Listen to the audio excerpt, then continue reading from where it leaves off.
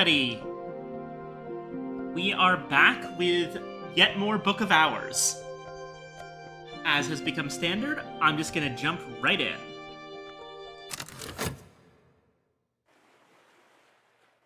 Thyrza Blake, 7th librarian, spent all the house's money on her projects before her disappearance, and that's when Nocturnal Branch stepped in.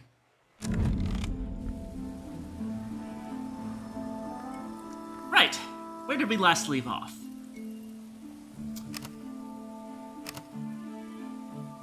Well, it looks like we last left off,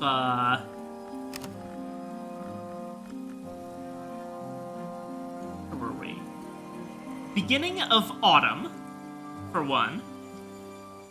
We've got a Wormwood Dream over here.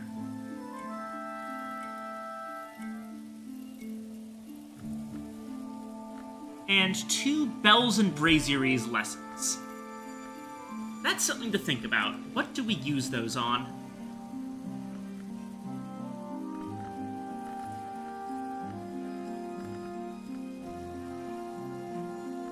Okay, let me just check something real quick. I want to make absolutely certain.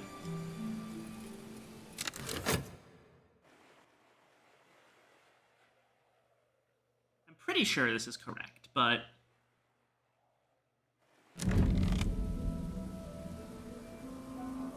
yeah, pretty much same deal. Alright. Suppose there's no real need to reload the autosave, but whatever.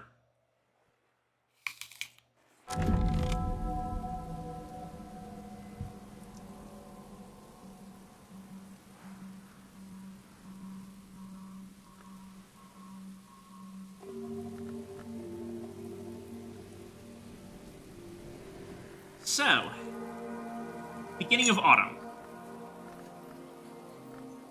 As I recall, we're running a little bit low on cash. So I'm once again gonna start things off by just using my massive amount of whist to help with letters all day.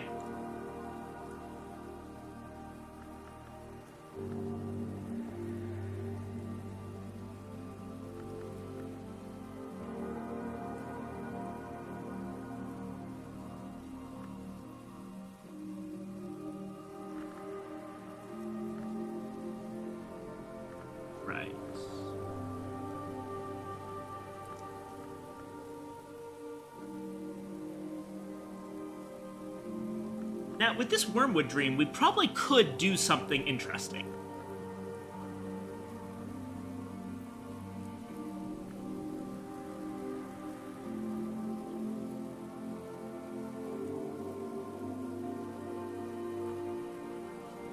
I mean, I don't quite remember how we ended up getting this thing, but either way, it's neat.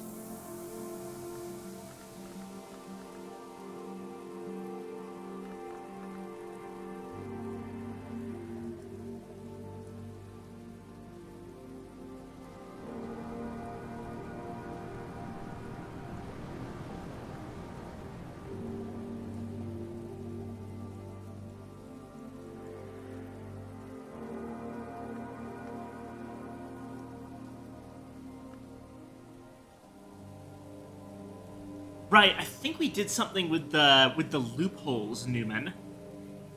That might have... Shoot, I'm completely forgetting what we did.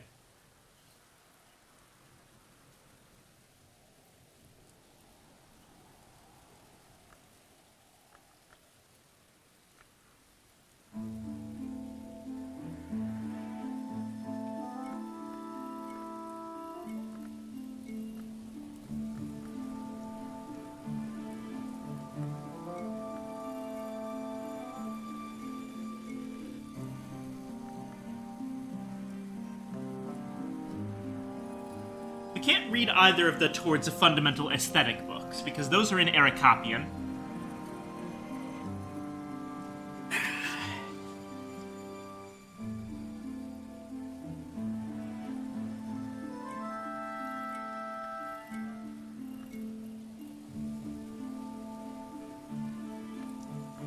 They're all pre-read intuition books.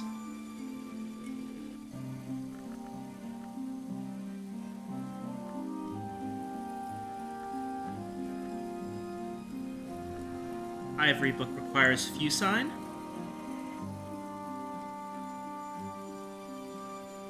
I think we can, at this point, probably find a way to read exercises in the continuity of self without using anything too crazy. If we can get, like, a 2 winter memory, which I think, right? Hindsight's 2 winter. So with hindsight, plus our whist, that's 4 already. Then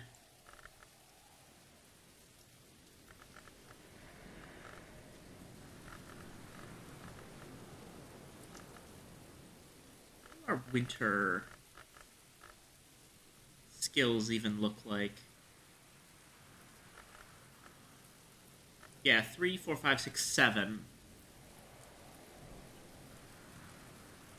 At the very least, it's straightforward enough that I would feel bad burning a Wormwood Dream on it.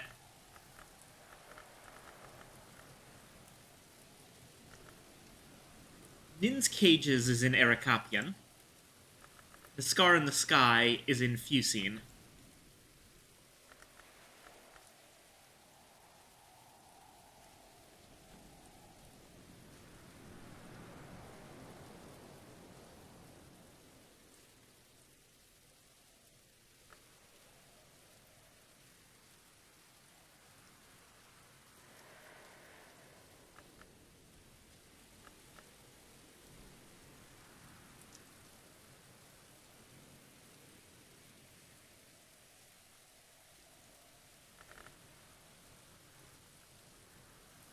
Maybe we use it on some other winter crafting recipe?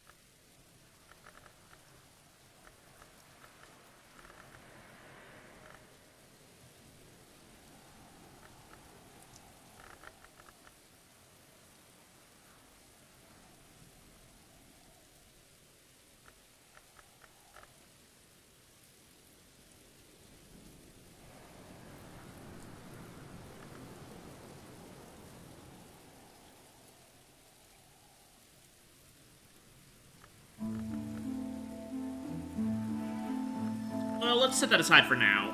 We don't have to do anything with it immediately. Bells and Brasseries here. What do we use this on?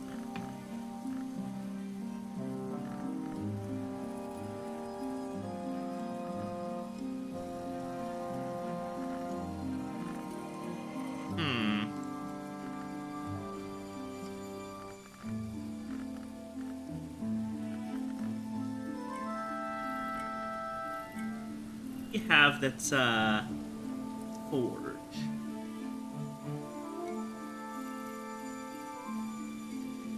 Hieroglyphics, Transformations, Liberations, Disciplines of the Hammer. Disciplines of the Hammer might be promising.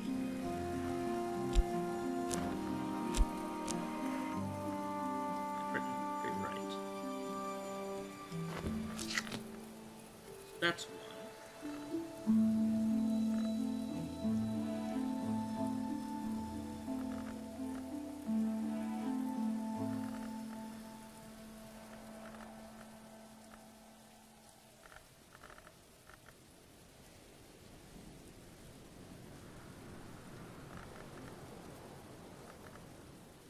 Could also upgrade our Lockworks and Clockworks, which I remember being very useful before. I think that's what I'll use them on. Upgrading Lockworks and Clockworks and... What was the other one I just checked? Disciplines of the Hammer, level 2 each. So we're gonna need a Sky Memory and a Forge Memory. Or, you know, Edge and Knock, but... Let's go with, Let's go with Traveling at Night. Whist. And slot...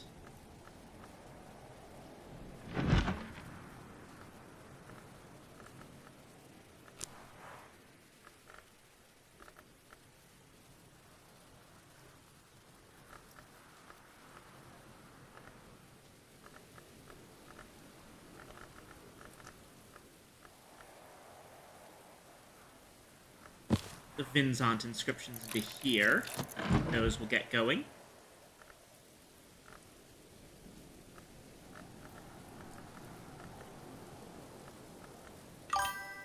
Oh. Get free Mansa Spirits at hushlibrary.com. I apologize. We don't offer that service anymore, not since the fire.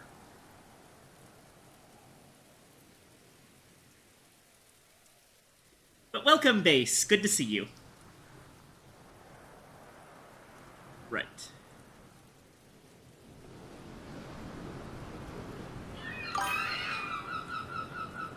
Meowdy. We'll use one of our Fausts here, along with Applebright Euphonies, to gather something in autumn. And similarly, we're gonna Fet the Sands. Gather with... No, I might...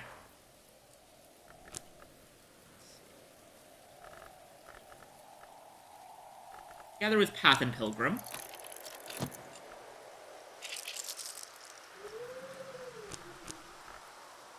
And gather with... I don't know, Hill and Hollow.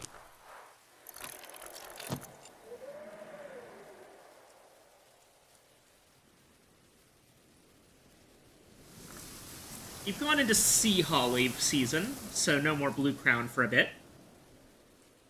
But it's not a huge deal, because you can get Blue Crown, like, 2 months out of the year. Or 2 seasons out of the year, I mean.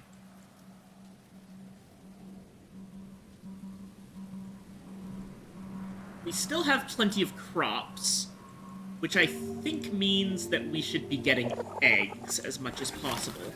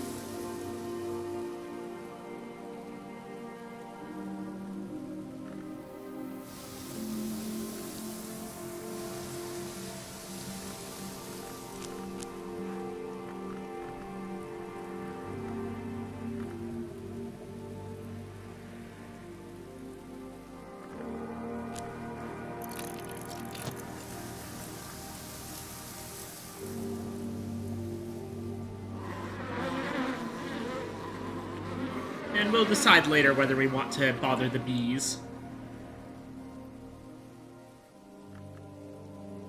Now... what else have we got?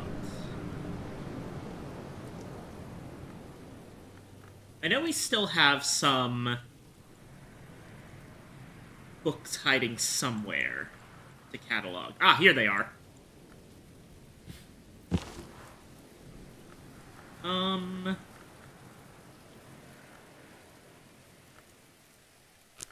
Trist.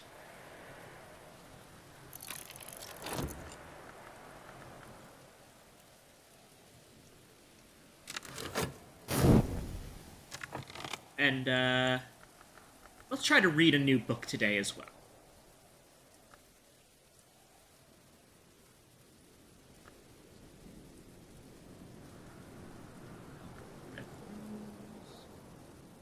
Let's try to read Exercises in the Continuity of Self.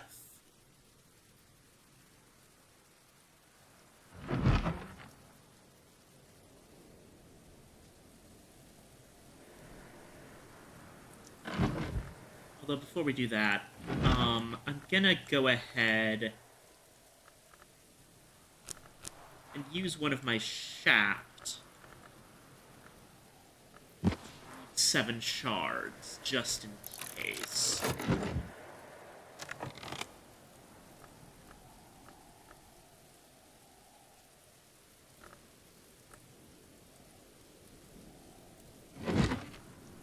Okay.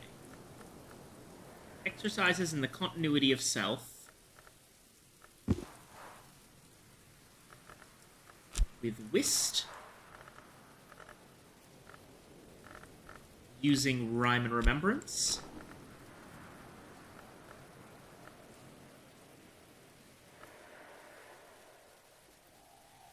Oh, right, I need to actually get the memory first, probably.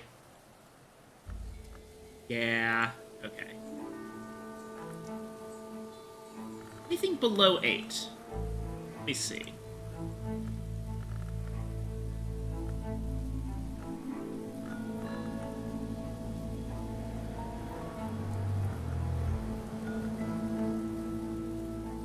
Oh, hello, the 12 letters on Consequence.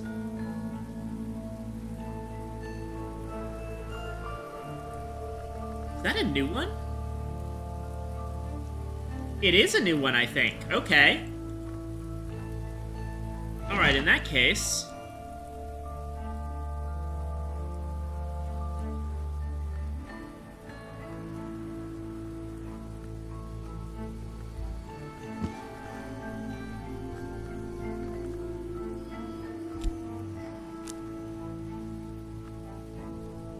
oh, hold on, wrong desk.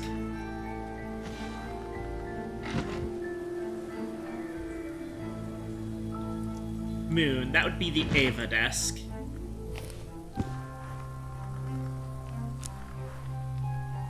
And, honestly, we should be good to just slot in Sickle and Eclipse here, and then we understand this book.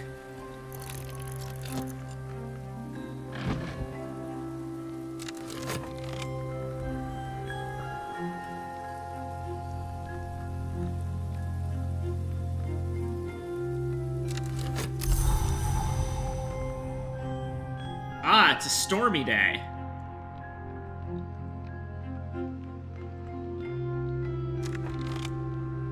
That actually could also be something that we can do stuff with.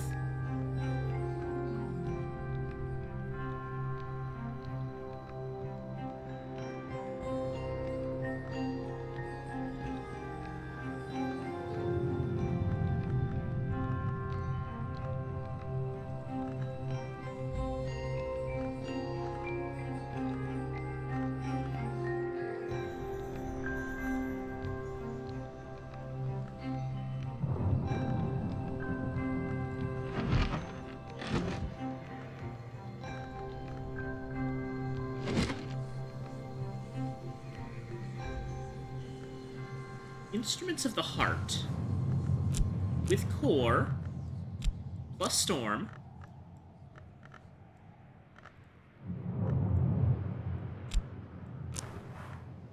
But I don't really need a storm to do that, though. Like, I can... Surgeries and exsanguinations is so high at this point, at 5 heart, that I can basically read that book with a 2 memory. I would like to read something more like Those Who Do Not Sleep with a storm, but I don't know Fusine. Are there any other 12 heart books that I'm missing?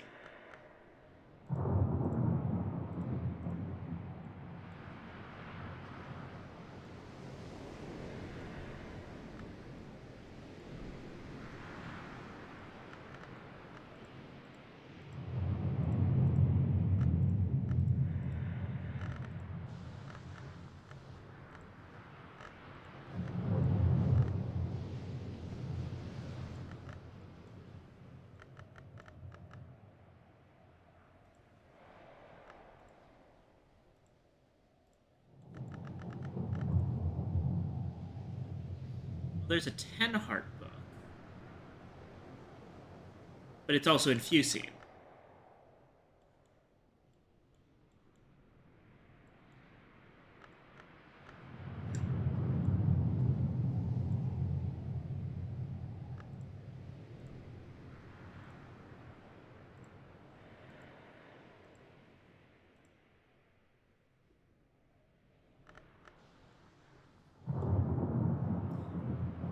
Maybe not. Maybe not a book. What can I craft out of heart?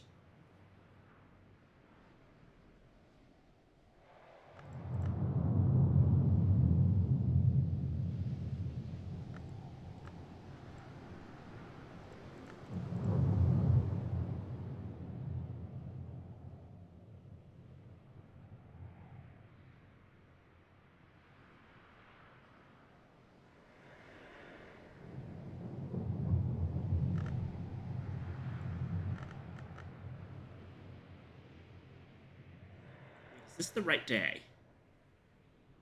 This might be the day. Hold on. If I were to make a Thunderskins Paeon, that's 10 heart.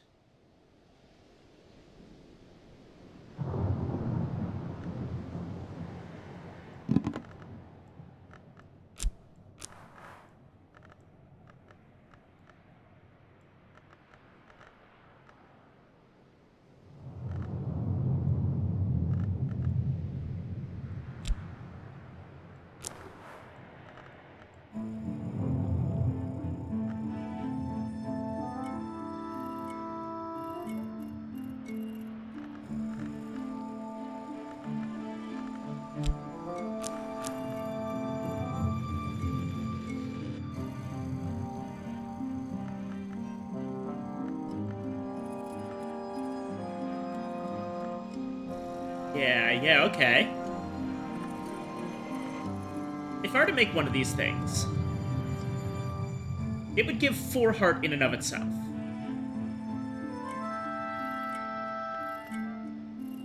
Then combining it with the storm,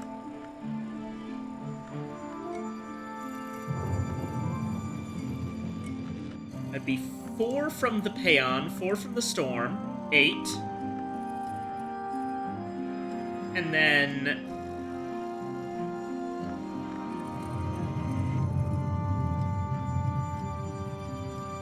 yeah, 8, 12, 14. At that point, we would just need one more memory that gave any heart at all. I think this is extremely doable. All we have to do is find 2 separate memories that give 1 heart or 2 heart each. And I think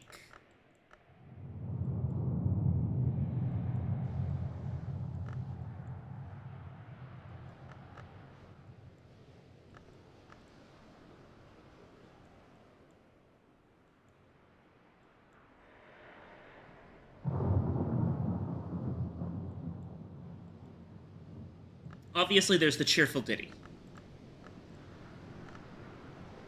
2 heart, 1 sky. What other memories give heart? Satisfaction gives 2 grail and 1 heart.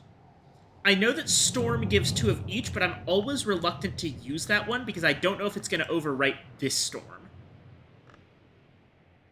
Then again, this is a Storm weather memory.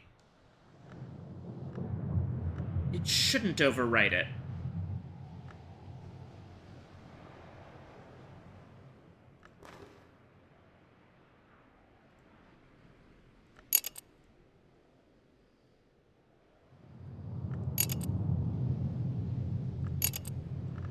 Yeah, okay.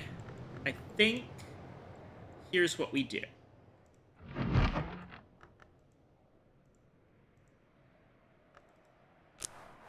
Chapped to read Perugian Diaries.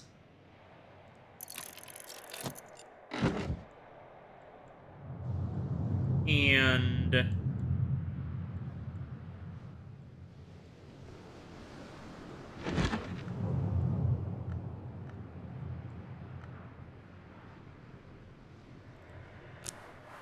Arab to read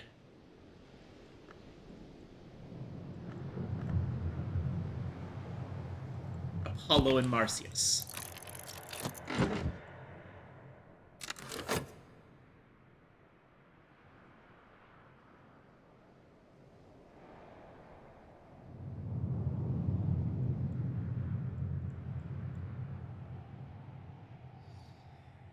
We are going to be catching a lightning bolt out of the sky.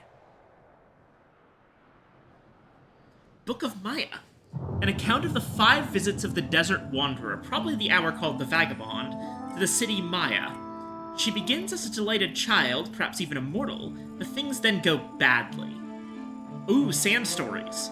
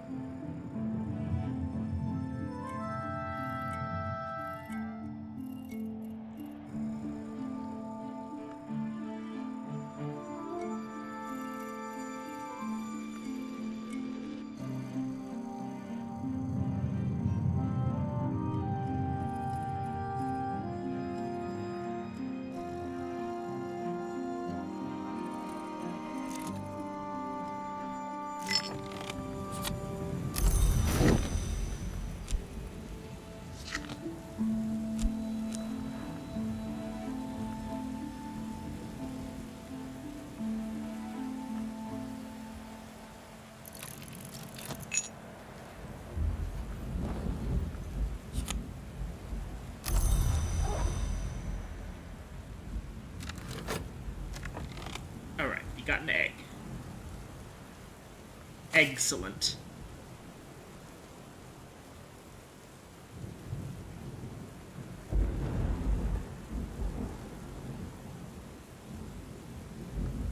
Oh god, my storage is beginning to become non-Euclidean.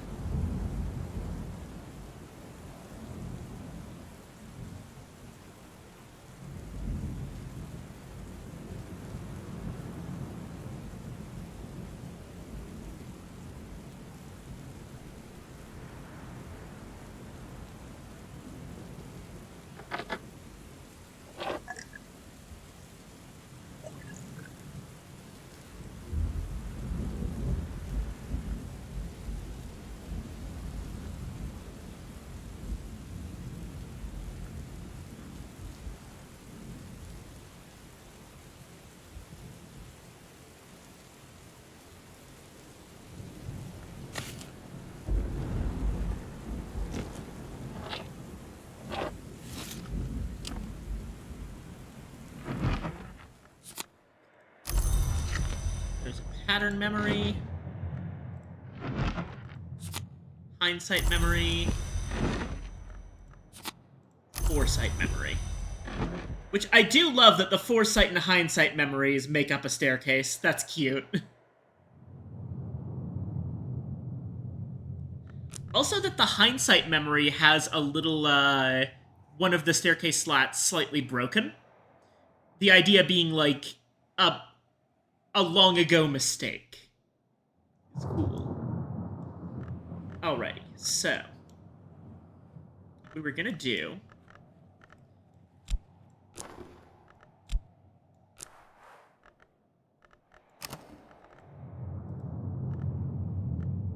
ooh.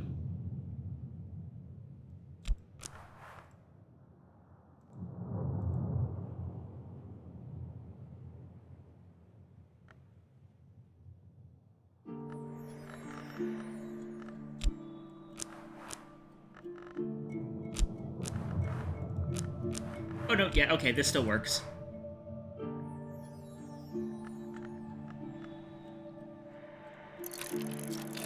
There's Disciplines of the Hammer.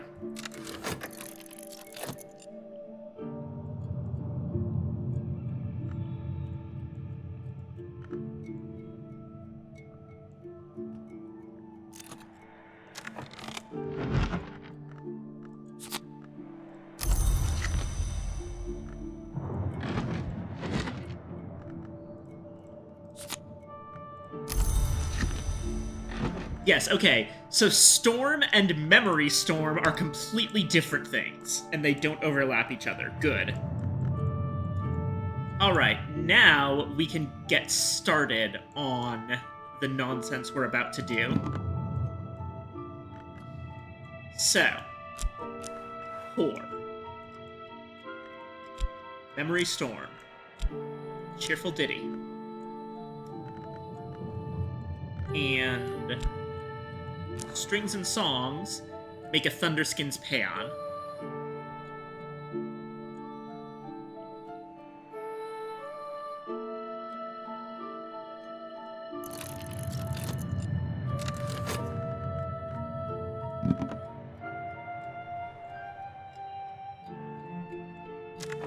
And in the meantime, okay, so this will be 4, this will be another 4, 8, 9, 10...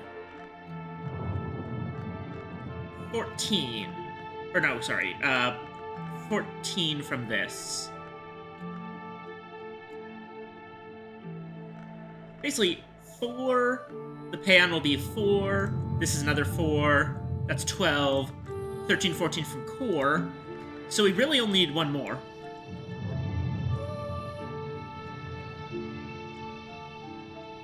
And I think that the safest thing to do is to read Perugian Diaries yet again for another cheerful ditty.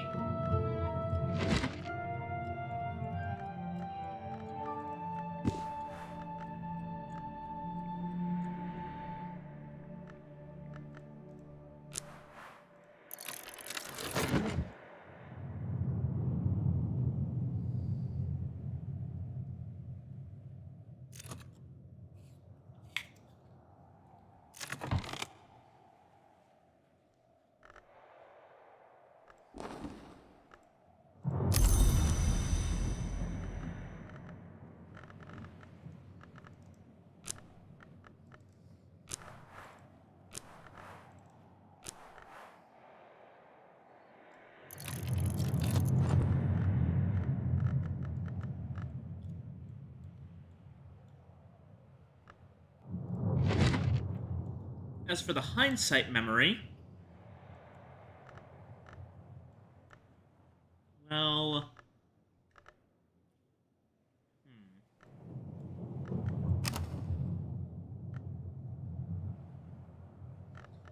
we'll be using one whist for this.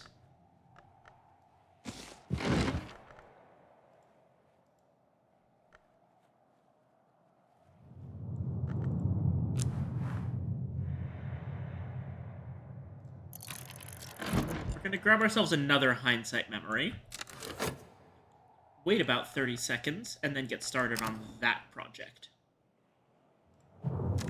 Meanwhile, we have a granite slab from the moors, sand from the beach. I simply do not want more sand.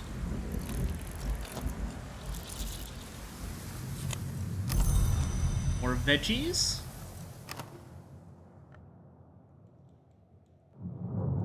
Which I will take a moment to feed to Terrence.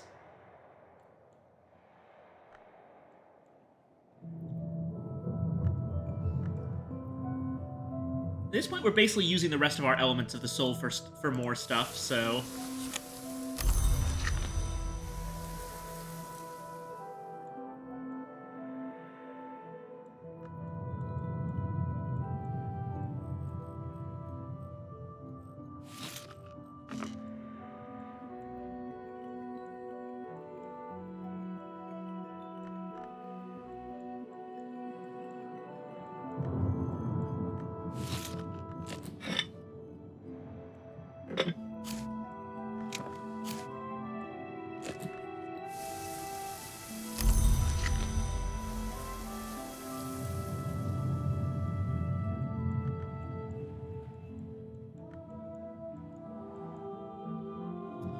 You know, I really don't need another granite slab.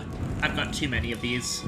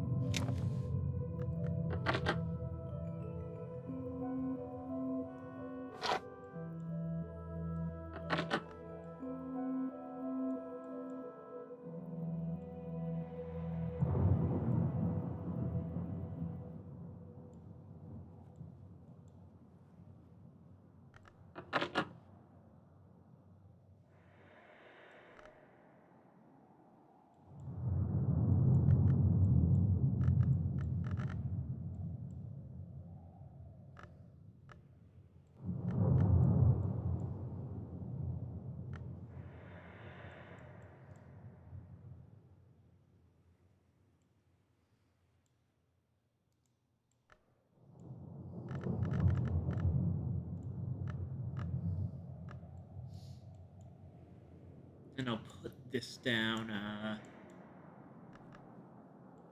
somewhere.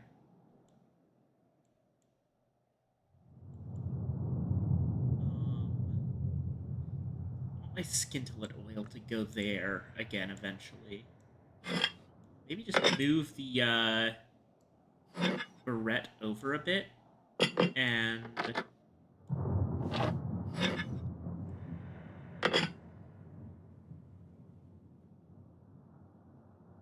Yeah, sure. I think I'll move this.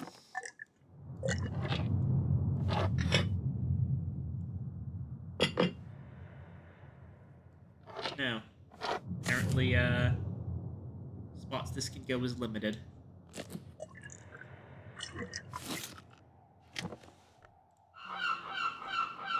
Ah! A gull's egg. Excellent. That can actually be used as an egg.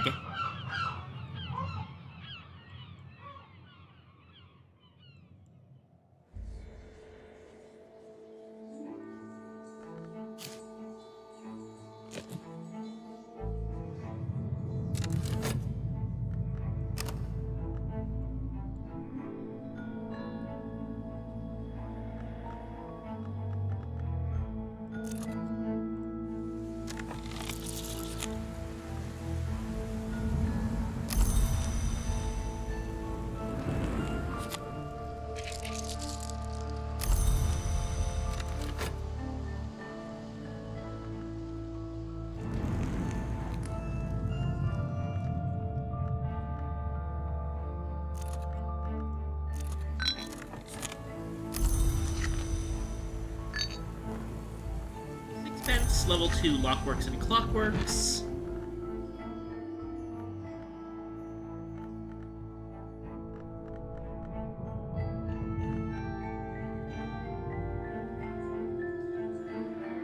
Let's see. 12 letters on consequence.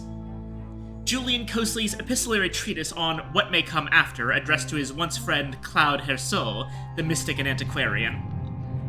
By the time he wrote these letters, Cosley was identified with the Oneiropolitical Worms movement, and Herseau with the Birds, meaning roughly that Herseau held the Order of the Hours to be desirable, and Cosley held it to be oppressive. Many of Cosley's arguments about consequence and finality are crouched in erudite and practical alchemical terms. Others appear to be thinly veiled threats directed at Herseau. Some are both. So the whole bird versus worm thing is a full-on political movement, I see.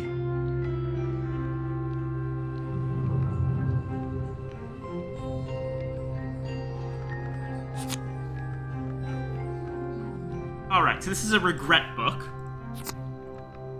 And it's putrefactions and calcinations. Alright, regret is over here in the emotion zone.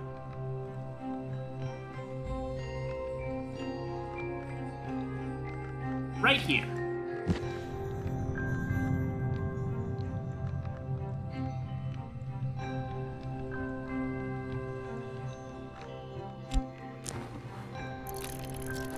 And new scale.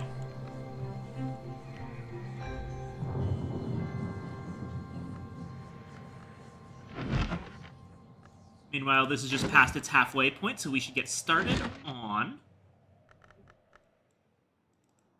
hindsight.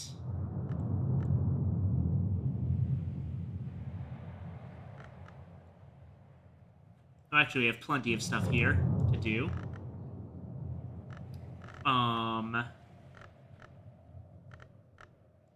Rhyme and Remembrance. With Whist, I want to read Exercises in the Continuity of Self.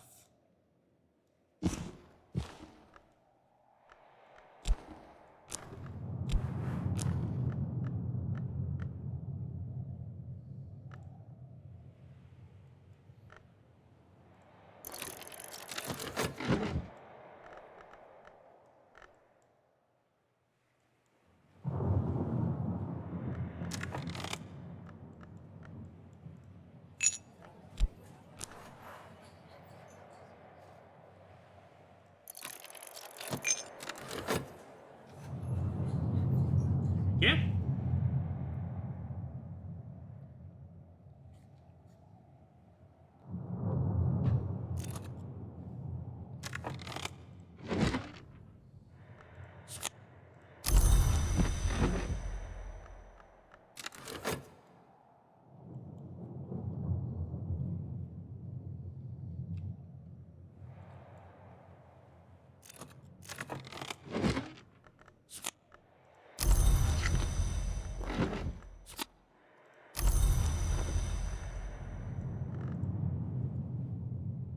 Death alters, snow endures.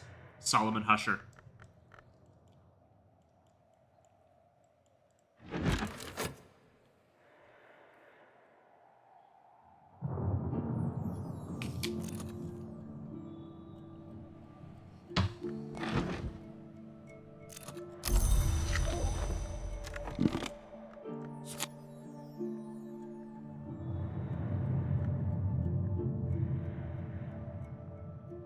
Okay.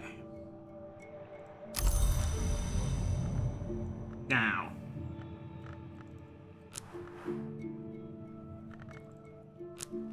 The Storm. The Paean of the Thunderskin. A cheerful little finger tapper.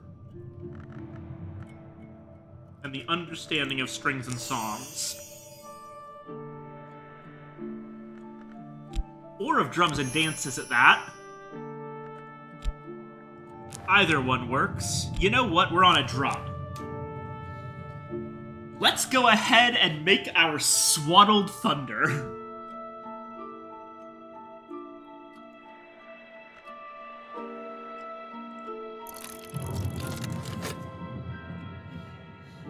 Drum storm potential into the weft to capture more heart aspect.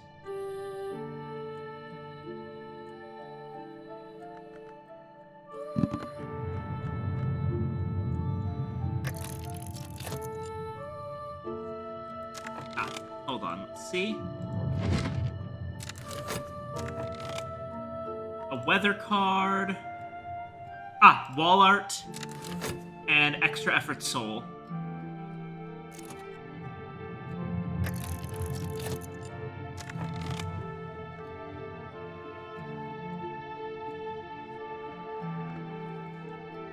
I could just use the soul, but do we have winter wall art? I'm fairly certain we do somewhere.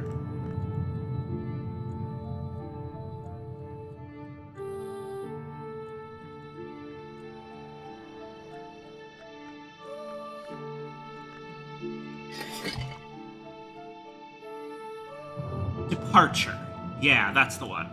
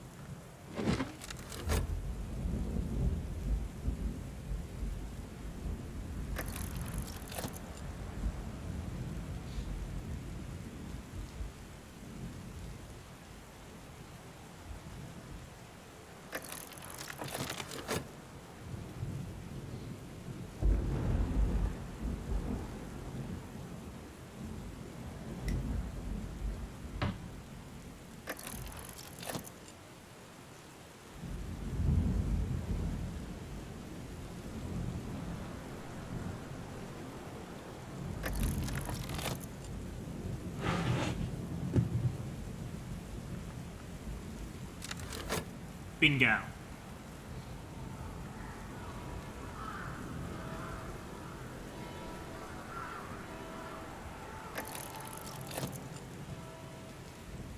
Winter, a conclusion.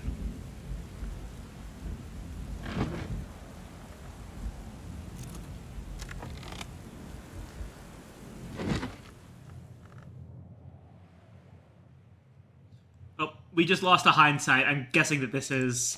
Yeah, hindsight again.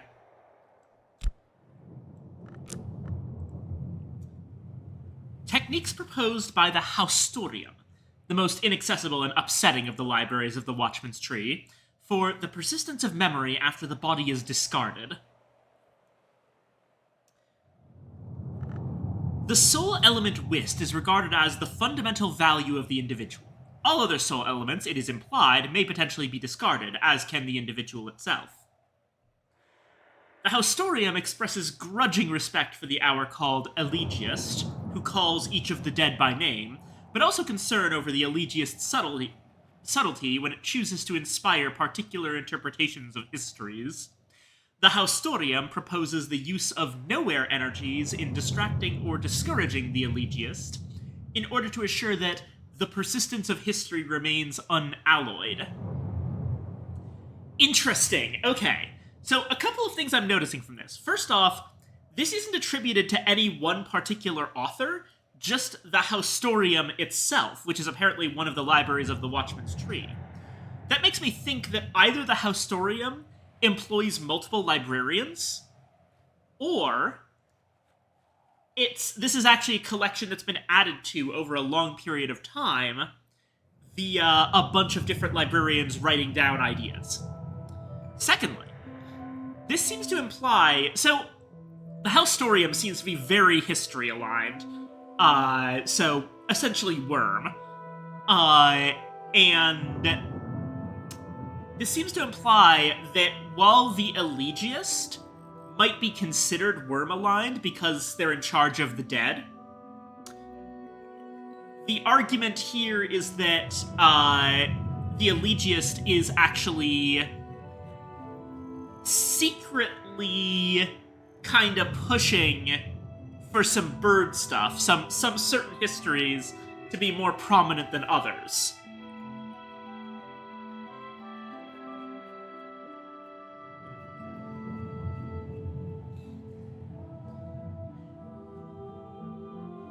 I like this. This is an interesting take.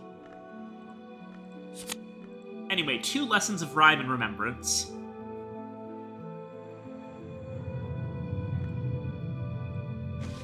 And it is, in fact, a hindsight book.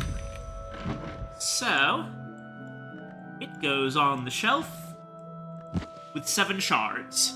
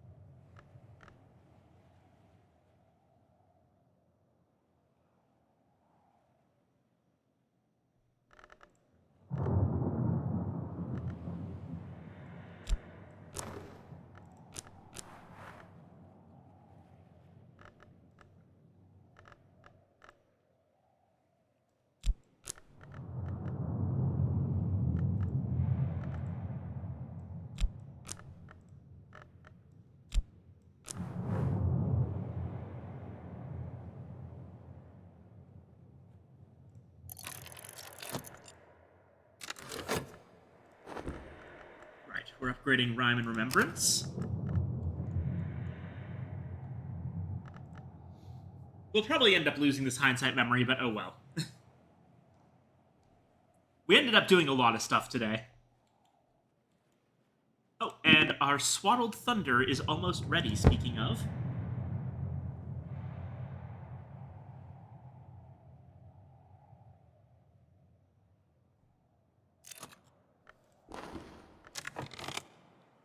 Rhyme and Remembrance 3. Excellent.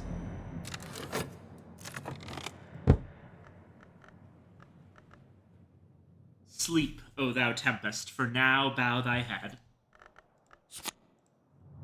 A storm swathed in subtle threads, ready to be released with a few judicious snips.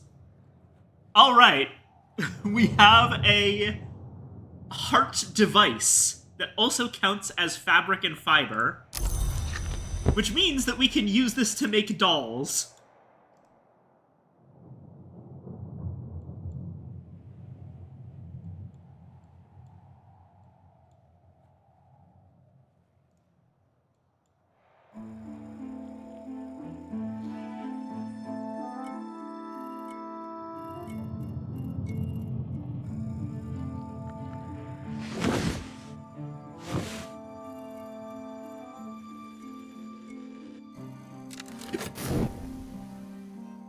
Alrighty.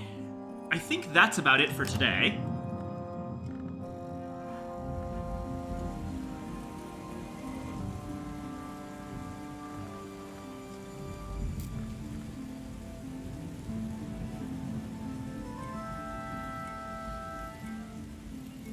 Our list of skills is looking a lot bigger nowadays.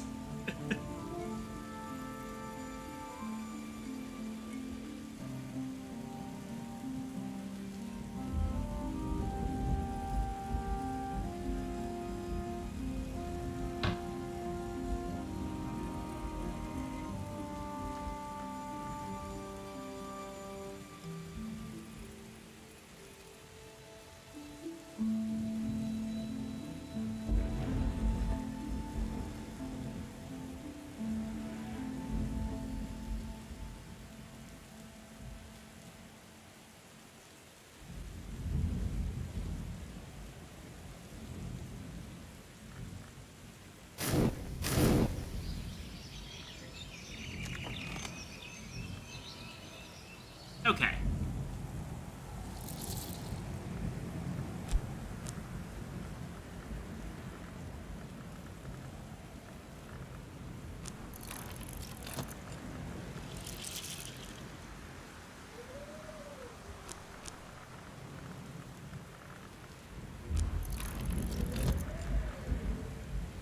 Get stuff from the sea.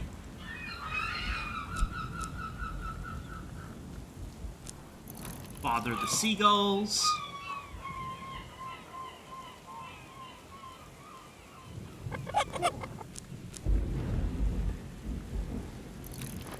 Bother Terrence.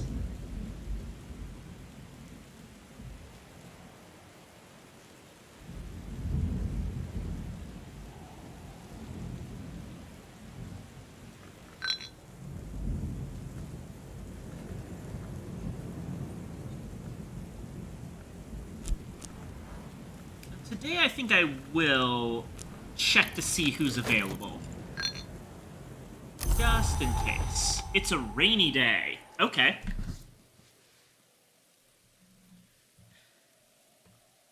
Well, we were storming yesterday, so this makes sense.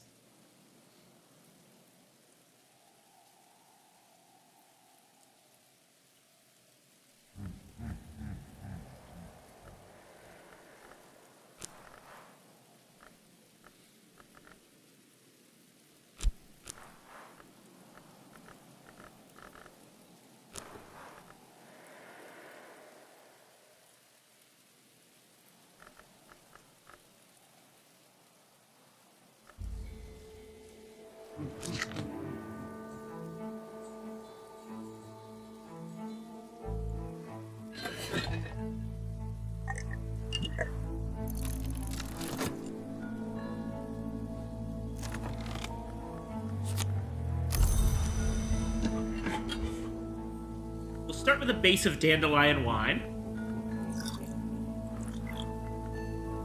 On a rainy day,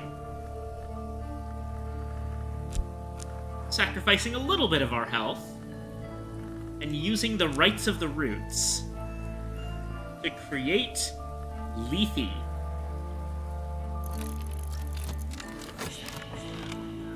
Oh, looks like Oriflammes has something for us. The Queens of the Rivers. Ah, wonderful, wonderful. That's only a single tally, so yeah, let's go ahead. That's actually quite cheap. In fact, with that in mind, that this month's Oriflamme offer was very, very cheap, let me try something. I wonder.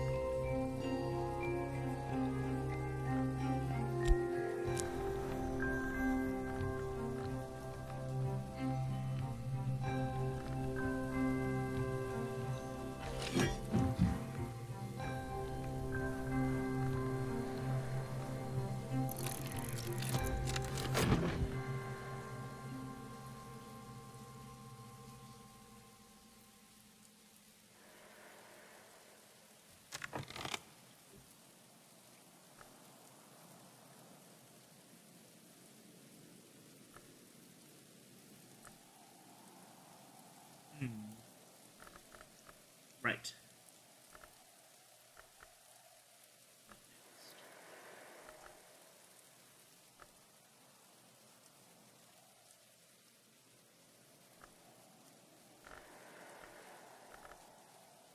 I actually just do a little bit of organizing with at least the books that... Oh. Well, that's very doable. 108.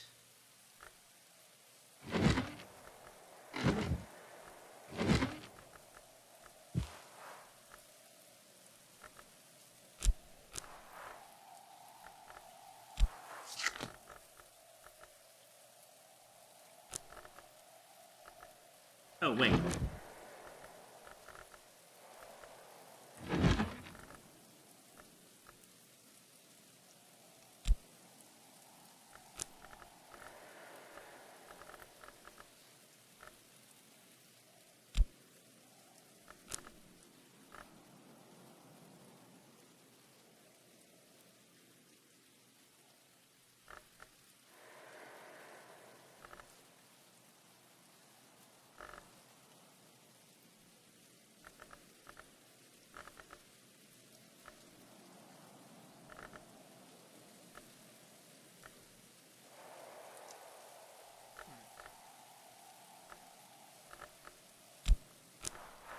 I'd love to use the Weston Griard Arab here, but for once I actually can't, because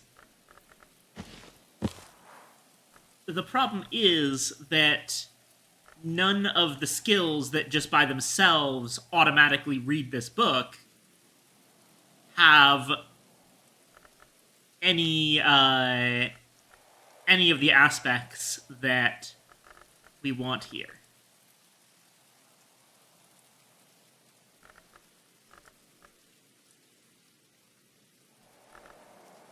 Really, we want to use either Horns and Ivories or Serpents and Venoms, but there's no Knock or Moon in this desk. Is there another desk that allows for Nectar? I don't think so. I swear I remember the Nona desk being the one Nectar desk.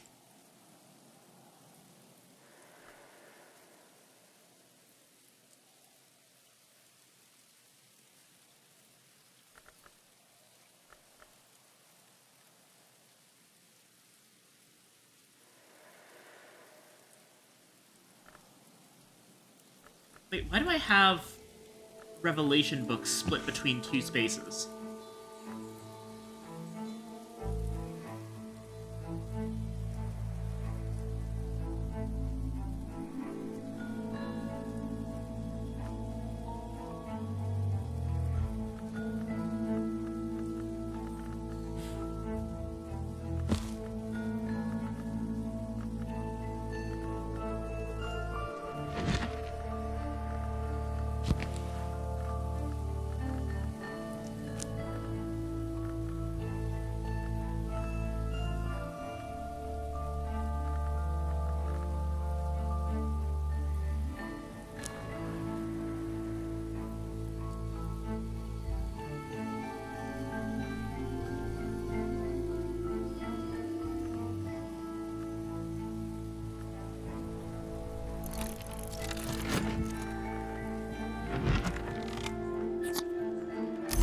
Got our letter for Serena.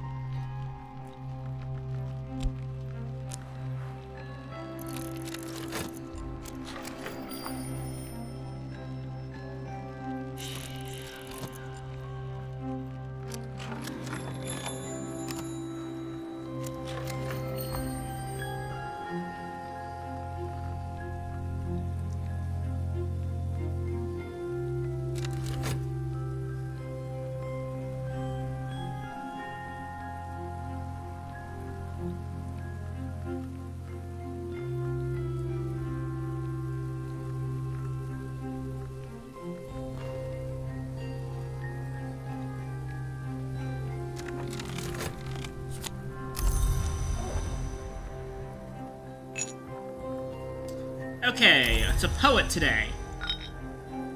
Could we use a poet for something?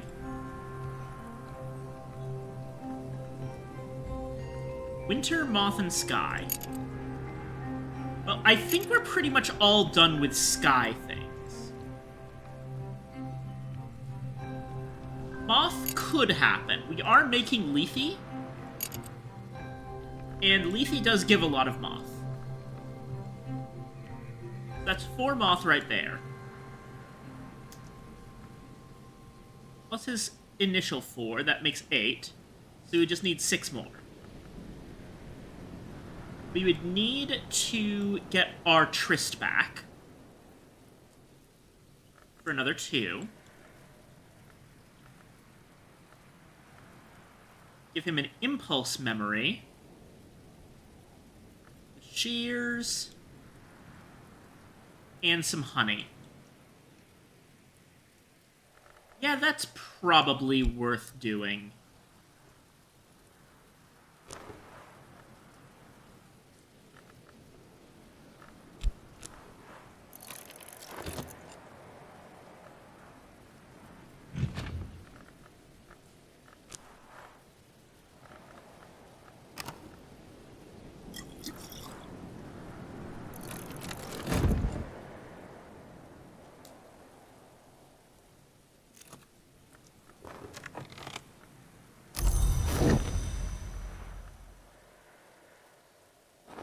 We'll basically be using the rest of our whist on help with letters. Okay.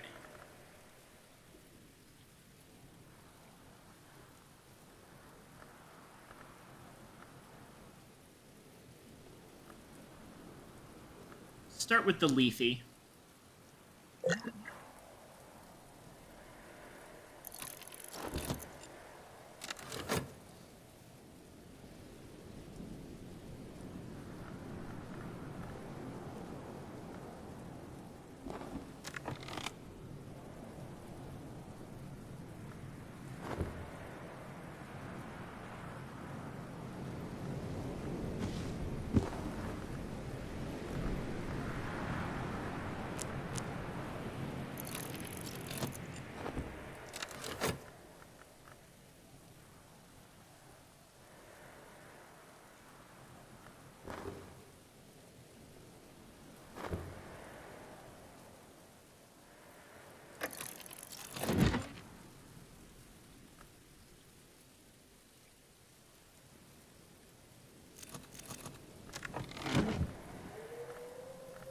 Ah! Apples!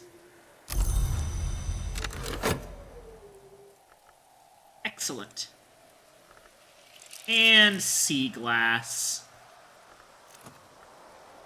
It's better than quartz, because sea glass at least has lantern aspect, which is what you usually want on glass.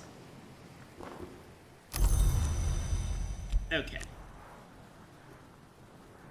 Next up.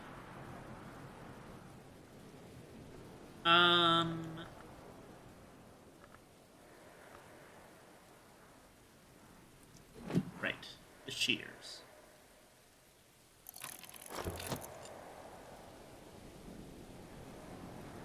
I do also need to, actually get started on handing over an impulse memory. We'll go with the Beekeeper's Ends.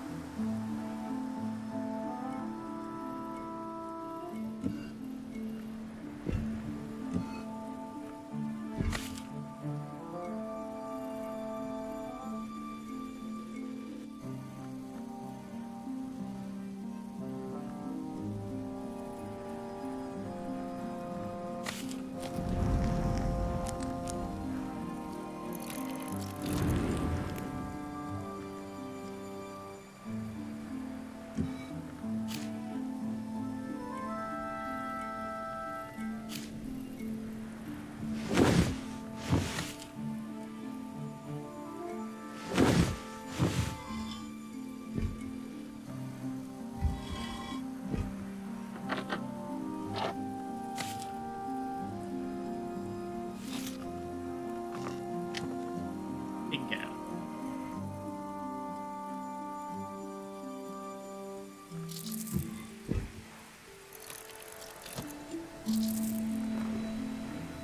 A Seventh Voice.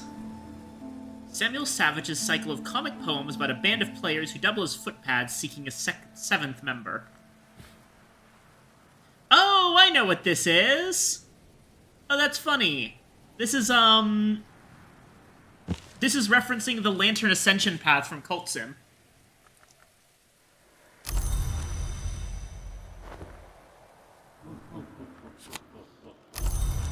Alright, replacement Lethe, check. A Wind Rumor today.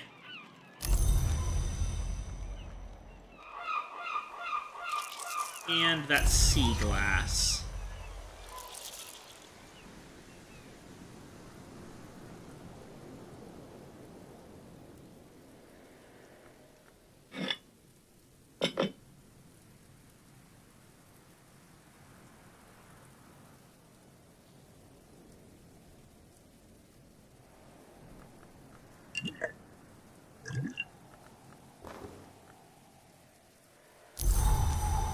There's Dr. Blackwood.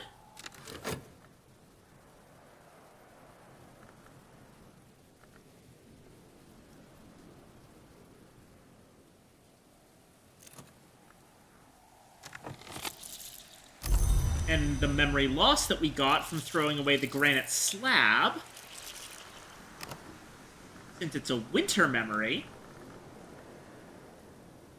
will allow us to take putrefactions and calcinations and upgrade it.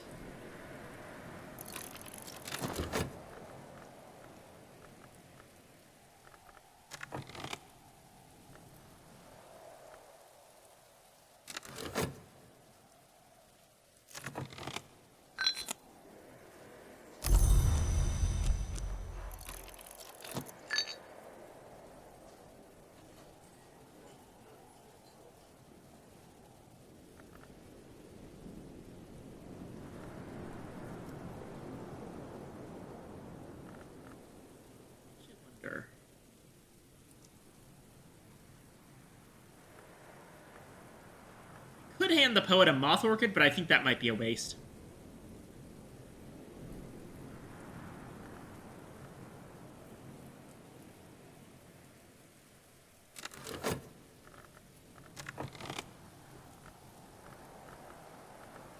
We've got a Wind Rumor.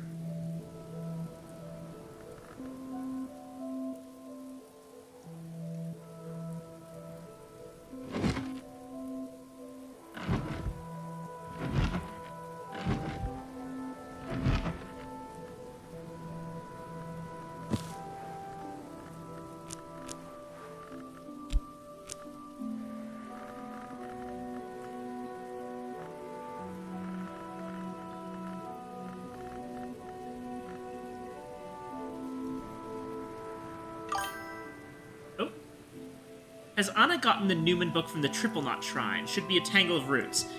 Yes, we have at this point. Hold on a moment.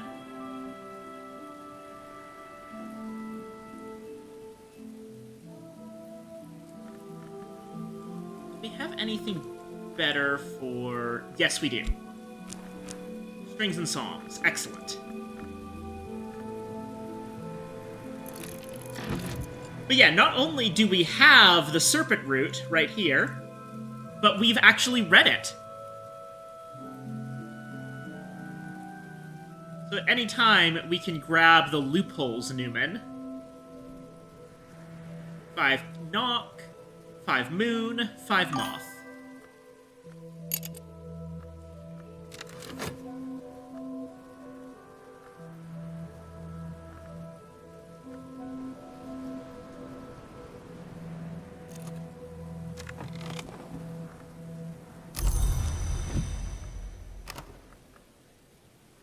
Alrighty.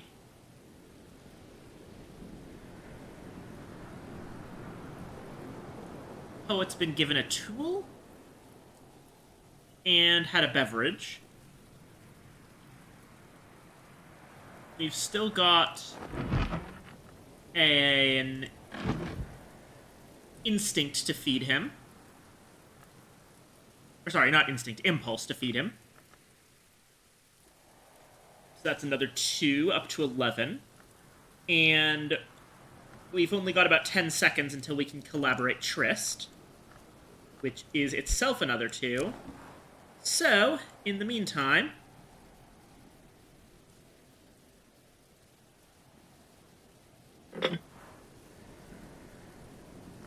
Here's some honey.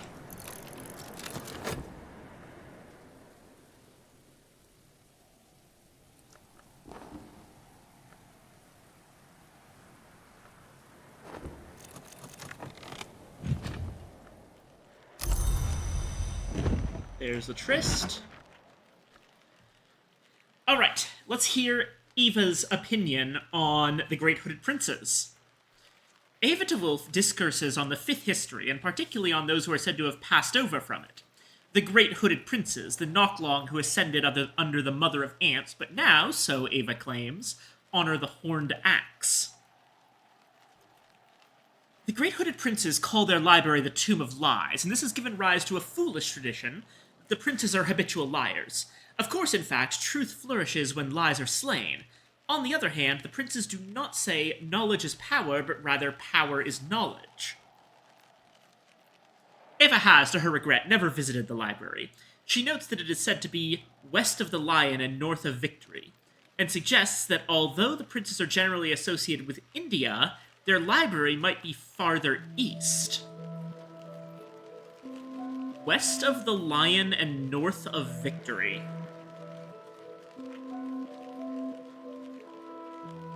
Interesting.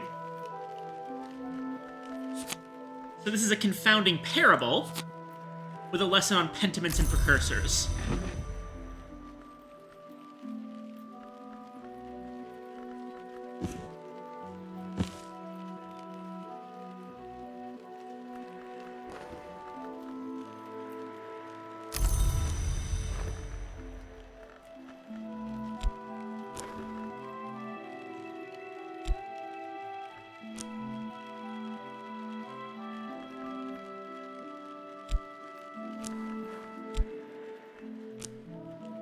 Really? Okay. That's the first time I've seen a book have a memory that doesn't match its lesson.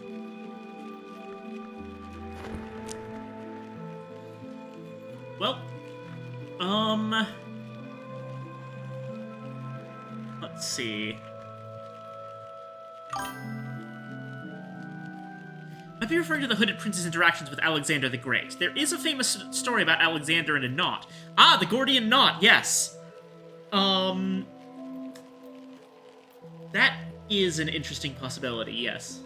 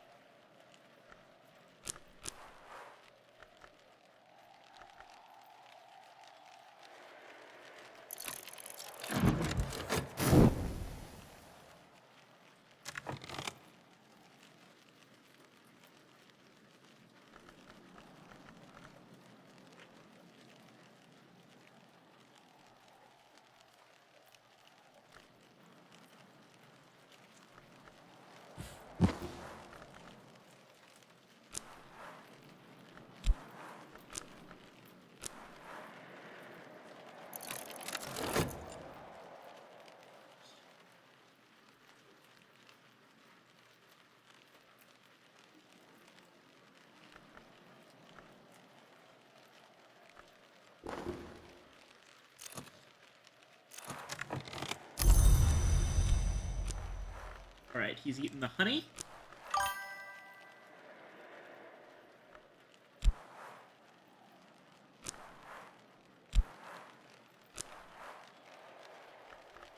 Next up, we collaborate Tryst.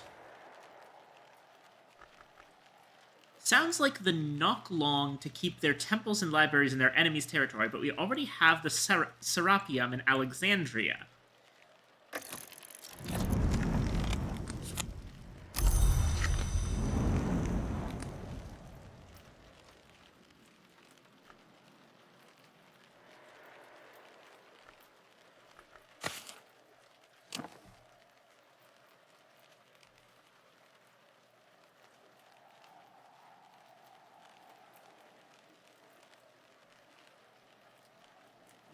course. That's a first course.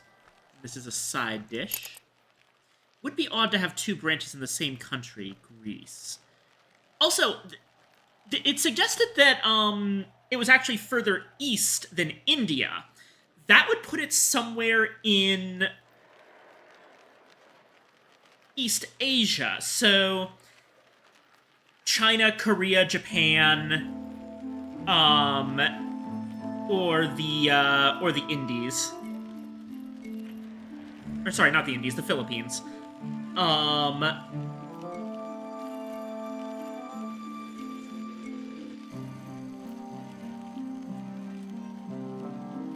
That is an interesting one. Or Russia, yes. Okay, yeah. Part of like very, very eastern Russia is definitely definitely east of India. I slipped my mind because Russia's so fucking huge.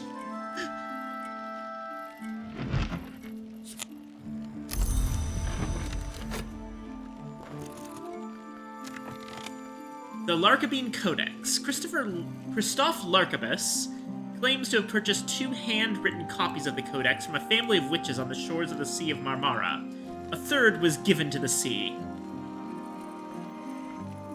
Oh. Okay. 1 second.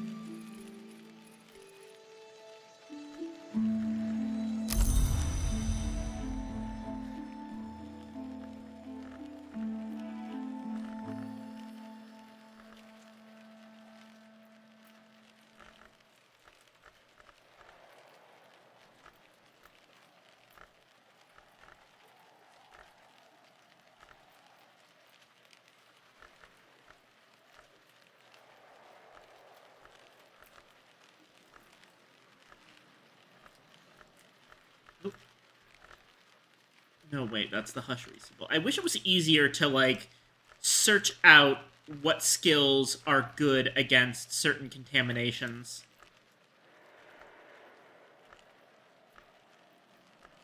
That's one of the few things where I basically still have to do it manually or just look it up.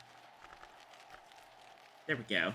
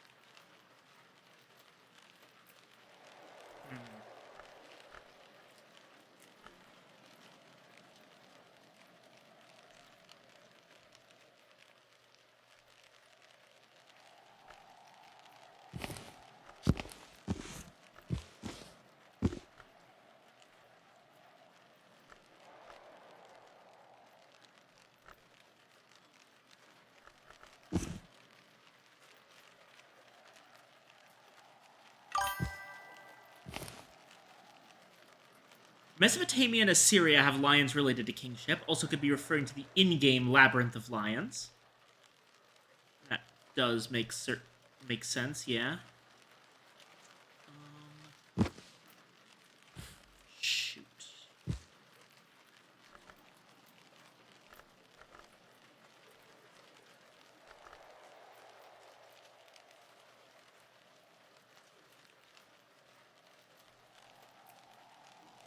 Second.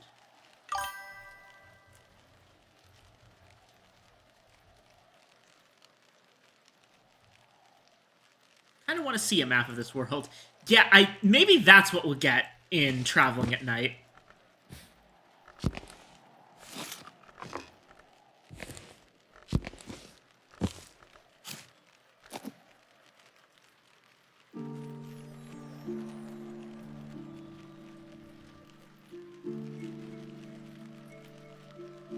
Right, switching the Keeper Skin quarantine with the Chionic Theoplasma quarantine because I'm running out of space.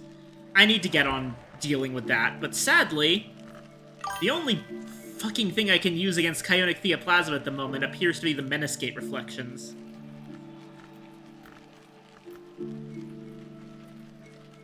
Presumably it's just a normal one, but then there is Port Noon and weird places. Well, Port Noon is just somewhere in the Caribbean, apparently. But, yeah. There's definitely... Most of the places that we find in Cultist Simulator are, to an extent, while they're not real places, they're positioned in real areas. Probably, yeah.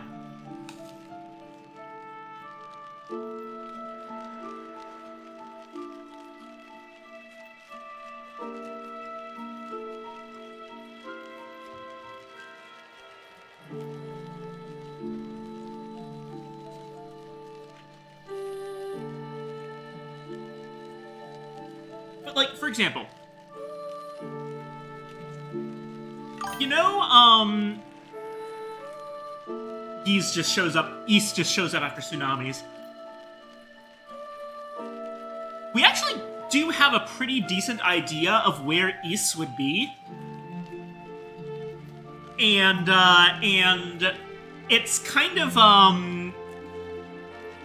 So let me tell you this, we can actually pin down fairly accurately where to find East. Okay, so... The spot... First off, the actual mythology of Ys is very much a French story, so it's somewhere in the vicinity of the French coastline. But also, there's the connection with Kerisham, which is, a British isle. It's a British location. Now, it is on the coastline, and we know that Brankrug also, apparently you might be able to see the gleaming spires of Ys from Brankrug.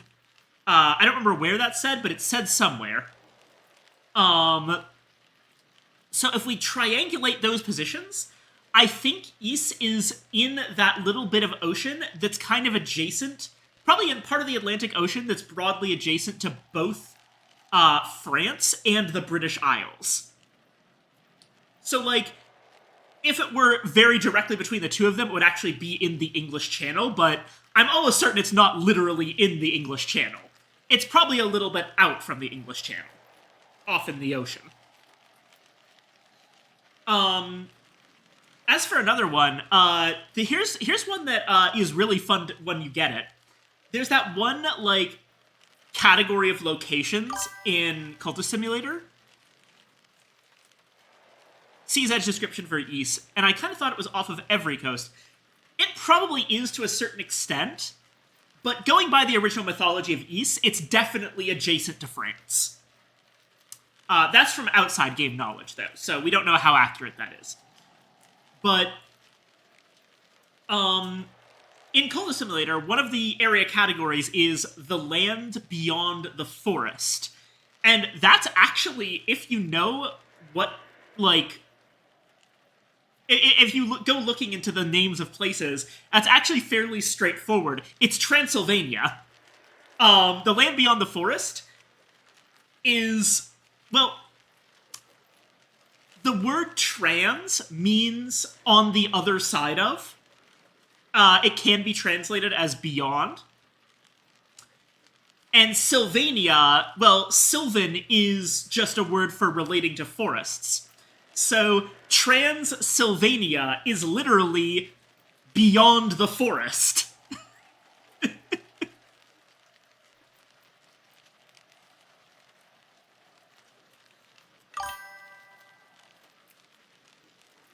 So yeah, that entire category of areas, we know basically exactly where those are.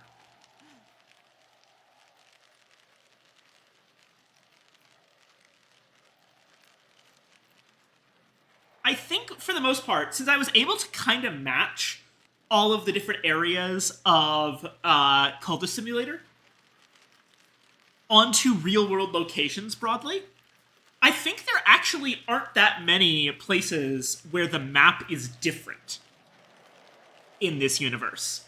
I think fundamentally it's still the same old Earth. It's just that there's, like, hidden places. like Maya, for example. Maya is not a real town, but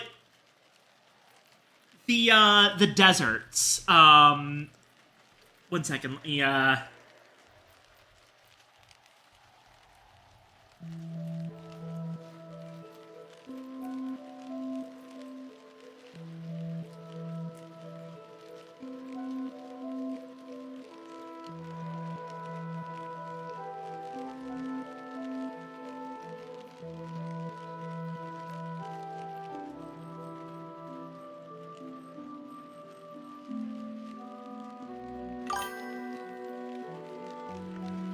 Maya is the desert's east, as far as I know, but consigned to history rather than eternity.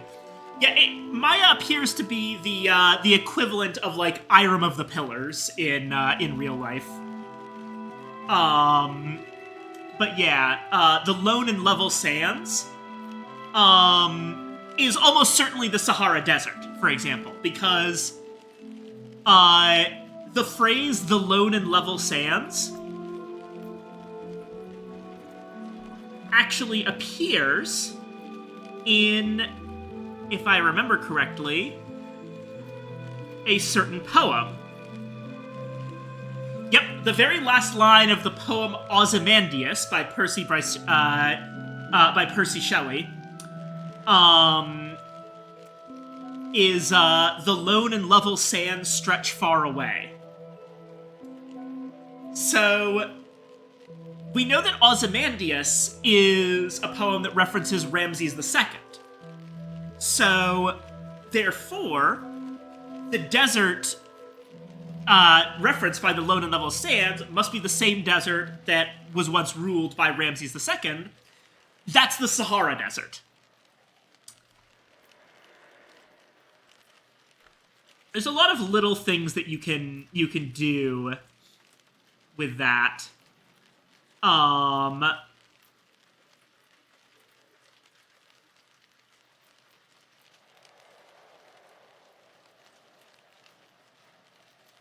But yeah.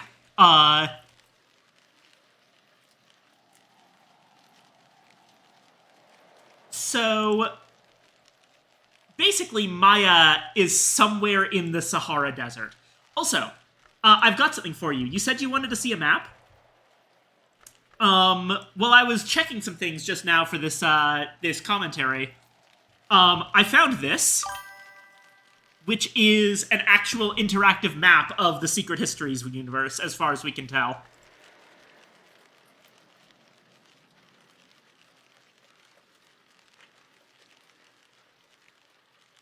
Including some notes on the known locations of all of the different libraries.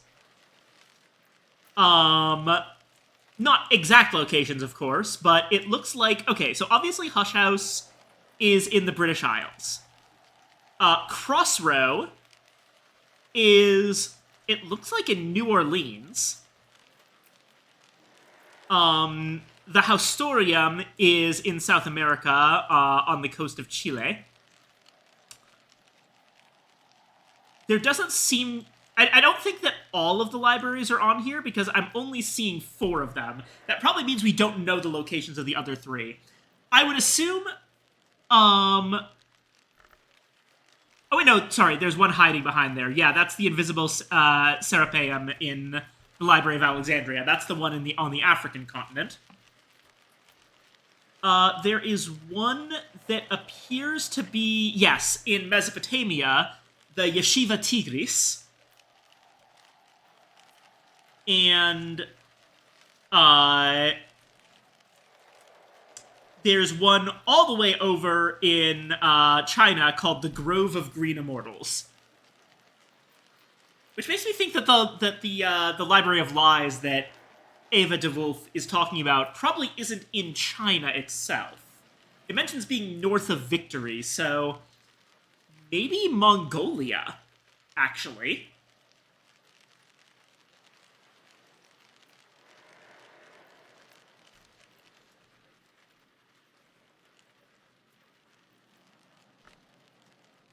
But anyway. Where were we? I've gotten distracted again. I gotta stop doing that. You know what? No, I'm not even gonna pretend. You people love it when I do this. I'm not gonna stop doing it.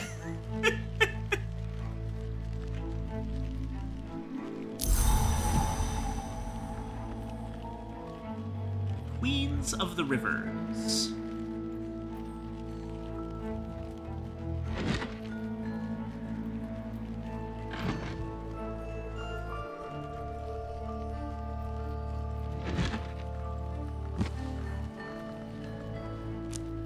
Again, let's use our understanding of serpents and venoms for this one.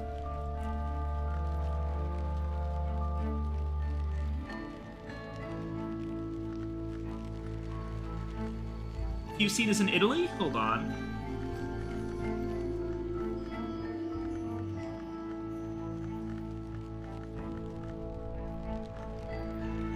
Ah, the Fucine Marshes, yes. Wait. Yep, Lake Fucine in Italy. That's a whole thing.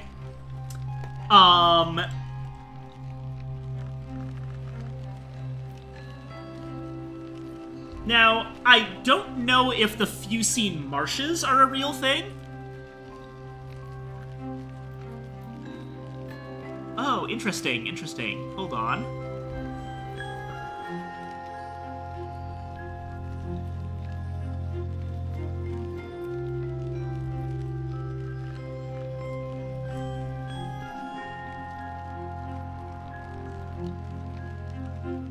Yeah, there's no results for Fucine Marshes, aside from the Secret Histories wiki itself, but there is Lake Fucine, which is apparently inside some kind of large geological basin.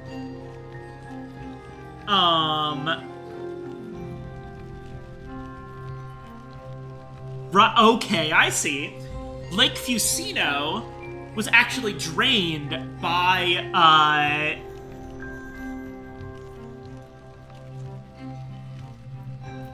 Jean-François Mayor de Montrecaire, a Swiss engineer.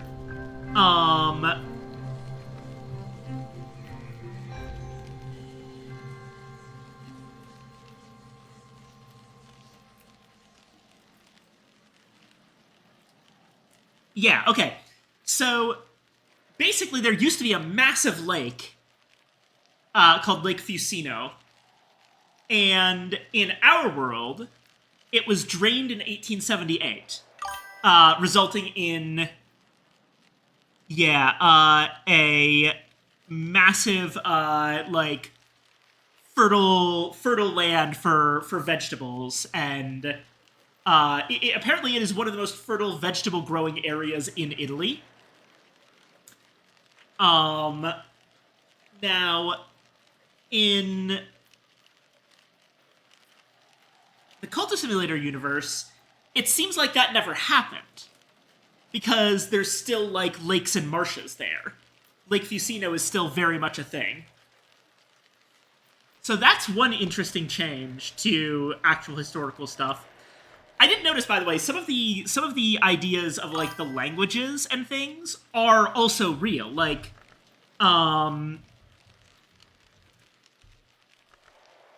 The Phrygians, Phrygian language, were,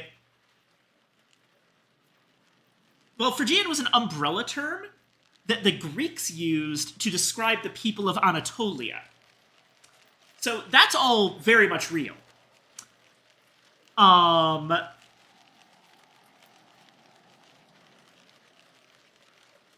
If you don't know what Anatolia is, it's modern day Turkey, basically.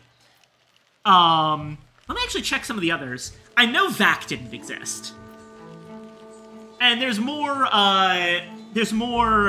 fake languages added in Book of Hours, like Kilisimi, I'm pretty sure does not exist. Well,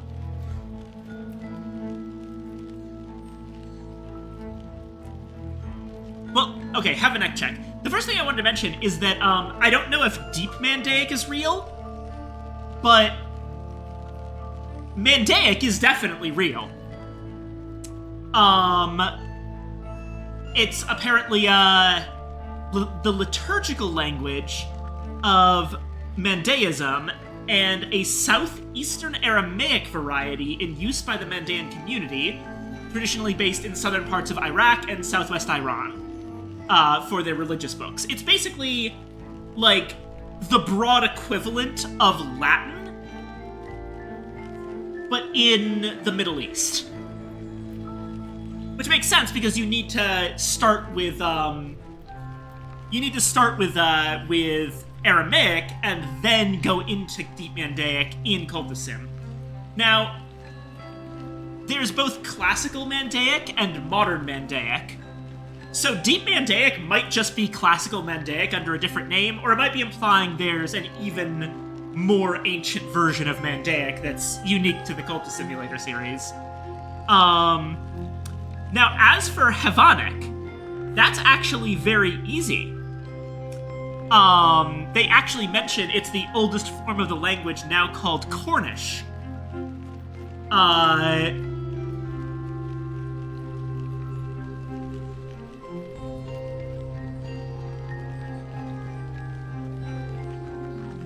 So, Cornish, also known as Kernavik, which is the full name of Kernavik Havonic,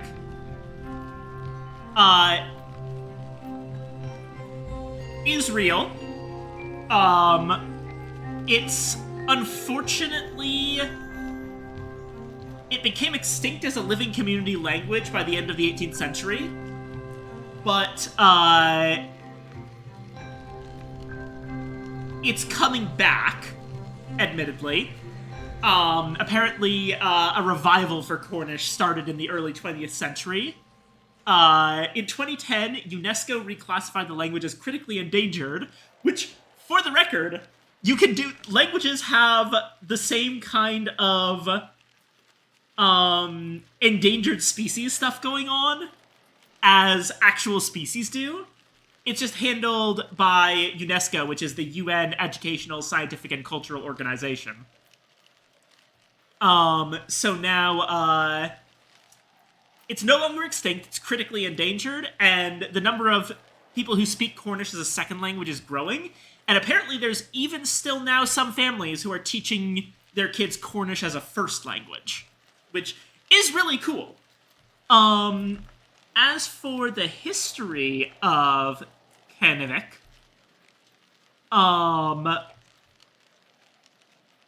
it looks like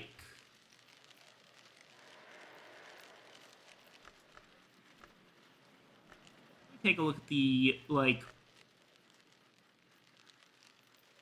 Oh, it might be Kernuek. I have trouble reading those IPA pronunciation thingies. I really need to learn that at some point. But it might be Kernuek, how it's pronounced.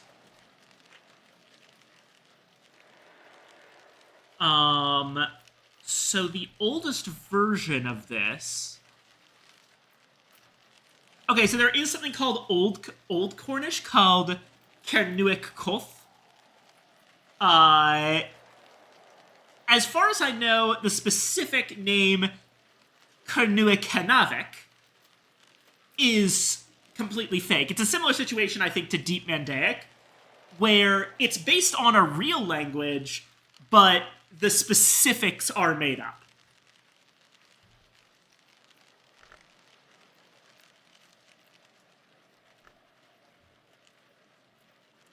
Let me check out some other ones.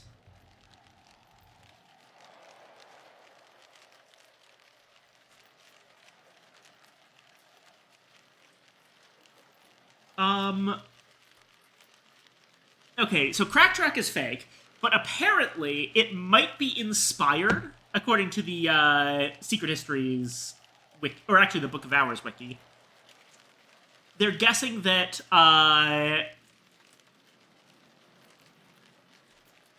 so Cracktrack says, in the tracks of beasts and the convolutions of his own carapace, in egg vein and shell shadow, the many-eyed one found the signs which can be history. Hyksos were Semitic leaders of foreign lands. Oh yeah, let me check that about Hyksos. The shepherd kings brought this speech west from Canaan to use in their wards and snares. Had they never come to Egypt, they might never have found a way to write it, given its addictive qualities. That might have been for the best. Okay, yeah, so that's just some variant on, I guess, Yiddish? Or... shit, I don't know what the language spoken during the biblical Canaan would have been. I don't think that's Yiddish. But either way, yeah, it's pretty obvious that those are the Canaanites, and the Shepherd Kings. So Hyksos that's a fairly clear inspiration. As for Crack Track, says here on the Book of Hours wiki,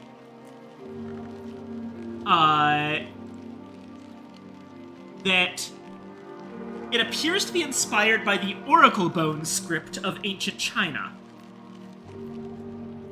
The Many-Eyed One may be a version of Kang Jie, the mythological creator, or rather discoverer, of Chinese. So, yeah, Kang Jie is a figure from Chinese mythology, a historian of the Yellow Emperor and the inventor of Chinese characters. Legend has it that he had 4 eyes, and that when he invented the characters, the deities and ghosts cried and the sky rained millet. And as for Oracle Bone script... oh, yeah, I'm actually looking right now at the Wikipedia page for the Oracle Bone script, and there's an image. And, yeah, that... looking at the images on Crack Track and cross-referencing with this image, that's pretty darn direct, yeah. Hold on a second. Let me try something. This might be interesting to do.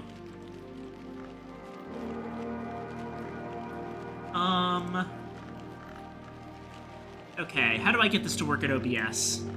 Add image.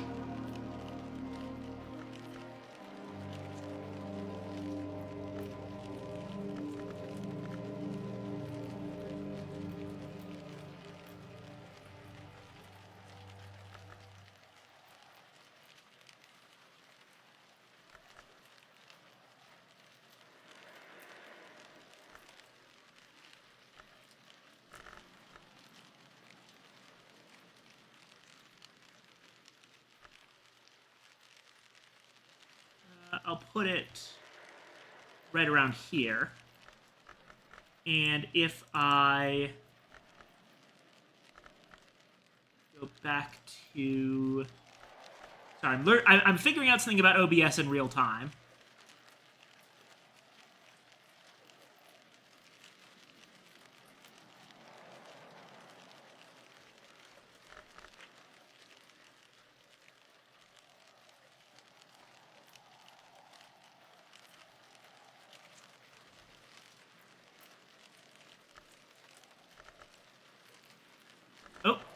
That's very big. Oh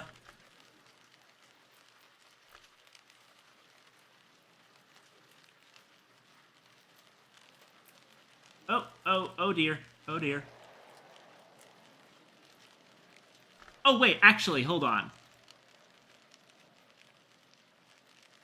Apparently, this is not actually currently affecting the stream. So let me just there you go. So this is what I'm looking at right now. Let me just go over here. Physically compare that to right here for Crack Track, and yeah, it looks very similar. I think that the people on the Book of Hours wiki are onto something here, especially the idea of like, oh, this is the Many-Eyed One. And you cross-reference that with the fact that the historical, like, mythological creator of the Chinese language was said to have 4 eyes. And, yeah, I think that this is pretty much, yeah, pretty much good. Who does the art? That would be... Wouldn't that be Lottie? I'm pretty sure that the way that Weather Factory works is that Lottie does the art and Kennedy does the writing.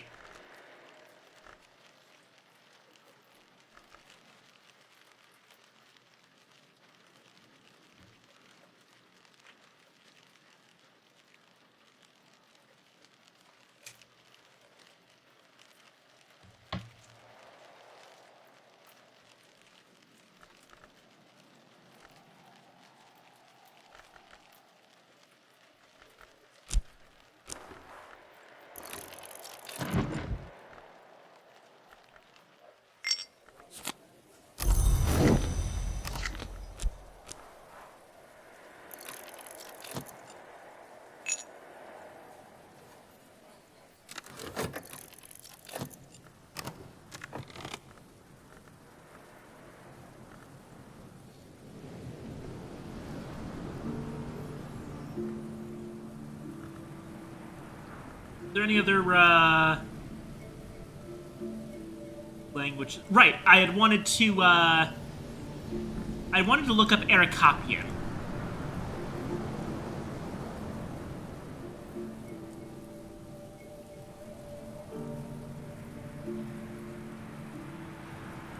Oh, actually, I just noticed something else. Apparently, according to the Cult Sim Wiki, but reference to Wikipedia's page on Kang Jie.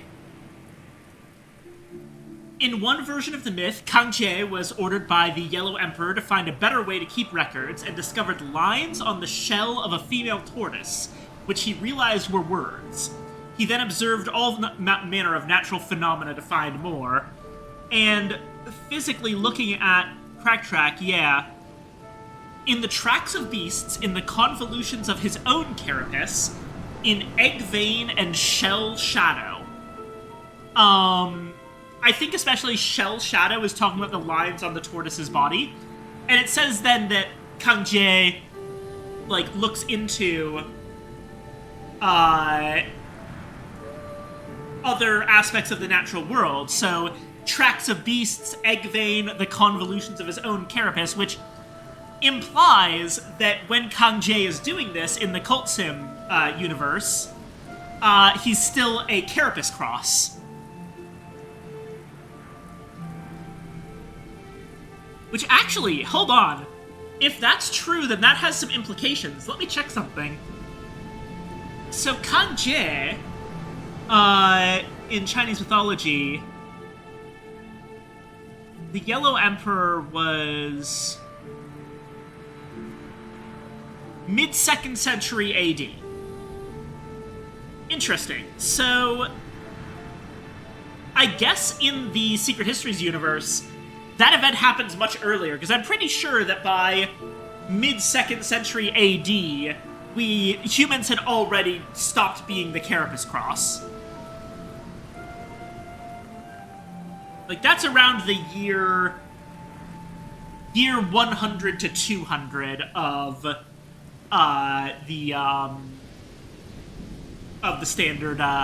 standard calendar.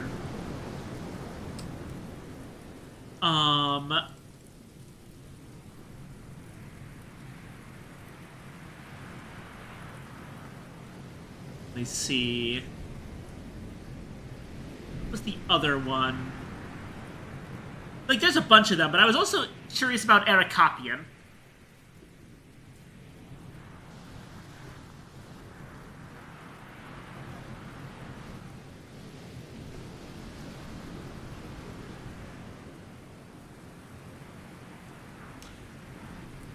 Okay, so Arakopian might be Greek, or some early version of Greek. In Orphic literature, that's to say, stuff associated with the mythical poet Orpheus, which is a reform of the earlier Dionysian religion, which got folded into the more, more traditional Greek stuff. That's a huge thing, by the way. That look, I'm not going to go over it here. I recommend the oh god, what's the name of the channel? I'm suddenly blanking on the name.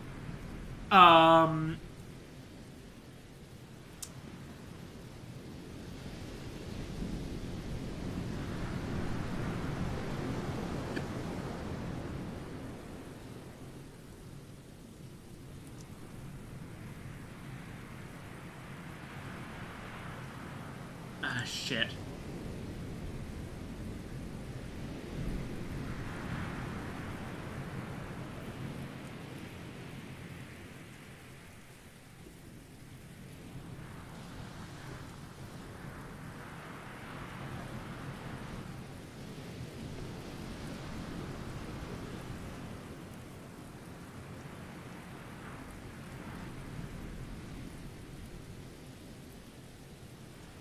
Overly Sarcastic Productions, that's the one.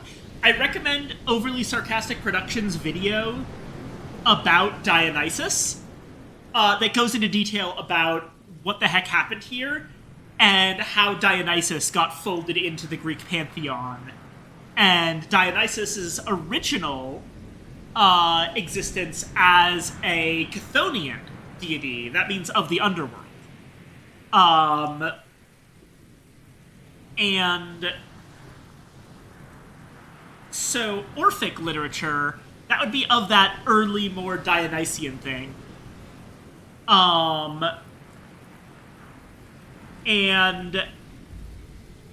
the god Phanes, a primeval deity born from a cosmic egg at the beginning of creation. In Orphic thought.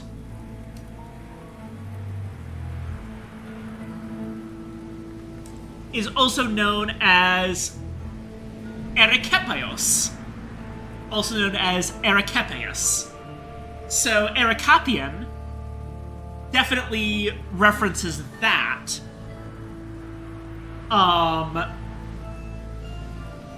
So again, a lot. So that's older Greek stuff.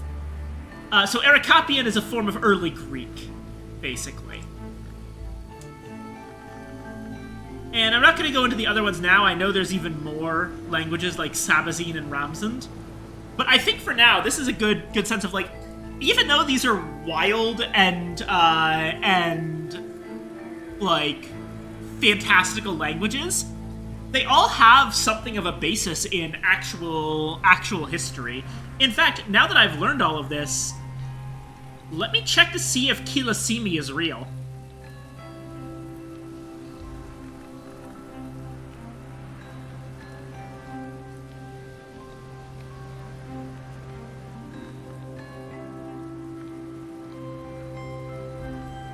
Oh my god. The Quechua language of Peru, which southern speakers term as Runasimi, or people's language.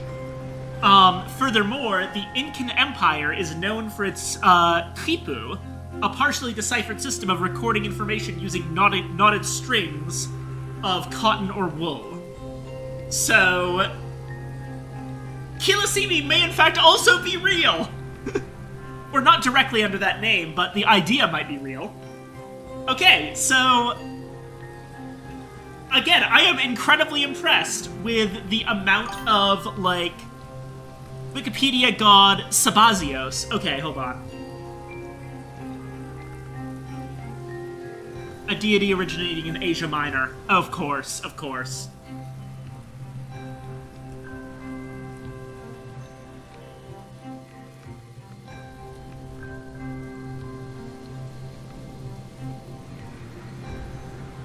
Yeah, apparently that's an enigmatic language. You see. The skill description references Alexander defeating the Great Knot of Sabazios, a reference to the Gordian Knot.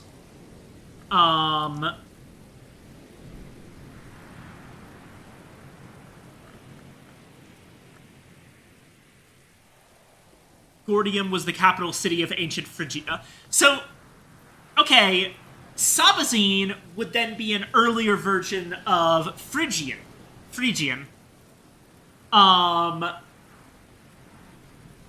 associated with Gordium.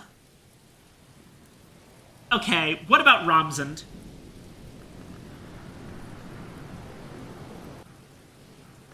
Fuck it, I have to know now. Ramsund is named after the Ramsund carving, part of a series of Viking inscriptions located in Sweden known as the Sigurd Stones. Okay, cool. So that's like a form of Norse runes. All right. So yeah, all of the languages are in some way based on at least historical ideas. I mean, of course they're all their own fascinating thing. That said, let me just... The one thing for Vak is that it gets its name from the Sanskrit word Vak, which is the name of the Vedic goddess of divine speech. So that clearly inspired... That's why you need Sanskrit to learn Vak. And that clearly inspired the idea of Vak, aka the peacock door, I think it was, being a living thing.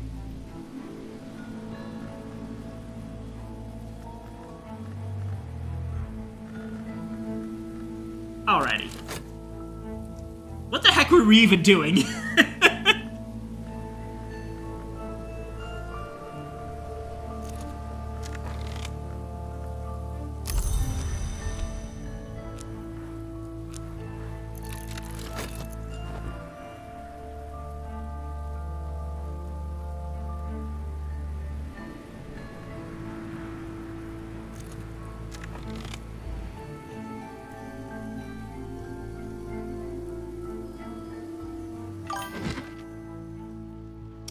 Sabazios on his horse crushing snakes was adapted into St. George and the Dragon after a family with Anatolian roots ruled the Celts as the Christians took over. Interesting.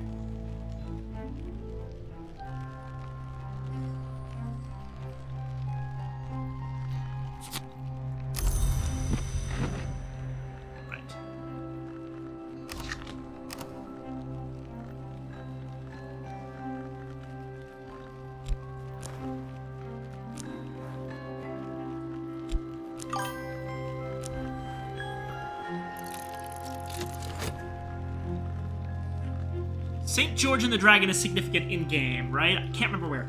I cannot remember either, and I don't think I've seen anything referencing St. George and the Dragon, but I believe you that you've seen it somewhere. There's so much to this game. So, here's a fun fact. I remember seeing this on Tumblr, and it was hysterical to me. There's an occultist I follow. I don't remember if this was actually cryptotheism, the name of the occultist.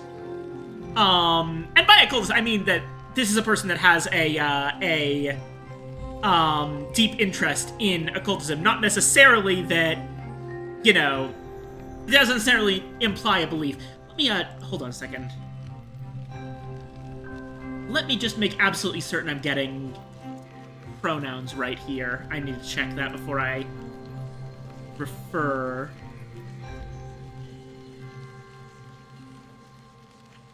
Oh, shoot.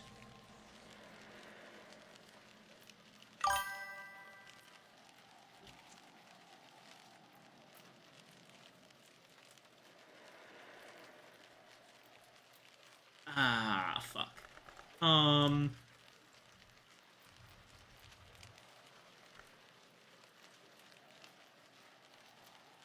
They, them. Okay, found it. Not practicing just theoretical occultism, me too, to be honest. Okay. Cryptotheism is great, by the way. I think this was them, but it could have been someone that they put on my dashboard. I do not remember, but I remember a hilarious post made. I'm going to assume it was cryptotheism.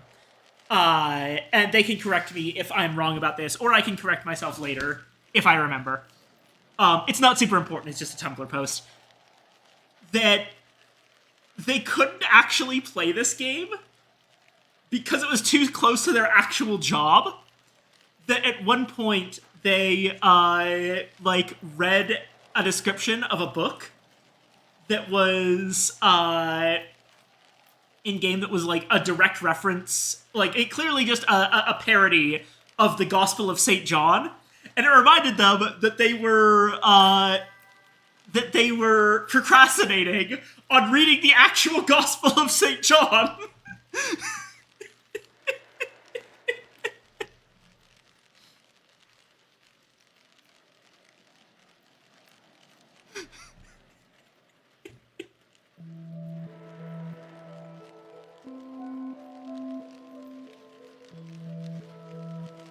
But I absolutely would love seeing, like, I have an interest in stuff like this, but I am far from an actual occultist. I would love to see an actual occultist play this game and, like, check out all the references.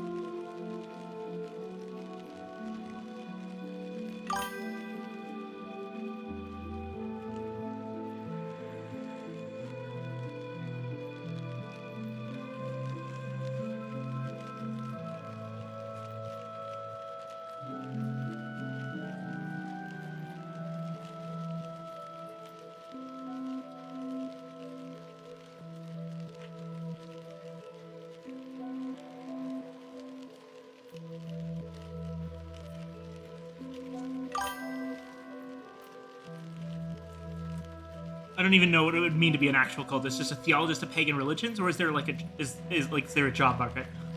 Let me actually check that.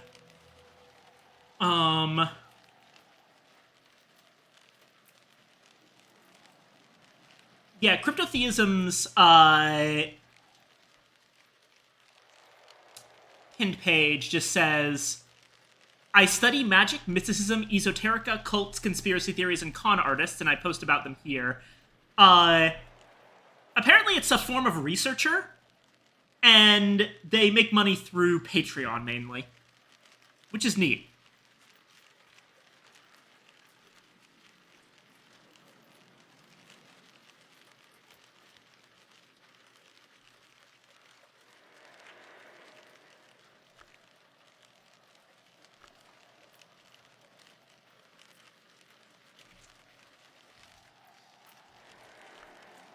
If anything, I assume that the occultism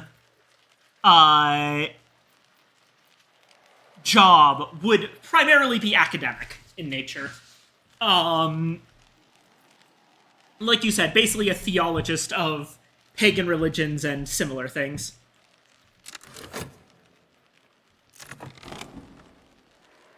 Alright, our poet should be ready now.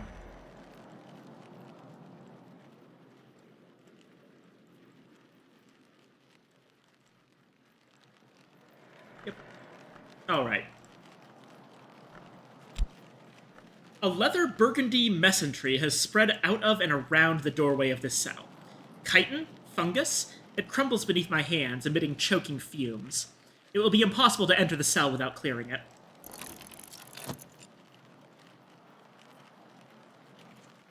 Righto, and now we can actually speak with Dr. Blackwood. It's always so very strange to be back.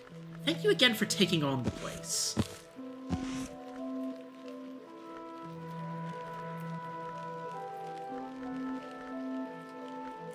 Alright, let's see. And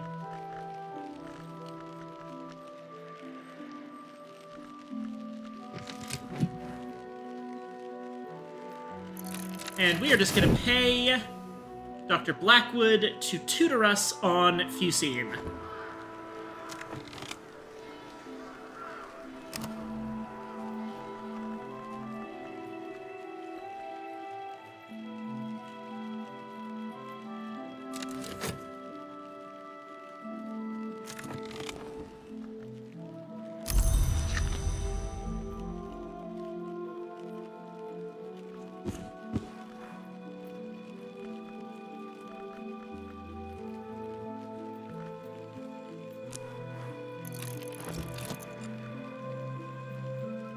Another Dawn period book. And let's see if there's anything we can do about all of this contamination.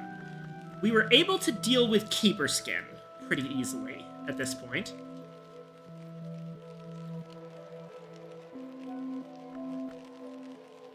This is witchworms. Witchworms are winter, right. So, okay.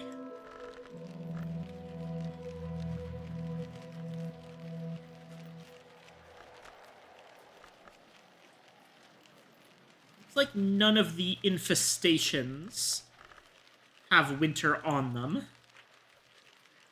What about bloodlines? Those are up here. Bloodlines are moth and infestations again. Okay, that's something. Ah, resurgences and emergences gives 4 moth on its own. So, we don't have any moth skills left, but if we were to grab... Should have saved that languages conversation for when you were trying to end the stream. Not this time.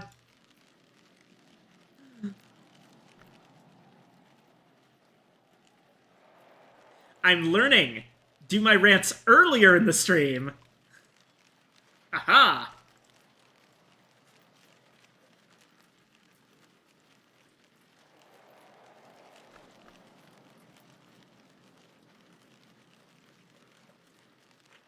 Okay. Let's see here.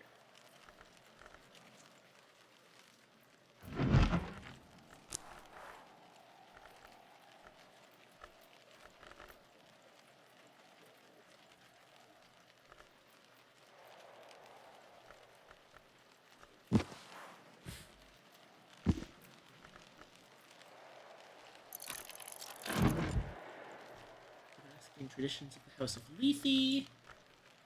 Righto. And,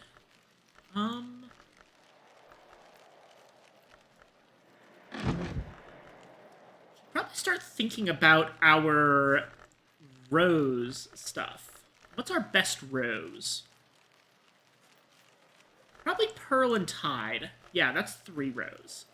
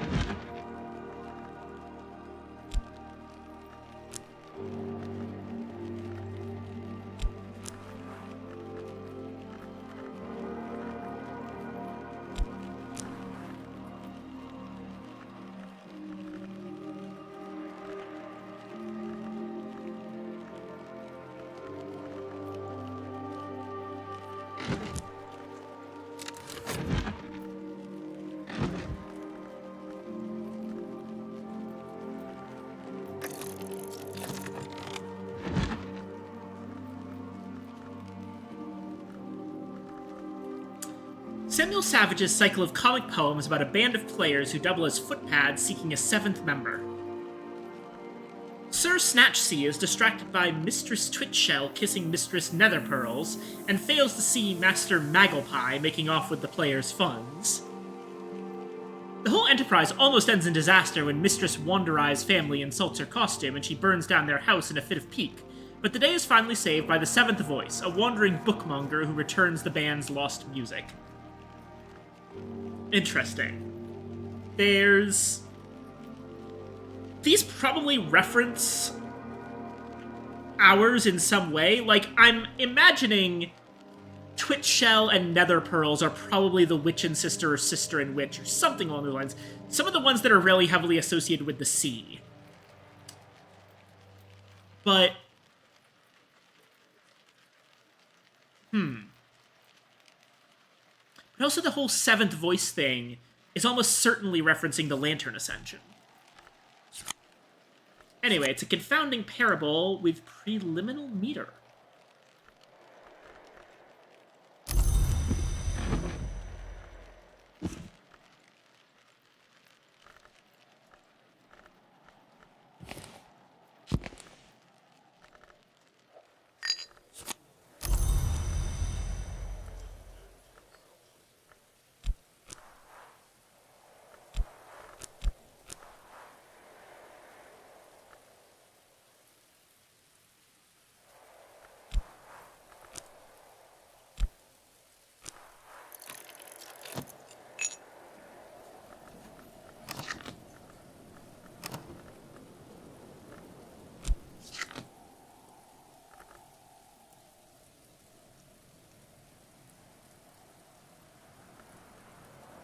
There's a potential rose thing.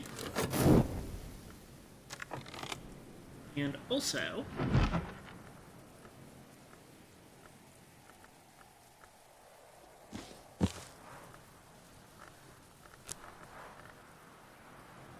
Yes, and the Amethyst Imago transformation. Well, let's use transformations and liberations here, then.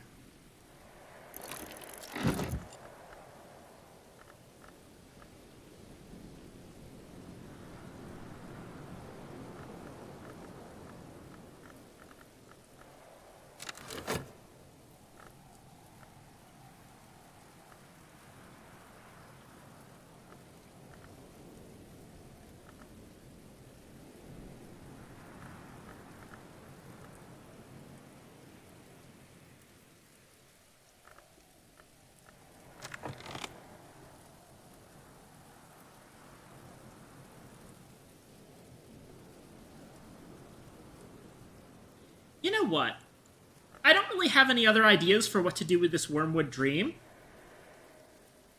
I think what I'm going to do with it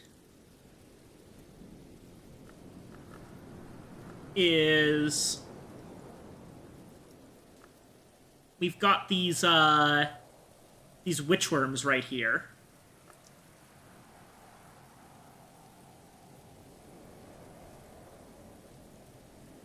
I'm going to take Exorcism for girls.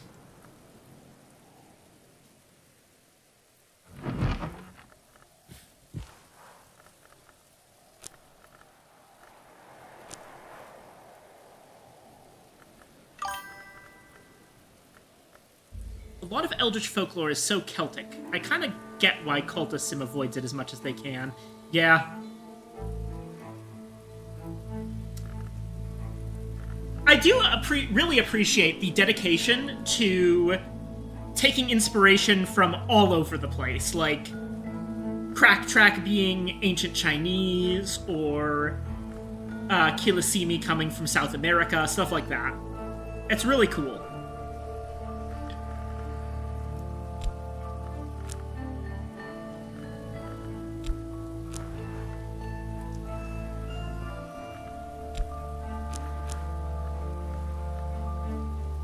Oh yeah, for the record, here is the, here's that confirmation that I mentioned a couple streams ago, that, hold on, that the Madrigad is, a member of Calyptra. The softest penumbra of the Madrigad's light, invoked carefully through the white flower of the Watchman's tree, drives witchworms to twitching death.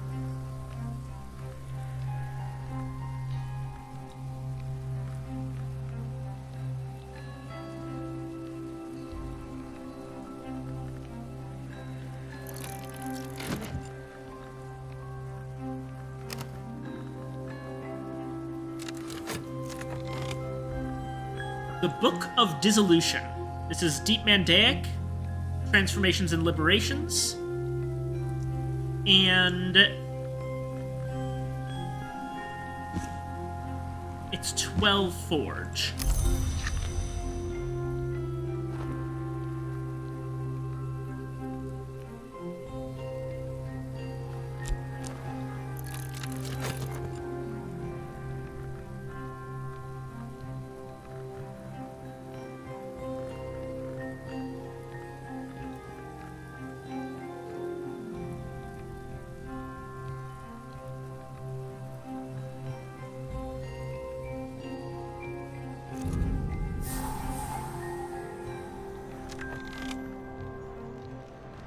And here we go. Oh, hello!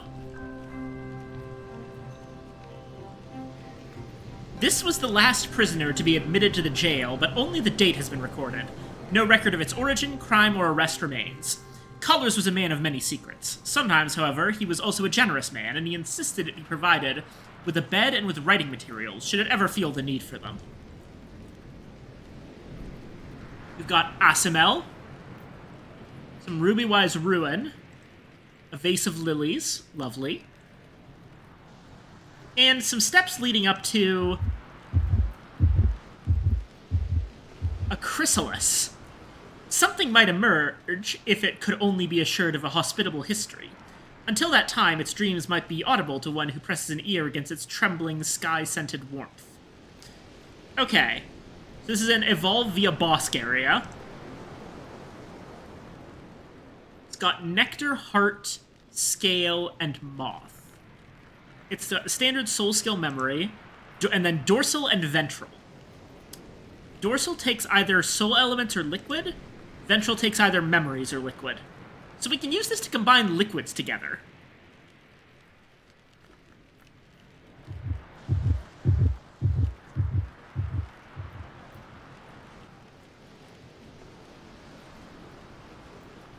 And here's one of the 15s. These are some of the hardest cells to get to.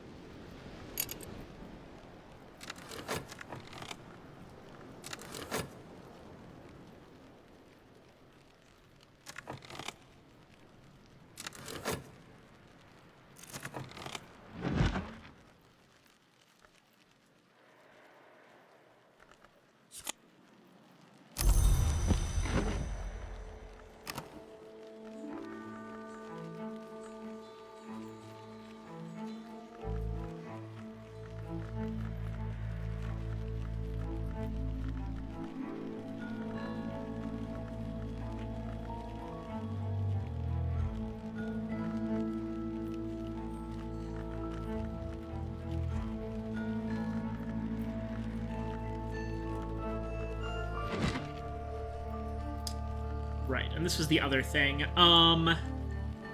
Let's see here.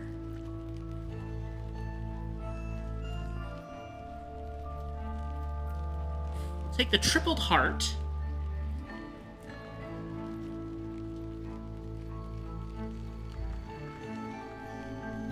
An impulse memory. We'll just use core for this. Resurgences and emergences. And add the shears, and we should be able to purge our bloodlines infestation here. Each word must be treated separately. And we now have preliminal meter.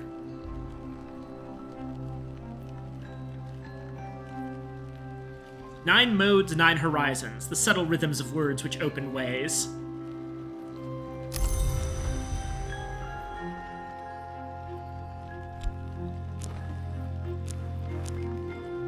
And for our last thing, we'll use Shaft to get preliminal meter to level 2.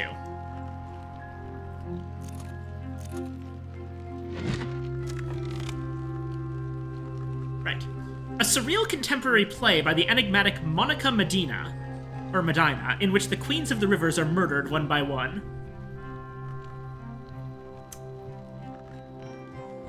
The queen of the Vistula is poisoned. The queen of the Dnieper chokes on a fishhook.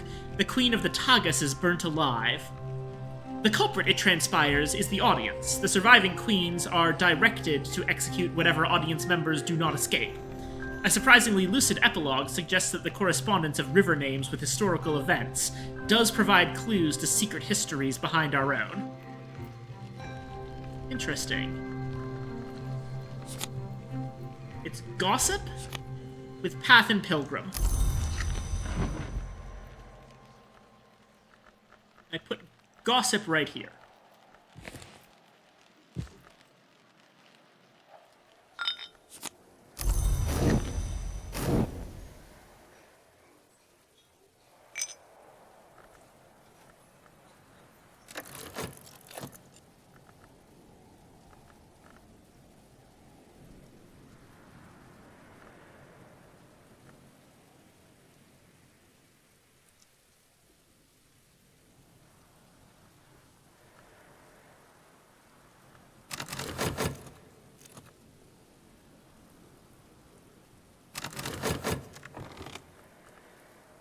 The liminal meter. Horrible little things. I can be glad their screams are almost inaudible. And we get some desiccated witchworms.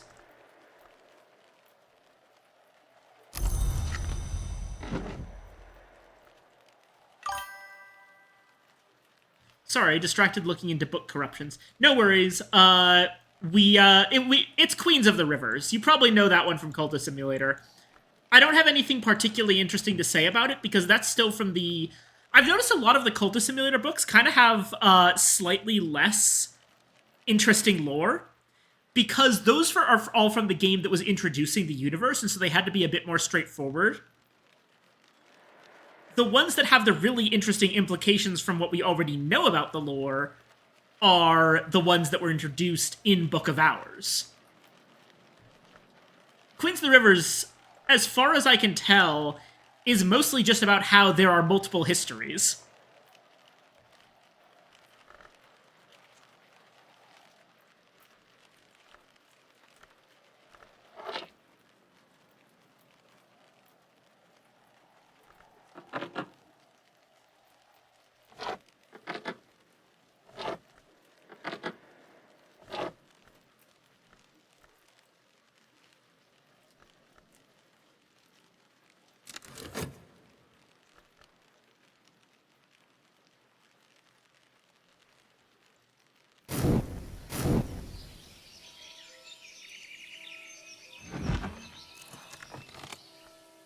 Where does the blood come from? The Grail knows. Where does it go? The Moth remembers. The bloodline contamination has been removed.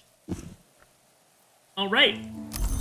Exorcism for Girls and the Tripled Heart are now safe to read. And why don't we do that right away? Tripled Heart should be easy enough. We add Hennevic. And then basically just,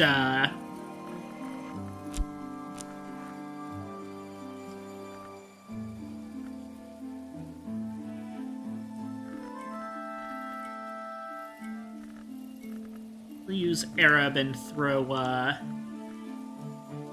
Tridesma here at it.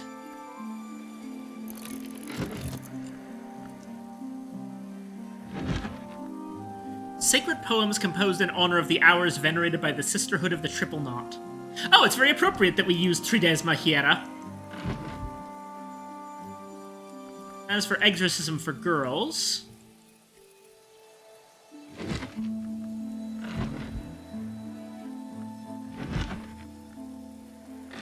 Vagabond desk will work, but let's actually use Collars' desk for this one, because Edge. Simple but forceful techniques for rousting unbefitting spirits, written in straightforward and colorful language. That one's apparently Sickle and Eclipse.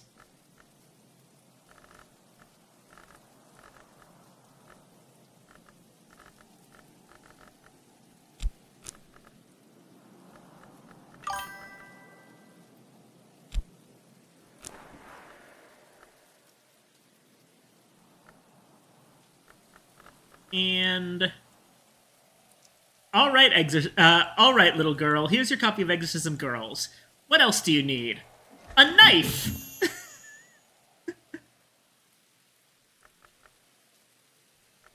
Oh, wait, that's not quite enough. Damn. Okay, do we have any better edge? No, I think that 3 is... Oh, wait, no. No, Edict's Martial is also 3.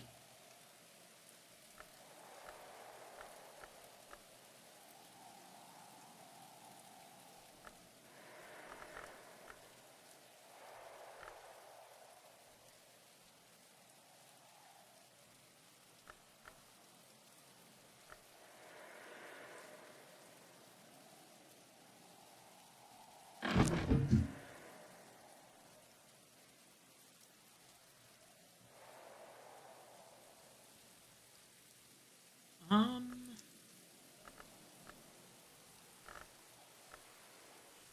Right. Let's go ahead and Weston Grier this one.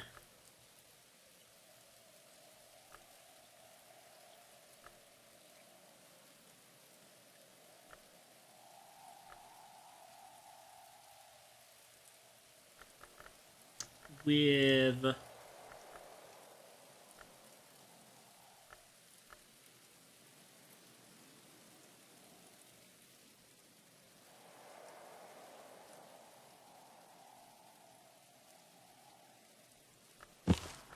Comprehensive Guide to Honey. We should also probably read some of these tantras at some point. Oh, this should actually go with our other phonograph records for now.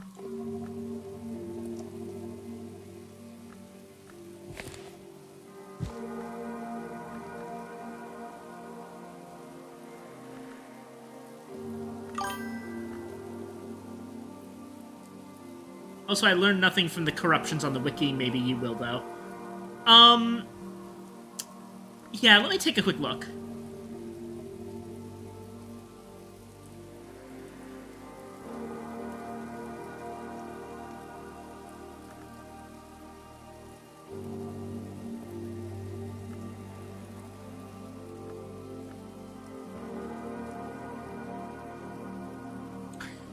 Okay, the page on the Book of Hours wiki for corruptions is very, You probably mean contaminations, because corruption is very specific. Okay.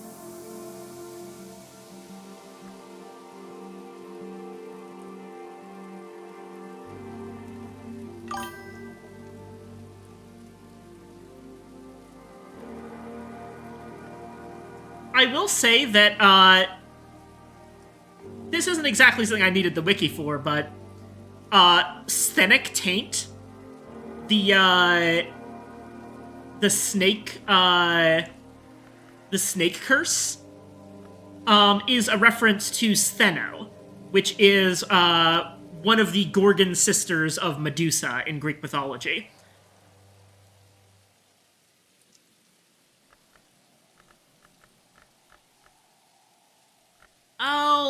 You know what? I'm just gonna, I'll take corruptions as they come up. I'm not gonna look through all of them immediately. Ah, a rainy day.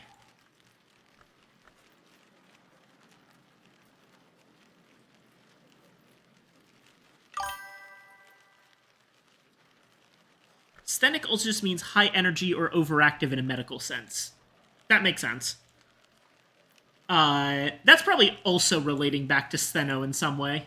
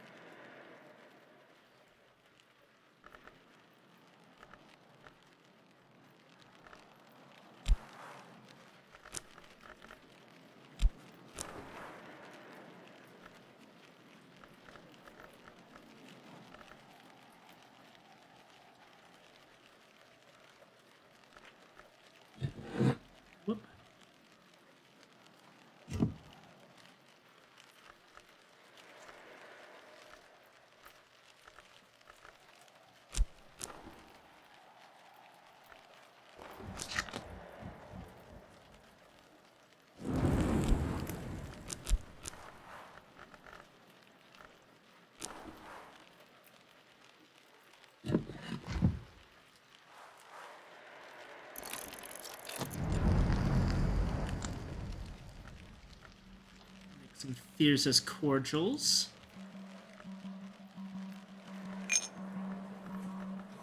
And we'll go ahead and start making money off of the sweet bones again.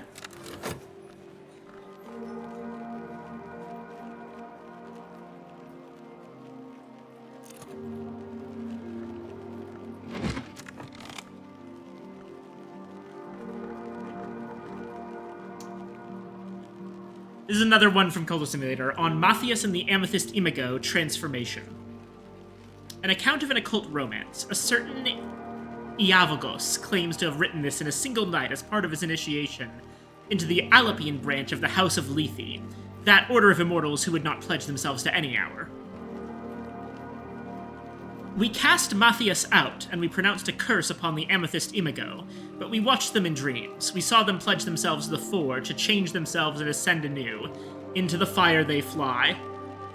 This is the first of the practices that the Imago and Matthias used to begin their ascent to power. They have risen beyond our sight, but their flames may yet burn in the Malleary. It is an impulse book.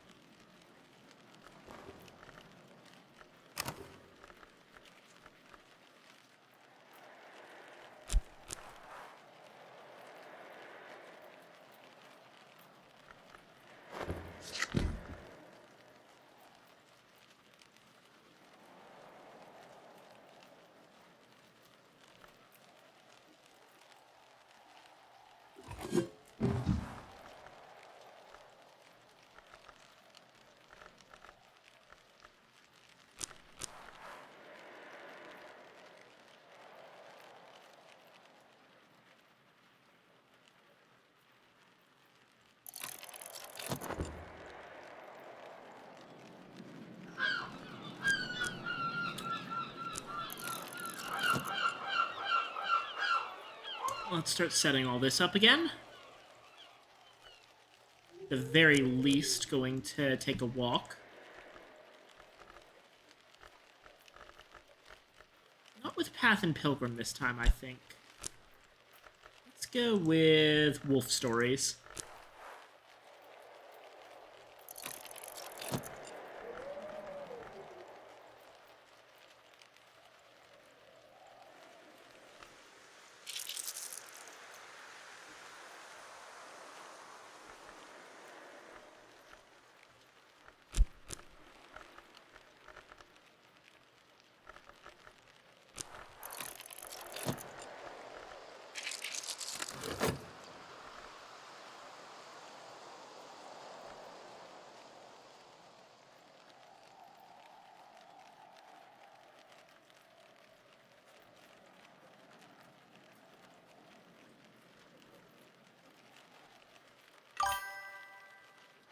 Was gonna look up the Malleary, ended up on Malleus Maleficarum. Dude really believed God wouldn't let an innocent be proven guilty of witchcraft.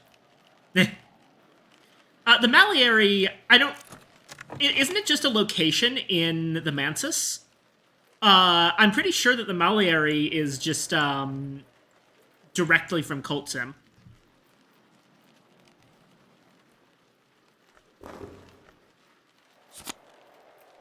Oh, that was sight, not touch.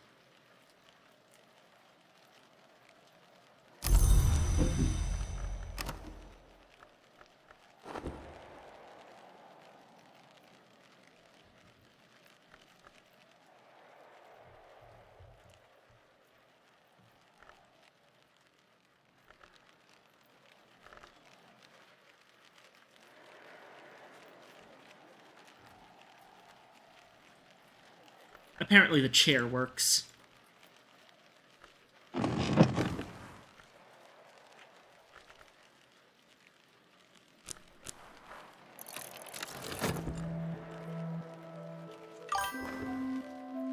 My go-to touchable is the astrolabe. Oh, that makes sense. And yep, there we go. Fusine. A people lived east of the lost Lake Fusino. Horus warned that theirs was the land of witches. This was their language, called by some the Dry Tongue, and by others the Tongue of Witches. Right. So...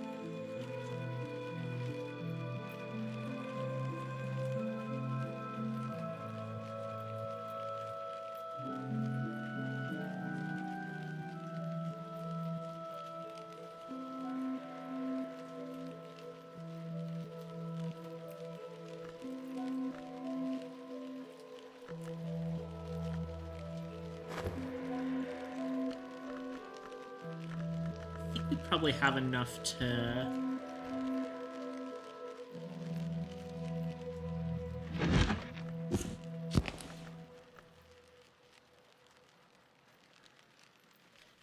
I wonder which Deep Mandaic tutor we should pick.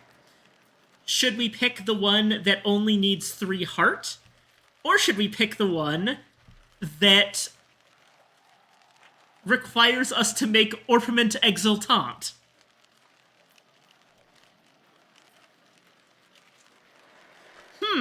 I just don't know.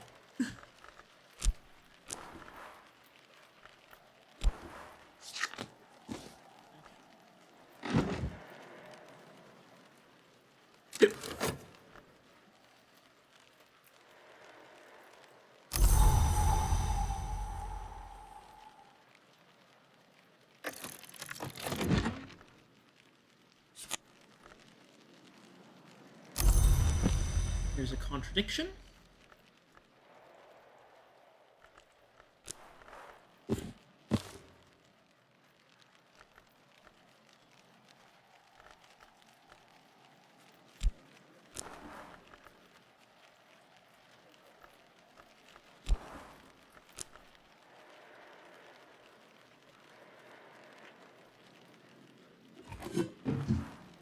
Oh, right, we don't even need an element of the soul for this.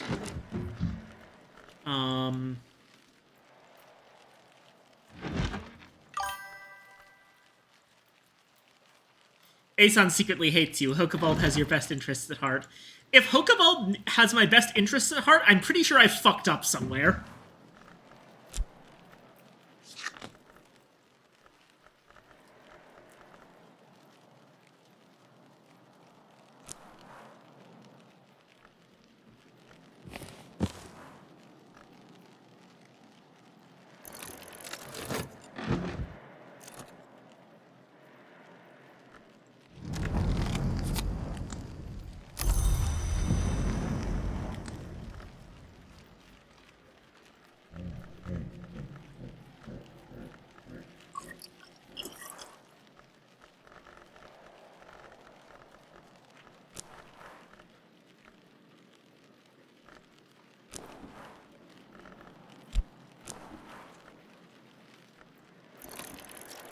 More leafy.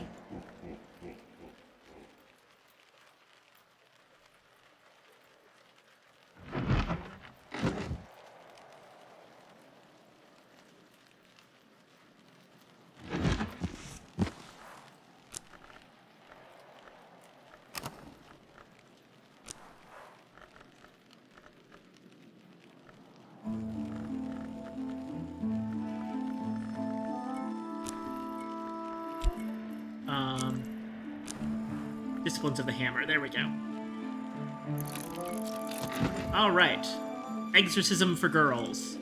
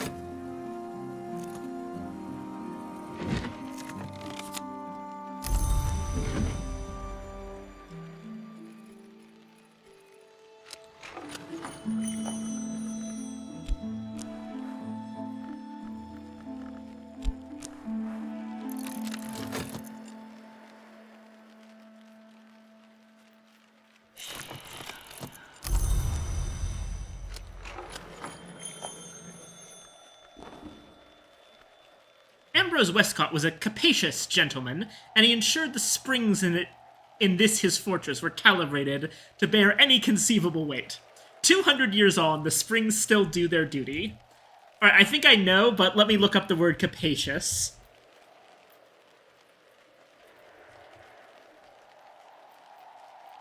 Yeah, I thought so. It's not as direct as I thought, but I realized while I was looking it up, right? Capacious has the same root word as capacitor, which is that part of electronics that holds charge.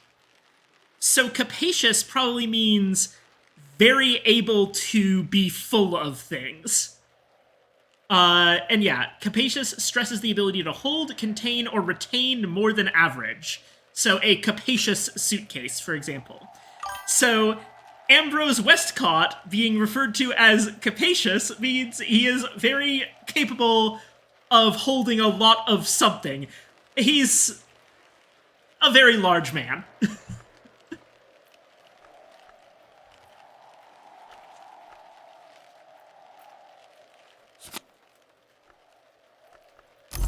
There we go, memory touch. And now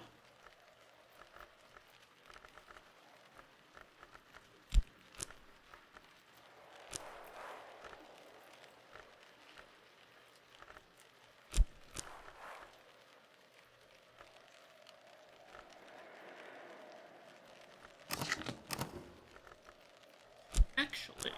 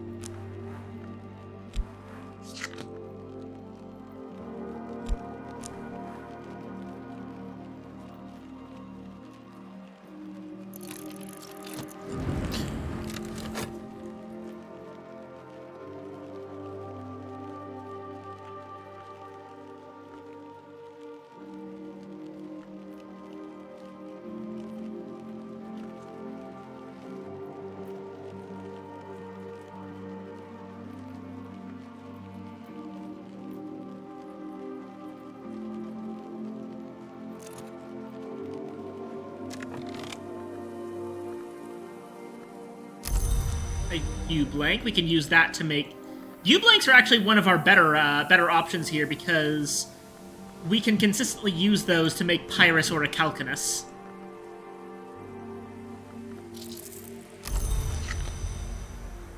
Meh, Whispering Sand is probably worth keeping. Okay, I'm tossing this sand.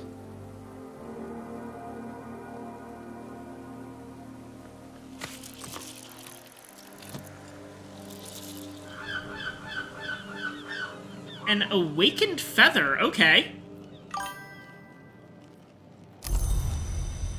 Is Shadow, hello! Welcome, welcome, welcome, welcome. It goes in our remains zone, I think. Oh.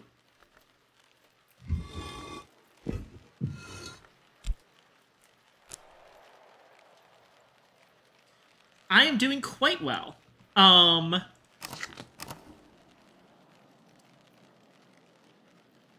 am currently working on a couple of projects at once. Let's see. Where should I put this serpentinite slab?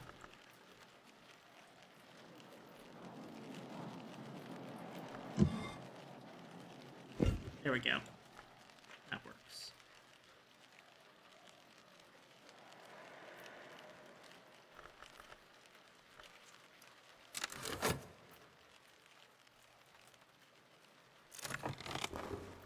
Alright, upgraded our spices and savors.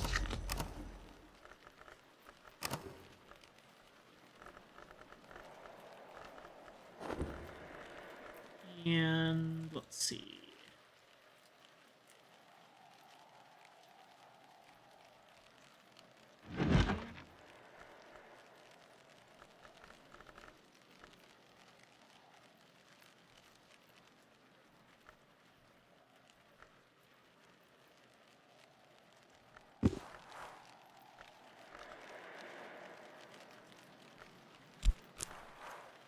I think I feel like rereading The Republic of Teeth. They asked what you were planning on putting Path and Pilgrim lesson towards. Path and Pilgrim, actually. That's what I'm doing right now. I'm getting The Republic of Teeth read so that I can get a Rose memory off of Intuition, so that I have enough, along with this Fett, to upgrade my Path and Pilgrim. As for the sight memory, that was an accident. I was trying to get a touch memory. But I'm thinking about actually doing something with it, because... Or, no, that's the wrong spot. I want to serve it, not renounce it.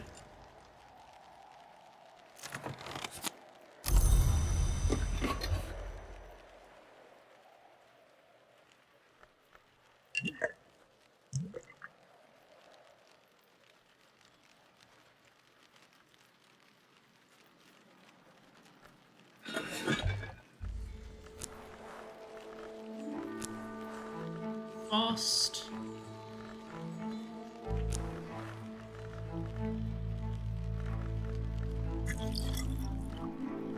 Add the Dawnline coffee. Actually, I wonder.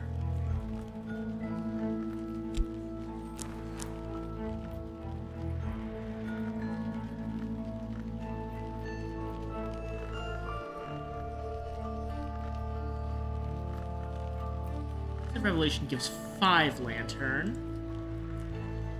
What other lantern things do I have a little bit less of? This gives 3 lantern. Do I have anything that's 4 lantern? Doesn't look like it. Okay, in that case, Inks of Revelation it is.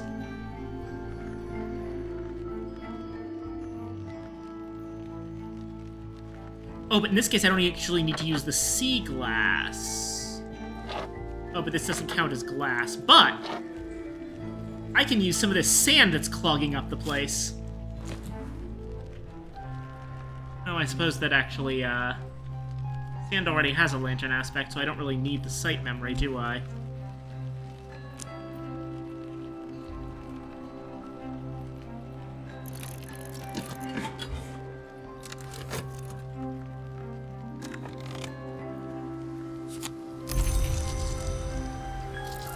Oh, did I ever find a newspaper? Not yet, no. Apologies for that.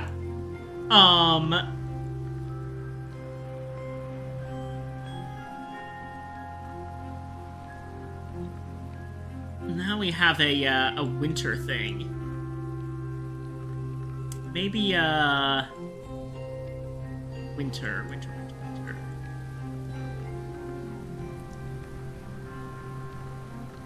I don't know.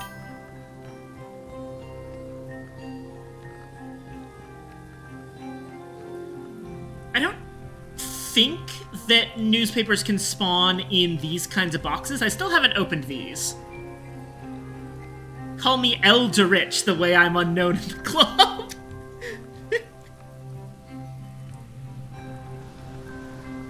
But yes, we had a long discussion earlier about where all of the languages in... Everyone went further into surgeries and exsanguinations. Level 4.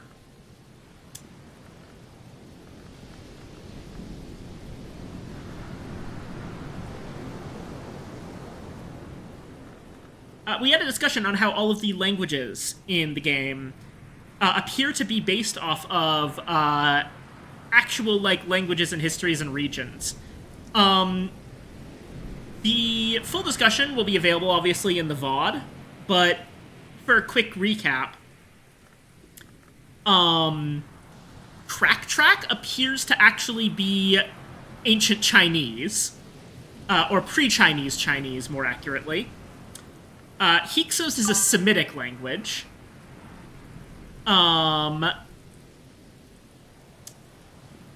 Fusine comes from Italy, in Lake Fusino.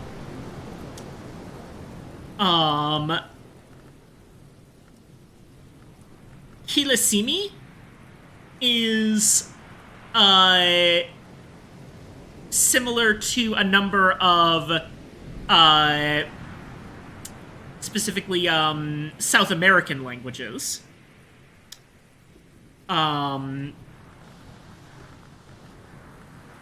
Hennevic, which we don't have available right now, but, Hennevic is ancient Cornish. Mandaic is a real language, which Deep Mandaic is a slight variation on. Phrygian is, I think it's Frisian, is again, a real group of people. Didn't the Mayans have a woven census? You're thinking of the Incans, yes. Not the Mayans, the Incans, but, you've got the right idea. Erekapion is based on... It's Greek. It's based on the Dionysian mysteries. Basically, Erekapios is an ancient god from the Orphic.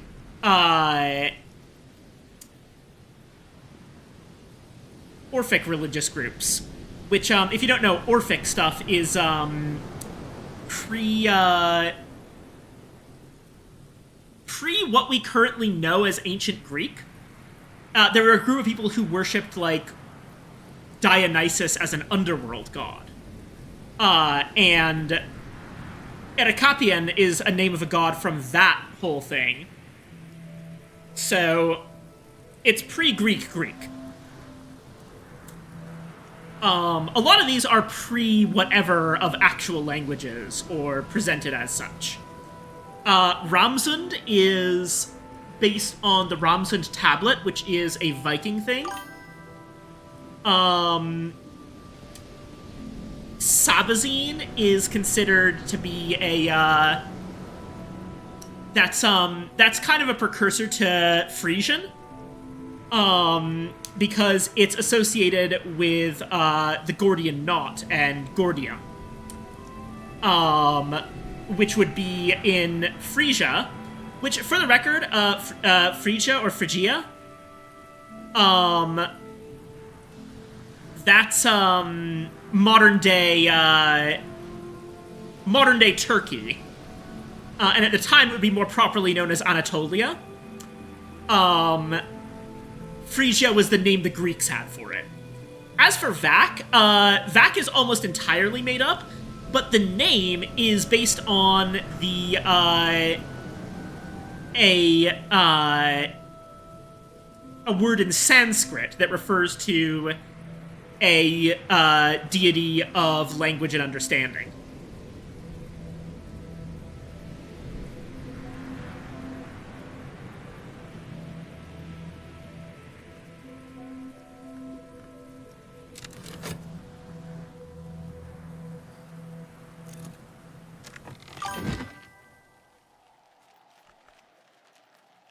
Oh, here we go. Sacred poems composed in honor of the hours venerated by the Sisterhood of the Triple Knot. The Grail is celebrated for her colors, the Malachite for her sweetness, the Axe for her constancy. The Thunderskin, least of the hours of the knot when he's even counted among their number at all, is celebrated with an unexpectedly poignant elegy. What lives departs, what is dead remains. Alright, intuition book. 3 days Mahira.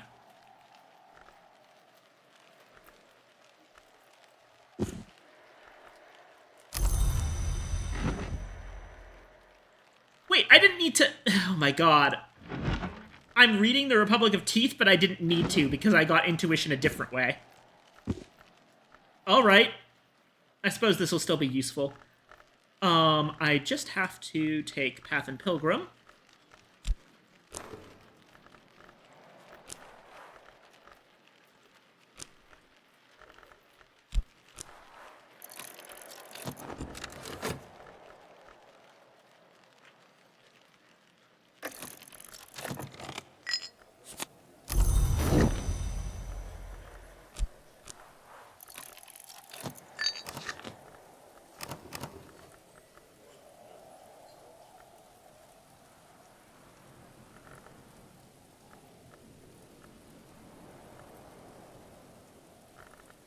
As for Trieste Mahira itself...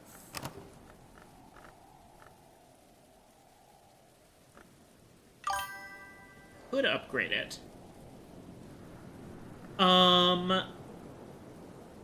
Did I already? No, I haven't.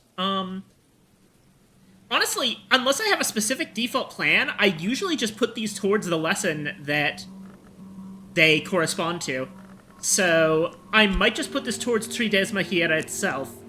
I would need 2 more, Grail or Moon memories, but that's not too terribly difficult.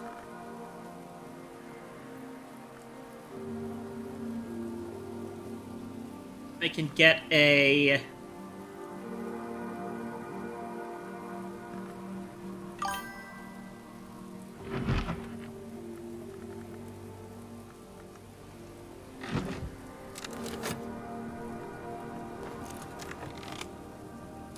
Go.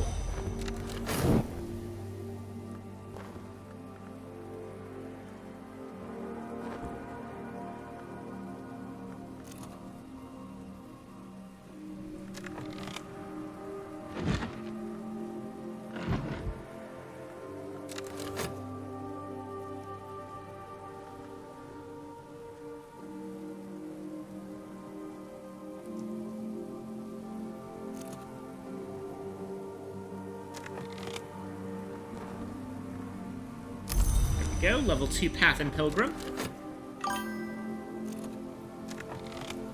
Ah, that would be Asan Fekri, who I have called here to offer a deal. I'd like to learn Deep Mondaic.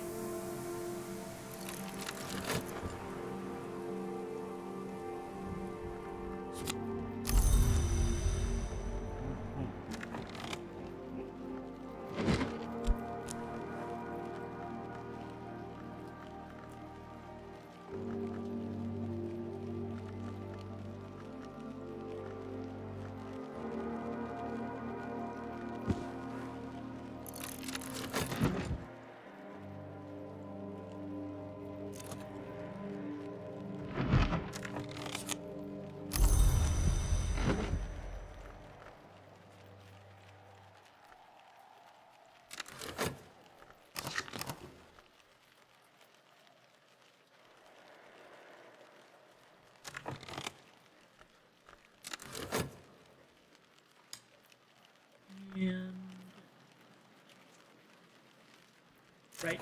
Intuition, that's moon. So in about 60 seconds, I'll be able to upgrade my Tres Mahiera. Right. Exorcism Girls. Blake seems uncertain at points whether the techniques are intended for use by or on girls. She clearly regards children as a nuisance. Oh, this is Thyrsa Blake. This is one of Thyrsa Blake's books. Thyrsa's advice on the shapeless wood things known as raw prophets is typically practical. 1. Discourage them with buckets of water as close as possible to freezing and with the smoke of dried lemongrass. 2. Under no circumstances kiss them or receive kisses from them. 3. An effective formula is provided for laundering clothes stained with prophet slime.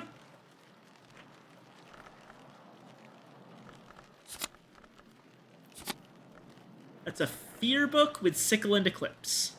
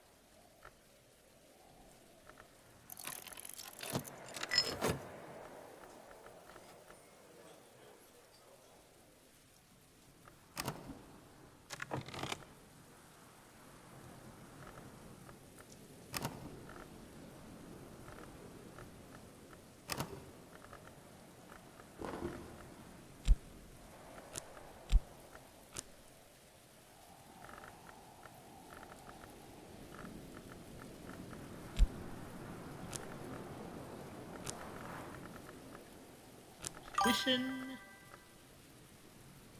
Oh, right, I still need the other one. If I have done much with Applebright Euphonies, or if it's alphabetical sorting doing its thing. It's alphabetical sorting. I find it easier that way. That's sad.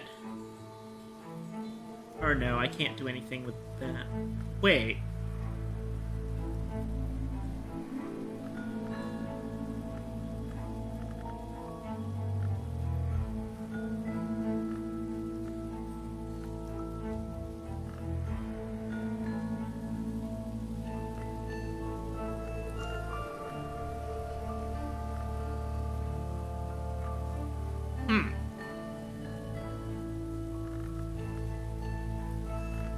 I'm considering something.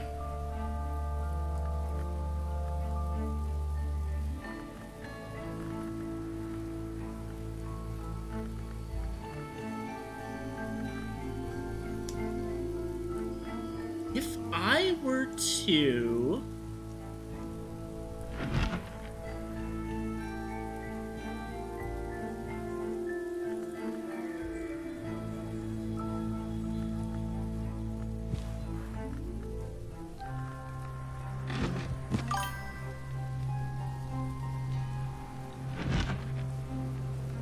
I don't remember much about Applebright Euphonies, but there's two things that I know about them.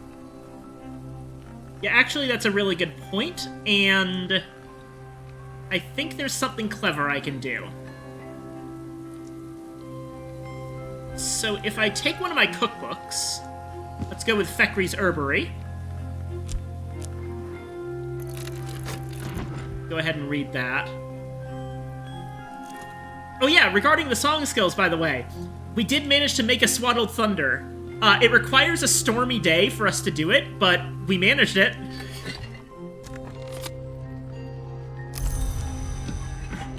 Ichor Vitreous.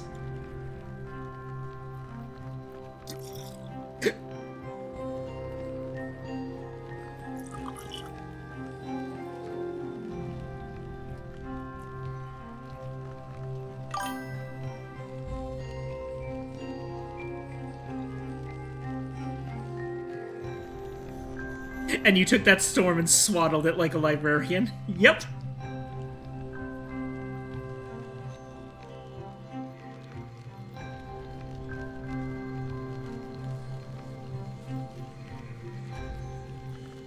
Actually, hold on a second. I'm gonna leave some of the Lethe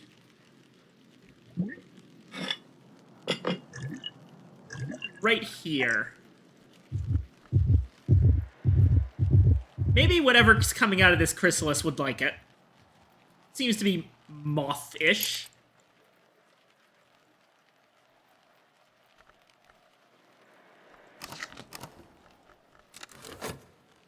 And that Euphanes has a very useful craft that I only learned about after it would be useful. Ooh, neat. Yeah, I think that that's going to be my next step. Alright, we got our salt memory. So here's what we're going to do, right?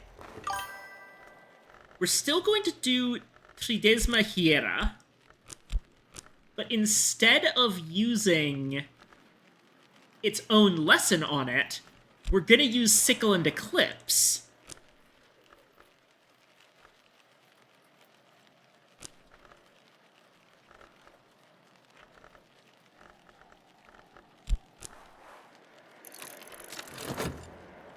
And then we're going to use the Tridesma Hiera lesson on Applebright Euphanes.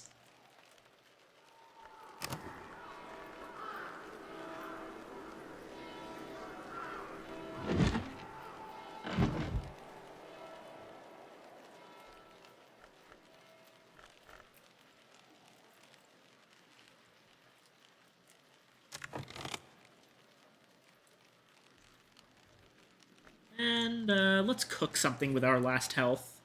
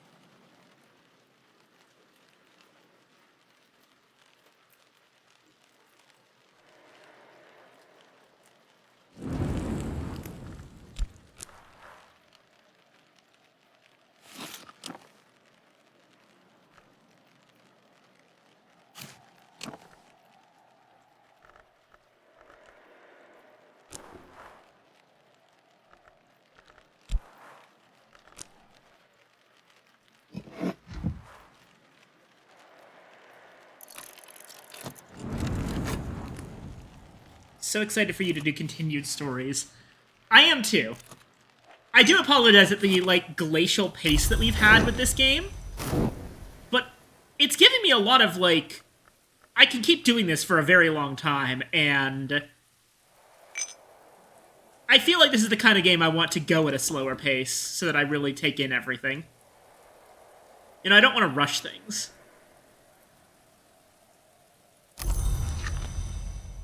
There's upgraded Tridesma Hiera.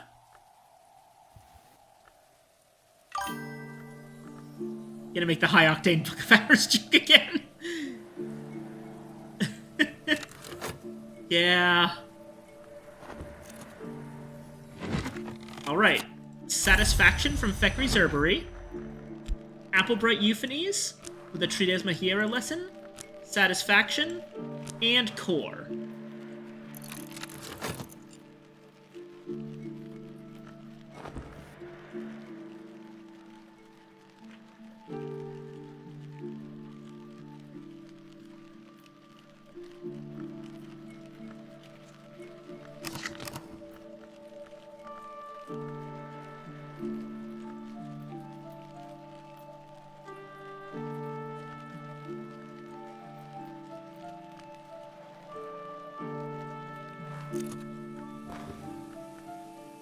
And that's Applebright Euphanes 2.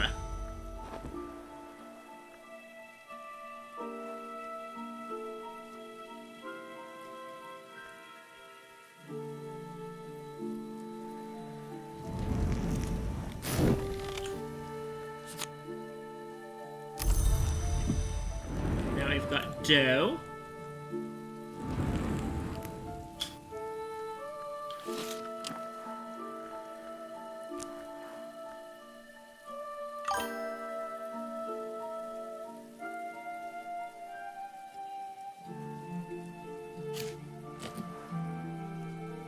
Oh, no, we can't use the seagull's egg as a hen's egg.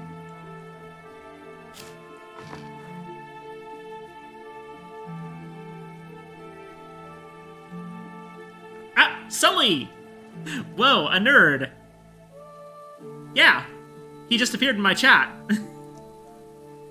Oh yeah, funnily enough, Swaddle Thunder is the most accessible way to get more fabric in the game, if I remember correctly. You do remember correctly. That's actually the reason that I was going with it. Also, hi Sully. Yeah, I've been here for a minute. I was having a lot of fun snickering to myself over just being the rotating bananas over the donations box.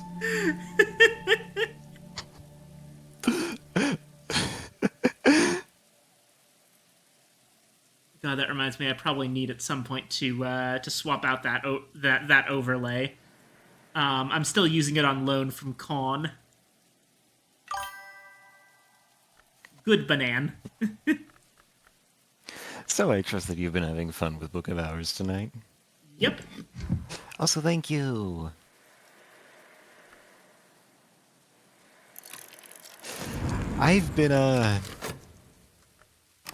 I've been taking a look at the Versus Battles wiki, just for my daily dose of humor. Oh, there we go. And there's this page for incorporeal characters who are, well, incorporeal. The first trending page listed here is Pennywise from the books, and I know why Pennywise is there, I can agree. The second character present is SpongeBob SquarePants. Let's not talk about this. It's so terrible. It is actually horrible, and I love it.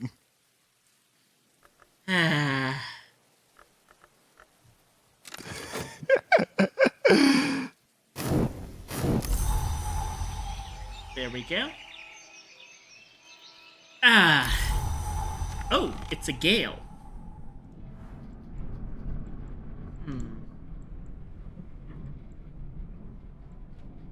Actually.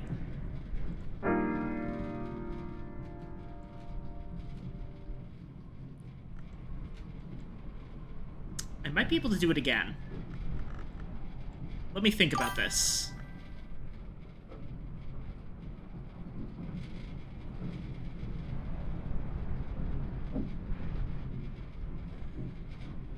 Yeah. Alright. Stupid idea. Power scaling the hours. Do not actually do this. Hold on, let me check.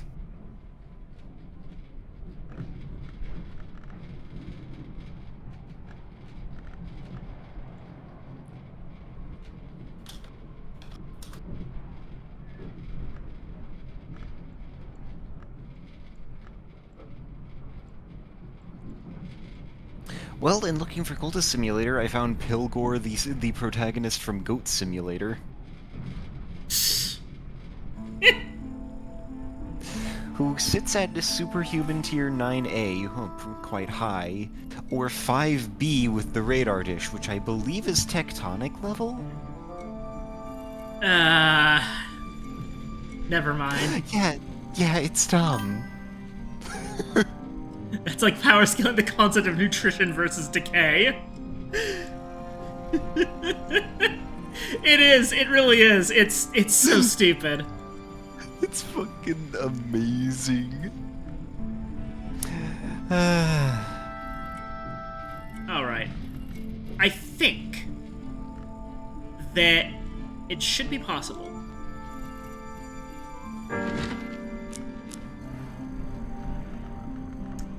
I can grab a cheerful ditty once again from the Perugian Diaries.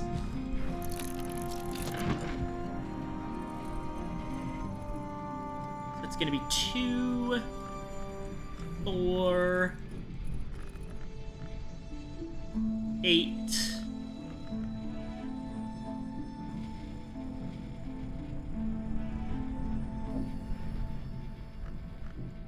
And and the storm from Apollo and Marsyas.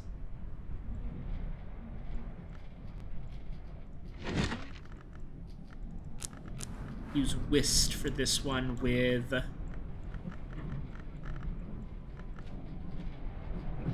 Actually, let's use What Does Not Bark for once.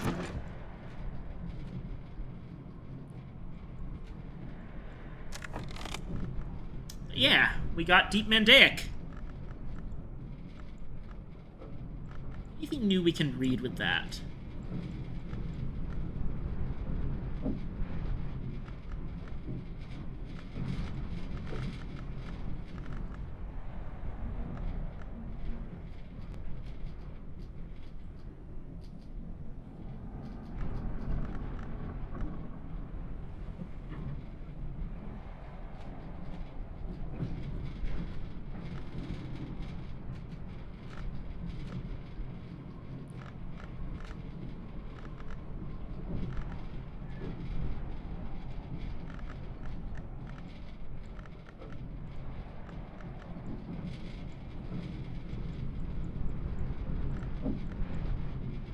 Skin of Silver.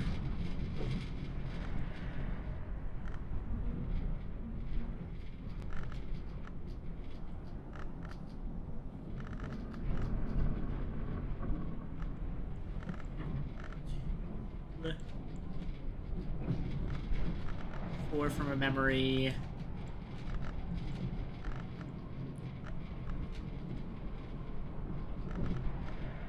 Yes, okay. Should be doable. We just also need to go ahead and read any Foresight book. Let's get some Foresight by reading the Dick Joke book again.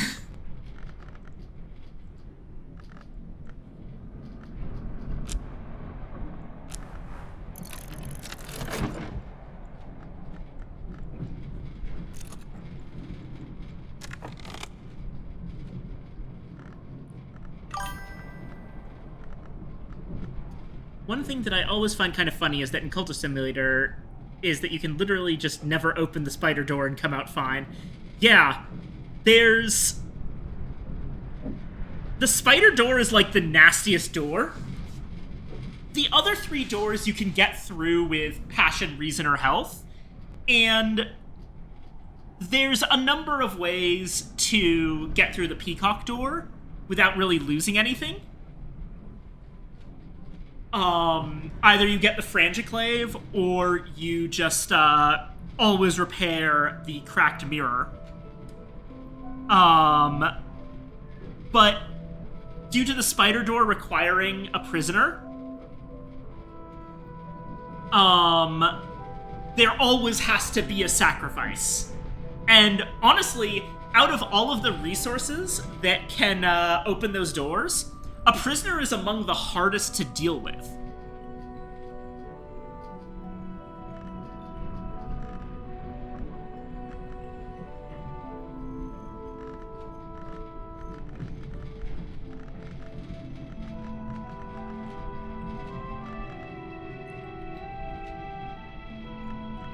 Oh, yeah, that reminds me. Let me just, go ahead. Got some work to do up in the Natan desk.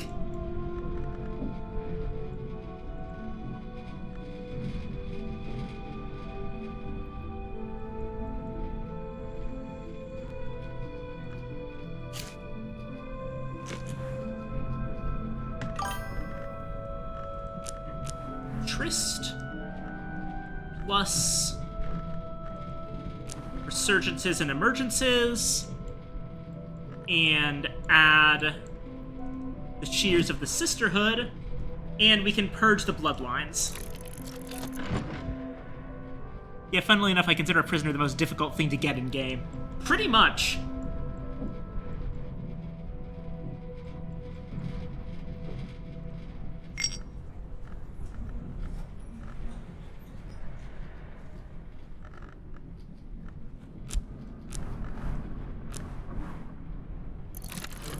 Let's check today. Cake batter.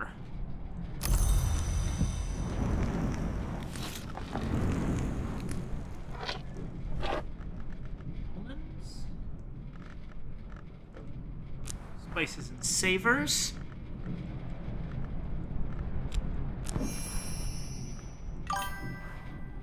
Make a Madeira cake. Oh, hold on. Sorry. Let me check the flagging.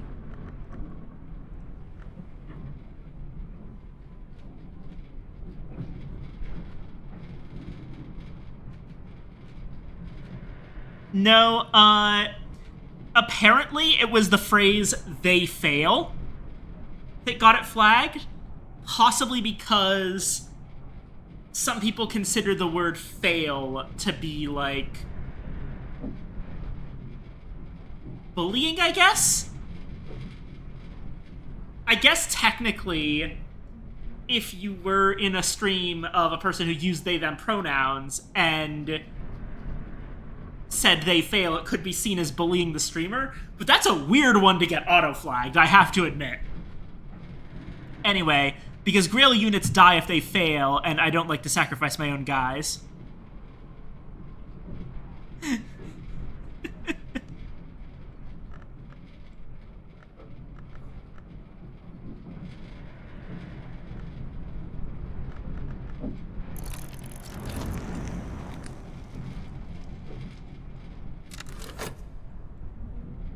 Alrighty.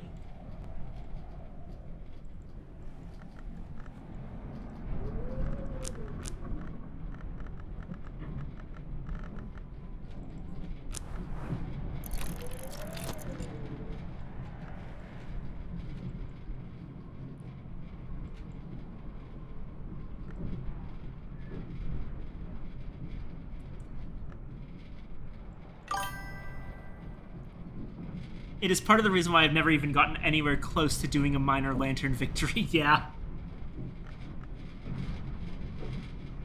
I did end up making it all the way to Apostle Lantern and finishing it.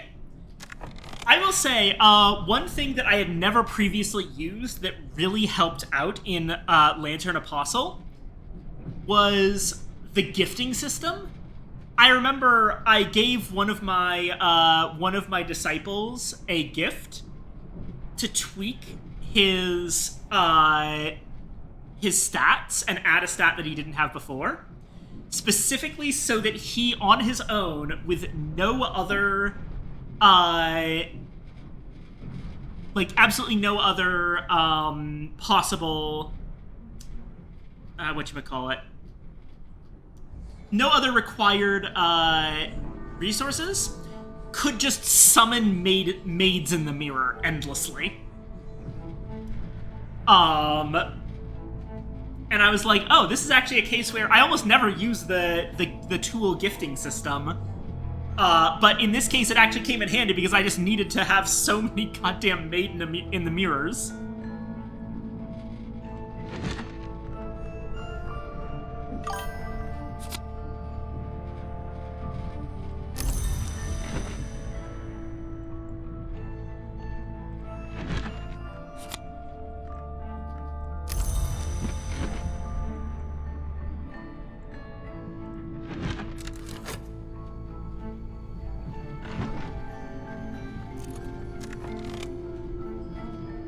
Okay, so strings and songs with core, cheerful ditty, storm memory makes a Thunderskins pan. Now 4 for the Thunderskins pan, 7 for the Gale, another 4 for strings and songs or drums and dances, whichever one works. 4, 8, 9, 10, 11. So between 2 memory slots, we need exactly 4 more, which we can get just by, well, basically just by redoing what we just did.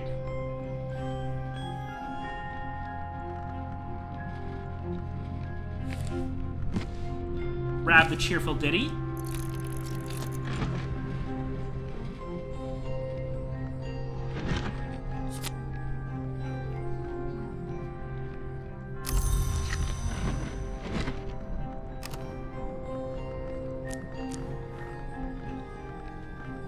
read Apollo and Marcius. Or What Does Not Bark again, I guess.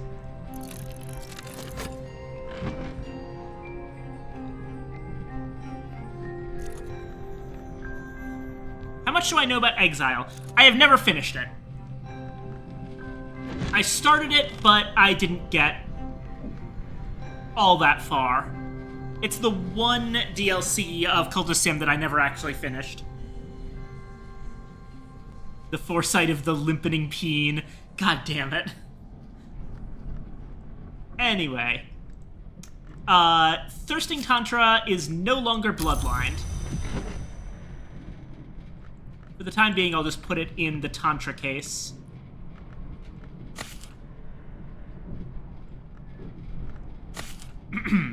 I'll just put it in the Tantra case.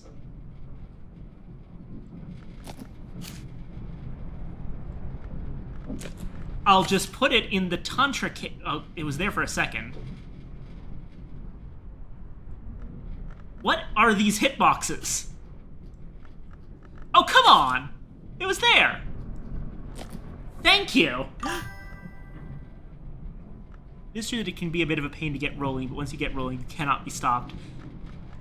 I might play that at some point, and I would appreciate some help, because the thing is, it was so different. The reason I didn't finish it is, it was so different from base Cult Sim that I didn't know what I was doing at all.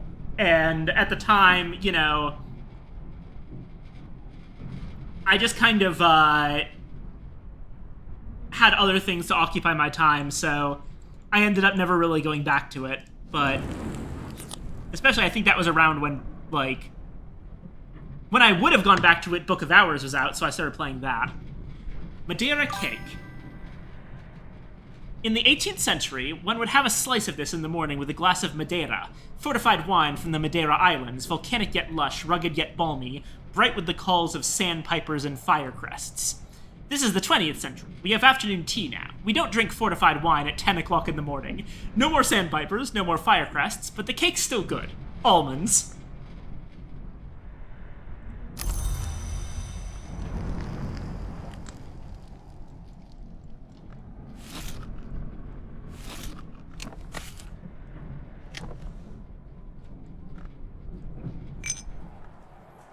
Oh ho!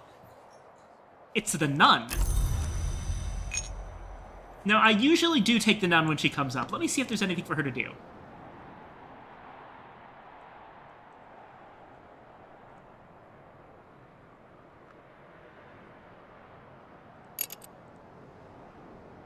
Many, many things for her to do, is the answer.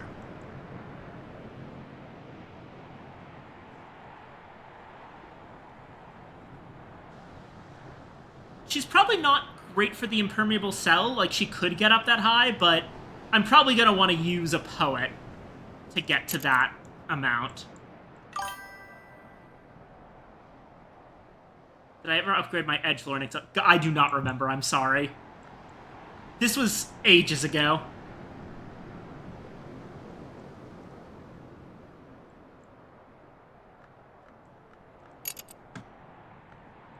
Okay. So, the nun can be given omens, if I'm remembering correctly. Let me see what I can do with that.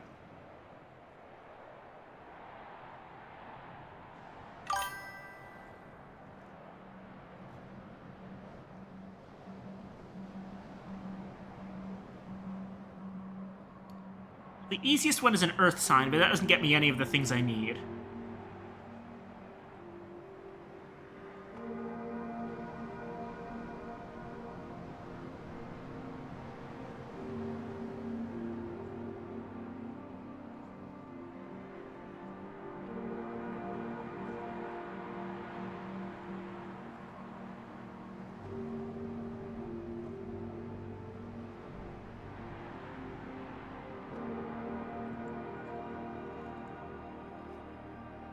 One of the big ones is a Wormwood Dream. Right. We use that for something. Okay. It was...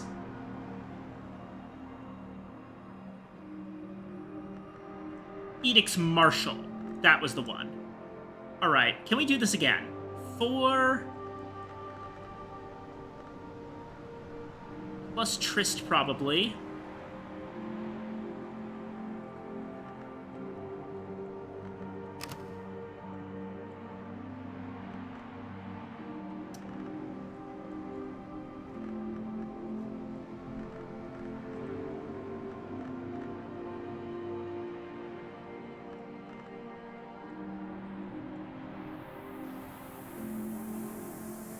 What the heck did we do to get that?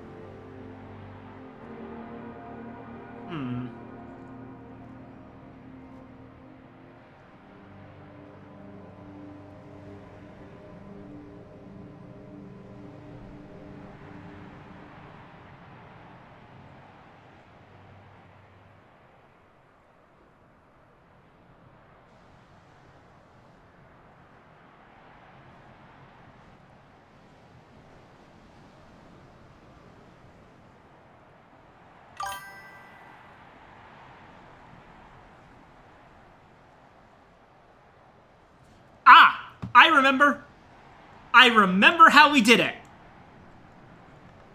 It's actually super easy.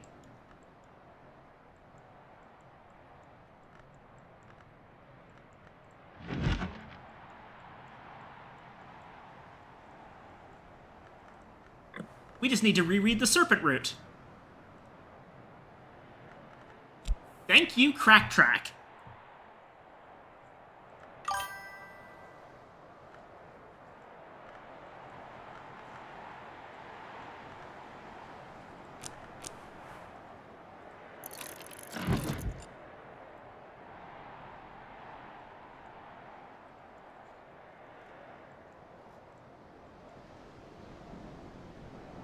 Actually, one second.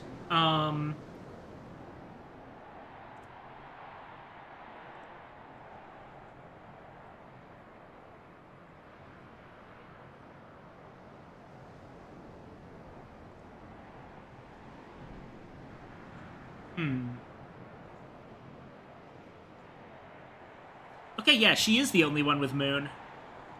He is the sole source of Nock and of both Nock and Moon, so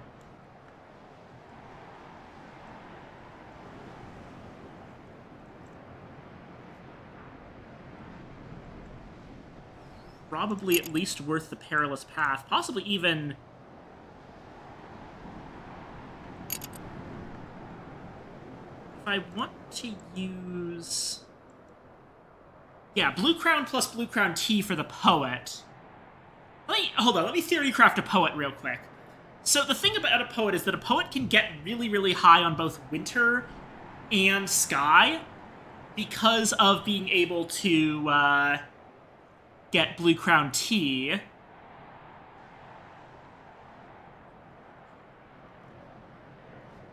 And Blue Crown itself as well. So, okay. The thing is that we could also, with a Poet, use Solomon's Preparation instead of the Blue Crown Tea, which does make Poets slightly better at Winter. So, starting at 4 Winter, plus 2 from Whist, plus Solomon's Preparation to 10, Blue Crowns to 12, a Winter Memory getting to 14, and then any food that gives just 1 Winter, which we could actually potentially use the Mushroom Meringue. Now, meanwhile, for Sky, it would be a little bit more complicated.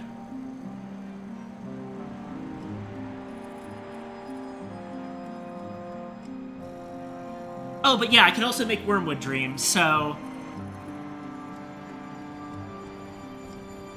Yeah, honestly, having loopholes kind of breaks everything wide open, now that I think about it.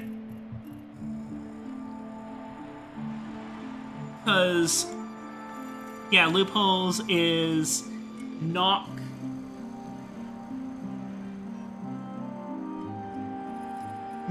moon, and moth.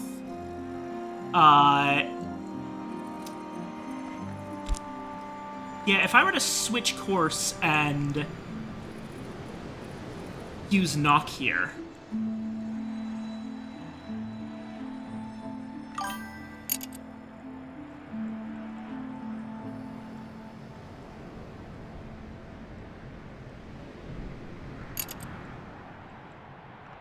Now, I don't think there's a knock omen, but I'm not certain I need it. Or at least not an easily accessible knock omen.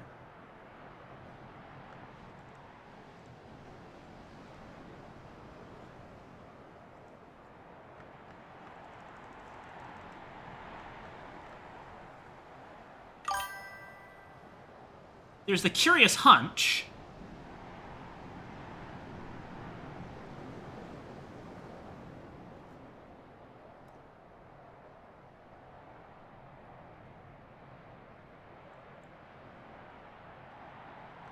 Oh. Wait, hold on. 3, 4, 5, 6, 7.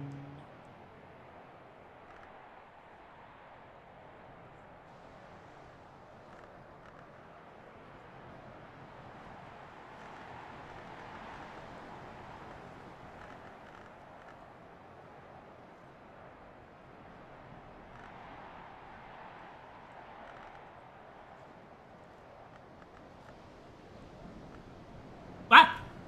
Sorry, I've been in my own world. Sip, sip, sip. Okay.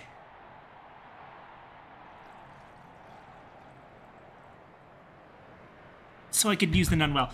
Yes. Okay. Sorry. I'm thinking about something. Give me a moment. You know, actually, after I take this sip and stretch, I'm going to use the restroom, so I'll continue thinking about it. I'll be right back. All right, there's my sippy. And a stretch. All right, be right back.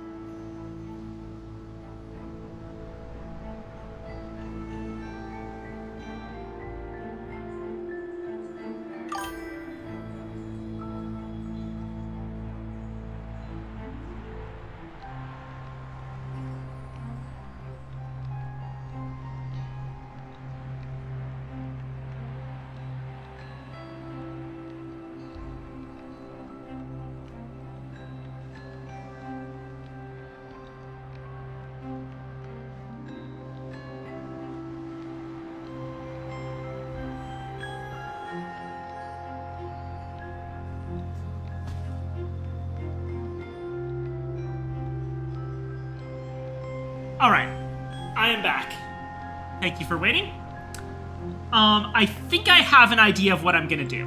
So I'm actually going to save the Fluttering Crypt for a winter situation using a Wormwood Dream. The Nun, on the other hand, I'm going to be using for the 15 knock up here, I think.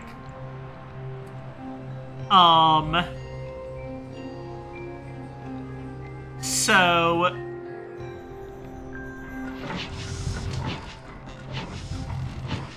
Oh, I also do need to do this at some point, but that's much later. But yes. The idea is that I believe I could put together, using stuff I mostly already have, Shapt plus Great Signs into Great Scars, plus the pattern, and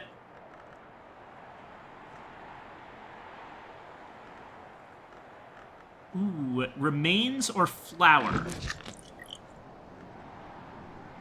Yes, a Moth Orchid. Moth Orchid comes in clutch.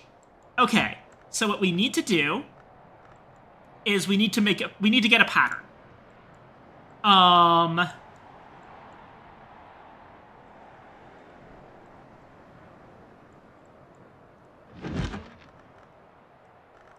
We got tons of whist, so we'll use that. Let's use, by their marks shall you know them.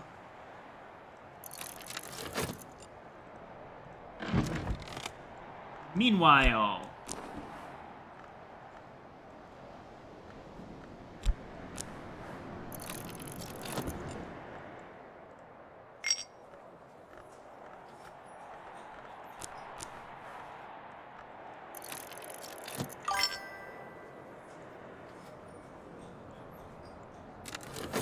creation of man, but it's God not tapping Adam. Okay, why did we get this foresight? I've now forgotten. No, wait, we were gonna read something. We were gonna read, Skin of Silver, I think it was. Okay. So we could do that.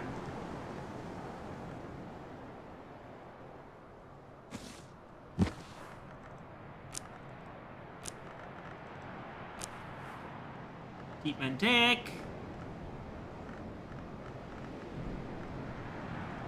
Add transformations and liberations.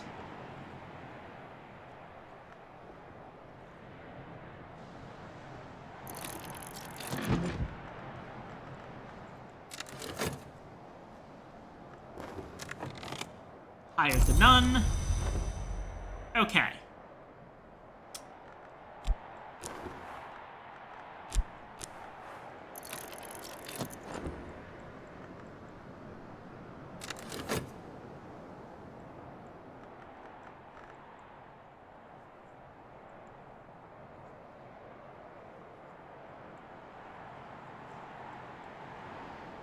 We've got a lot of things going right now. We have a number of plans, but I think we can do all of them.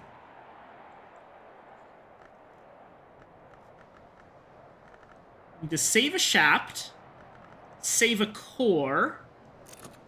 I think those are the main things that we need to save.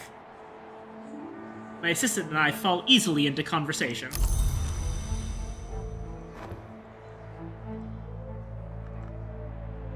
A Hawthorn blank. Interesting.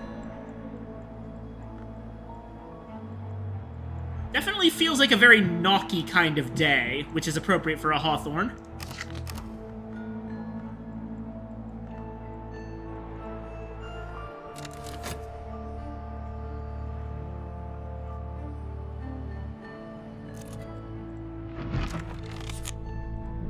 And now we have the Storm Memory. And a Cheerful Ditty. Which, now that I think about it, we may not have needed both of those, but oh well.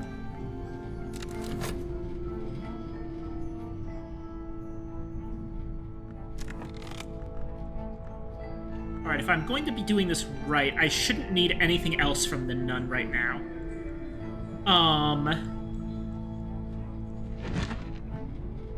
more accurately, should be getting our next nun object momentarily. Right. We are, in fact, going to feed the nun a Newman.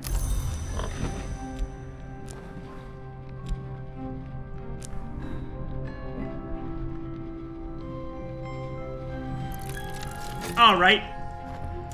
Sister, let's have a deep discussion on the loopholes of history.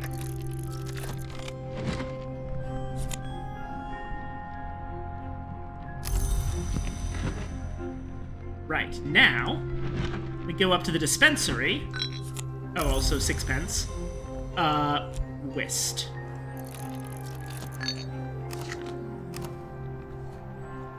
Right, we go up to the dispensary. This is why we need that other shaft. Memory pattern. Add an amethyst ampule. Great signs and great scars.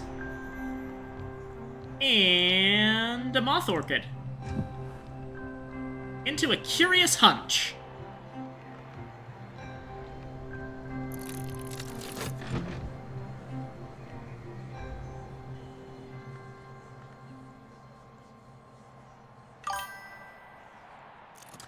Hey, Nun. There are certain things that made sure that there was paths for their salvation as a changing thing, even as eternity was laid out before them. Have fun in the prison. You can't just call her Nun, you have to say sister. You know, be polite.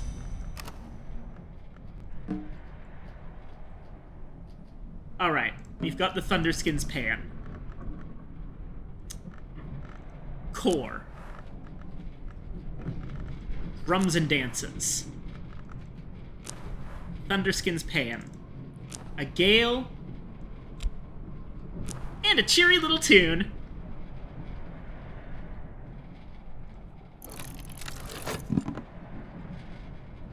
And more swaddled thunder.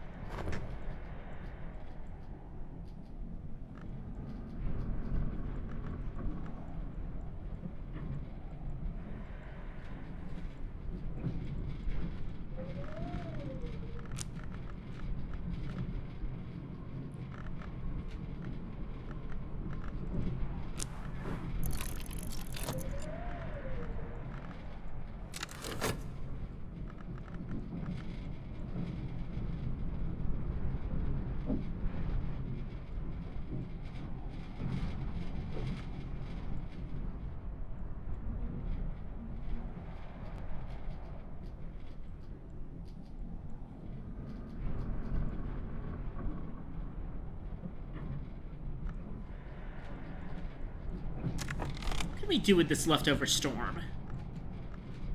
Maybe make something skyish.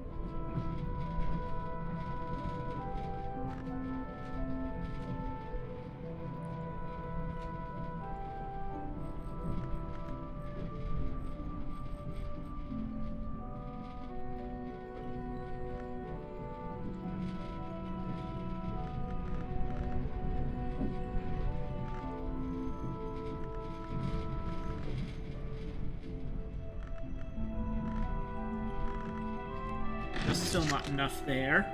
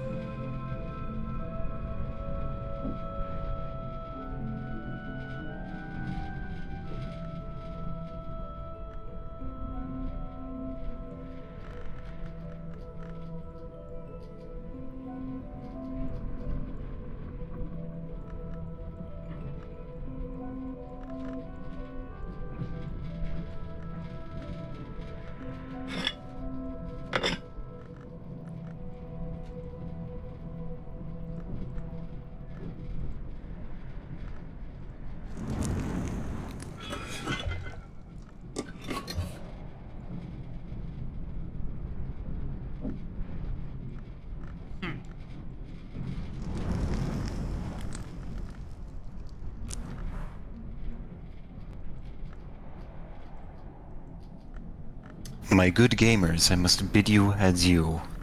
Alright, see you, Sully. La.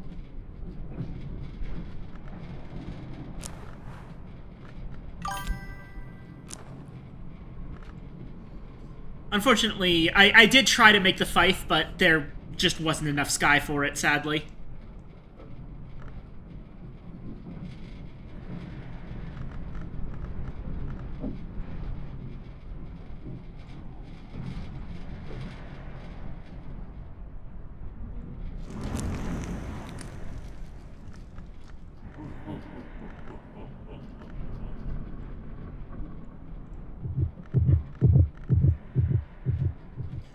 Right. Mixing liquids. That's a thing I can do here.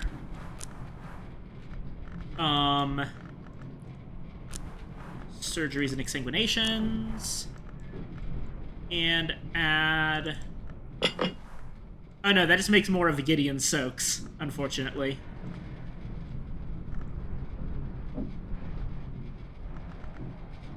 Good to know, though.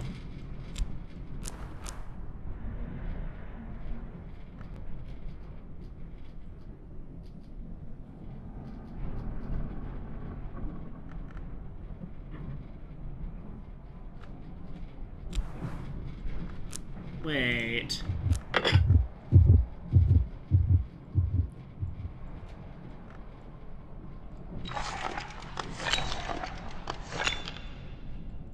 We can do something else in here.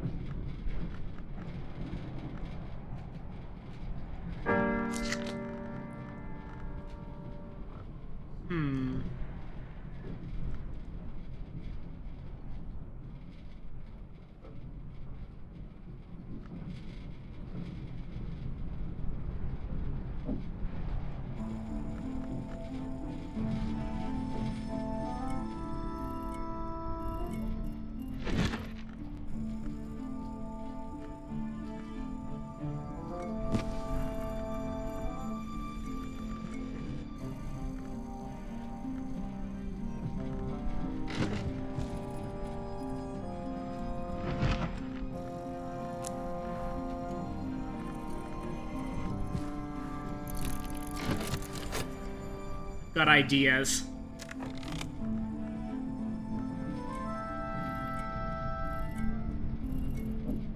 Ballad. I think I've got a similar idea. I'm gonna try making an Ascendant Harmony and turning that into the Mazarine Fife. Ah, here we go. Skin of Silver. The epic of the final battle of the Lionsmith with the remnant giant Antaeus. As always, the Lionsmith drew his strength from metal and Antaeus from stone, but the Lionsmith began to suspect also that this time, Antaeus was drawing power from the moon. The Lionsmith beseeches the three for their assistance, and the Menascate favors him with a skin of silver like water, like mercury, so he too can drink power from the moon, for she whispers, he too will one day be drawn into a perfect balance. So the three, that's Calyptra. No, wait, not Calyptra. That's the Chancel. Yeah, Threshold Mirror Shell. That's the Chancel. Disciplines of the Hammer and Fear. Ah. Okay. We've run into a bit of a problem. We no longer have any room for any more Fear books. The original spot for it, which would be on Ava's desk, is no longer big enough. So,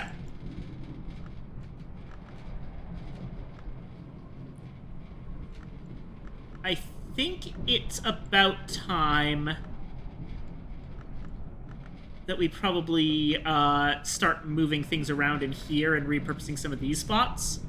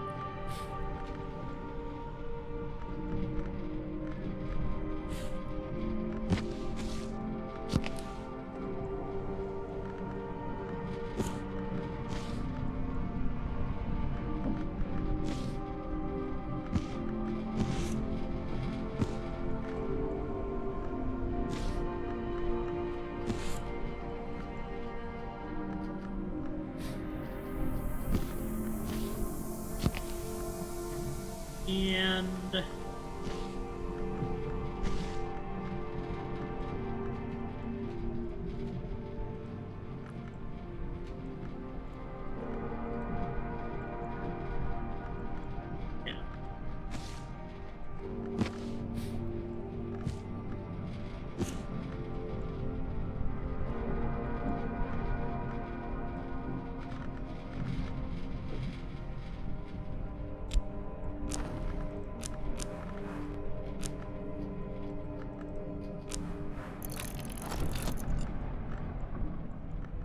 We are.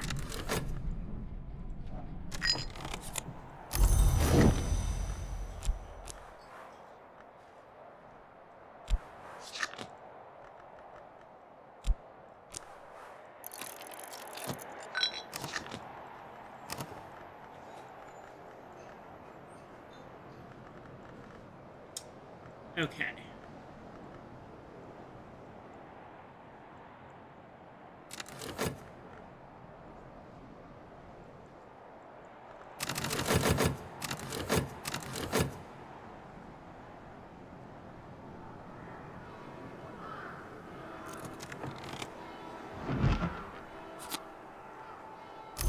All right, we've got our curious hunch. Excellent.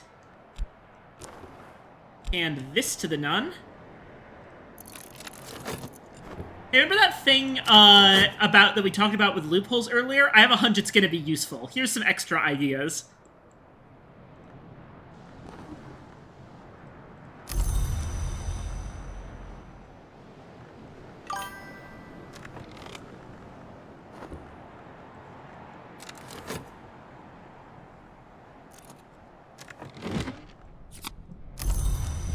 Right, savage him.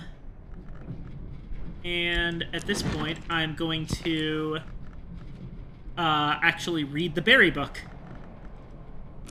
It's in Kilasimi. Use Rites of the Roots.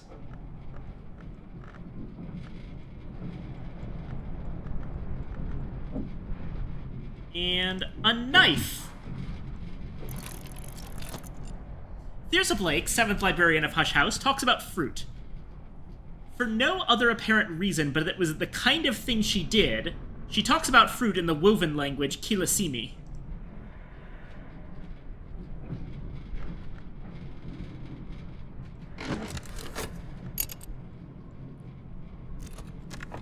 Right. Okay. So now, take the grand piano.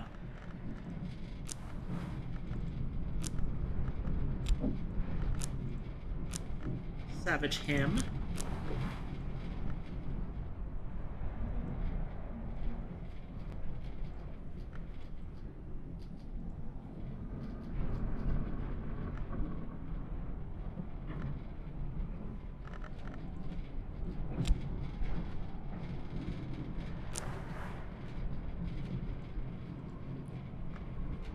And we make an ascendant harmony.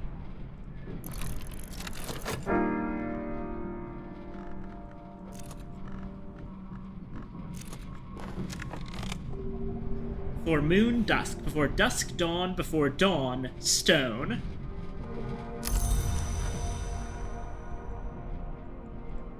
And here we go. A sign outside the cell reads, "Warning, not to be spoken with nor looked upon." The protections that still hang in the air lend force to the injunction. Blackberries! Yay!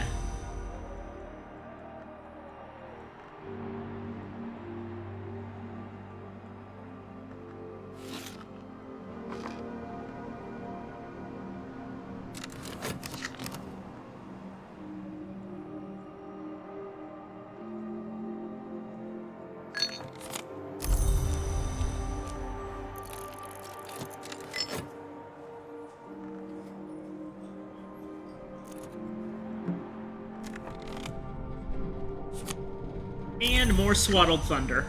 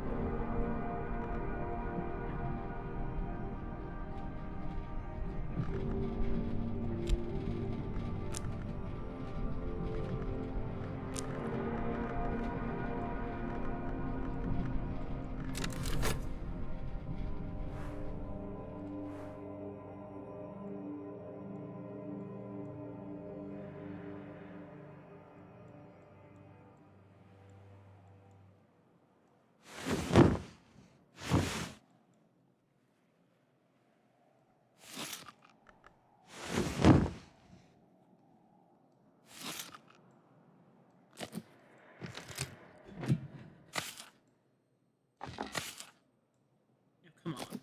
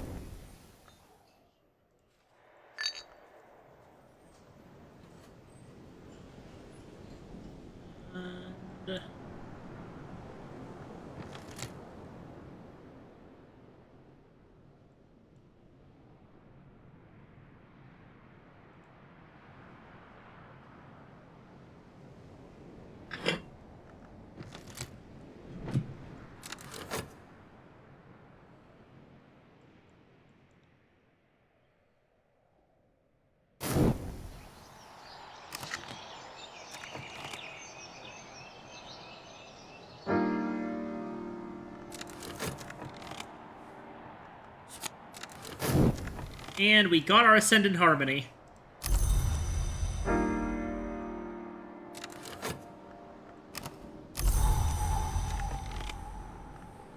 It's a sunny day. Now, Ascendant Harmony.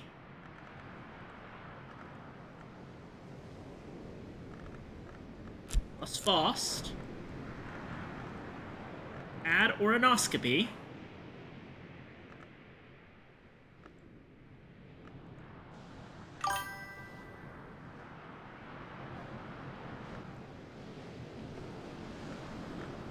I still don't know if we have, like, just not barely enough. I don't know if there are any woods that have sky.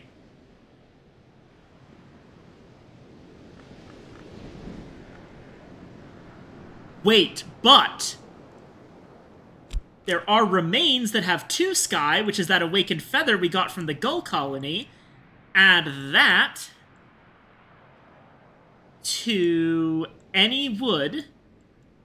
We'll go with the Hawthorn blank. And we have a Mazarine Fife.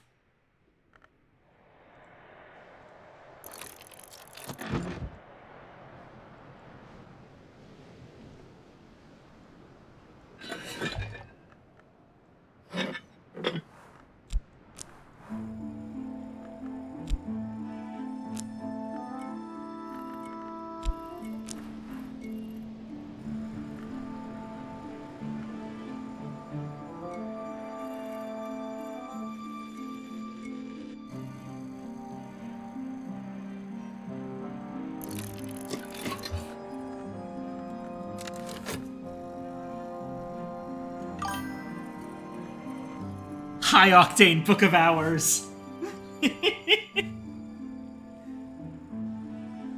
Hell yeah. Crafting.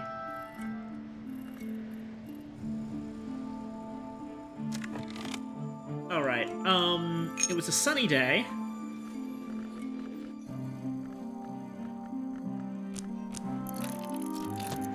Help with letters.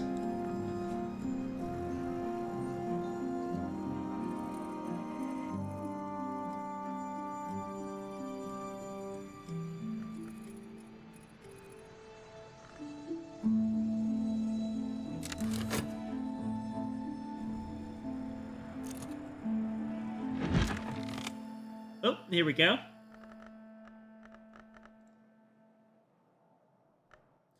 Who was it once said, fruit is the womb of a plant? It was me. Take a few moments to think on that in ripened wisdom. I shall leave a blank space for your moments, here in this page.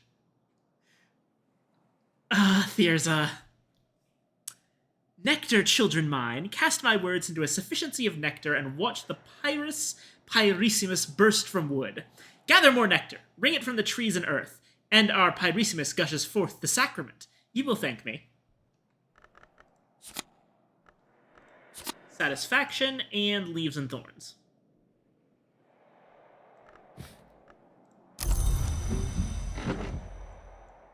Okay. It's satisfaction, which means cookbook.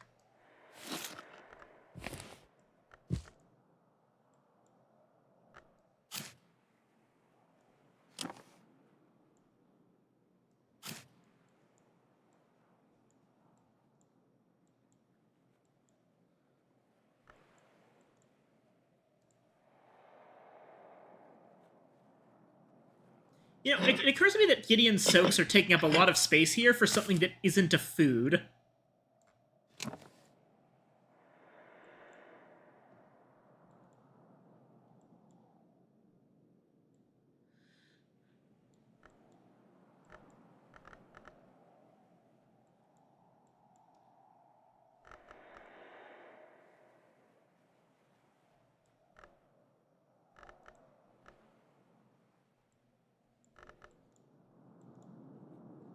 I actually wonder.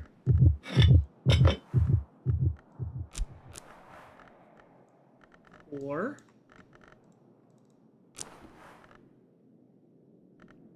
surgeries and exsanguinations.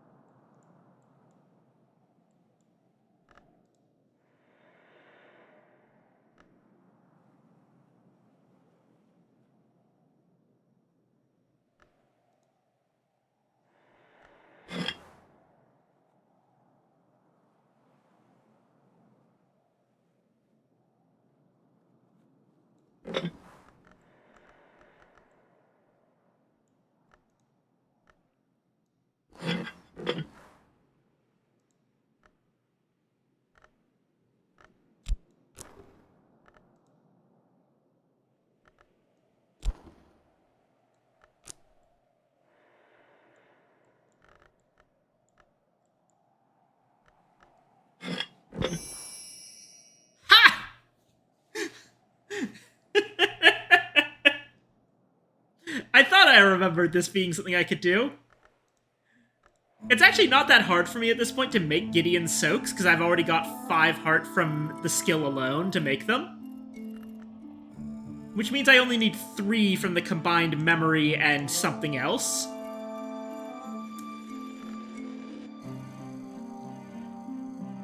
So I'm just gonna do this.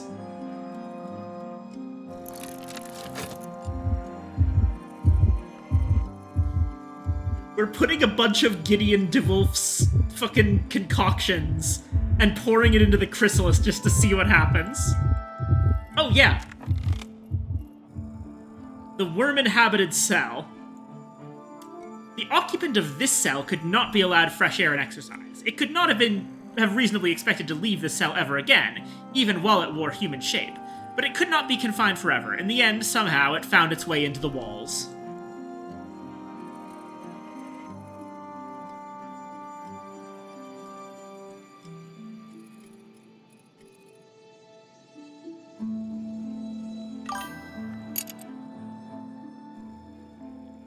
What is that? I'm on 160p video quality. Oh no, I'm sorry. It's the worm-inhabited cell.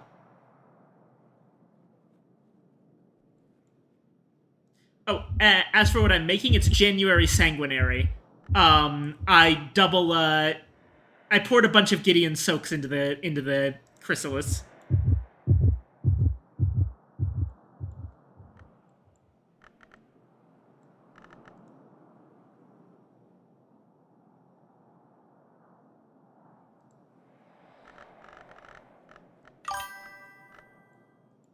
What was your caption? January Sanguinary.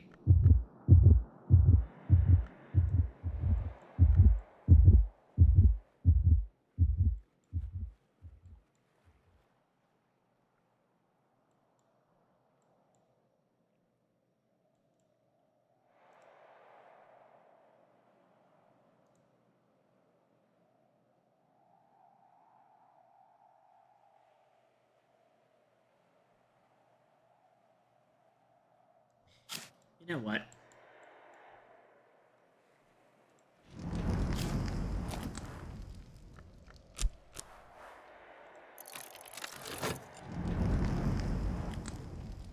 Another egg.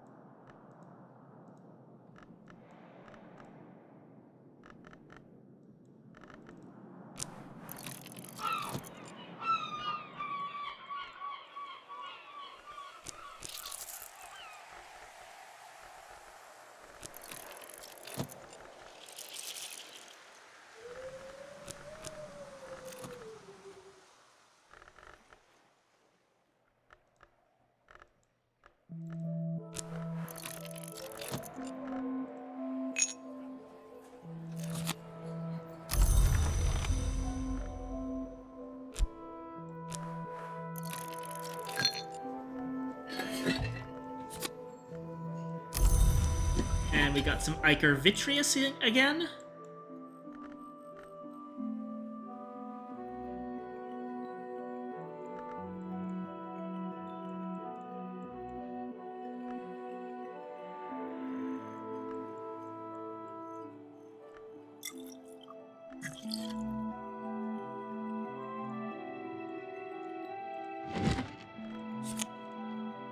And the Mazarine Fife.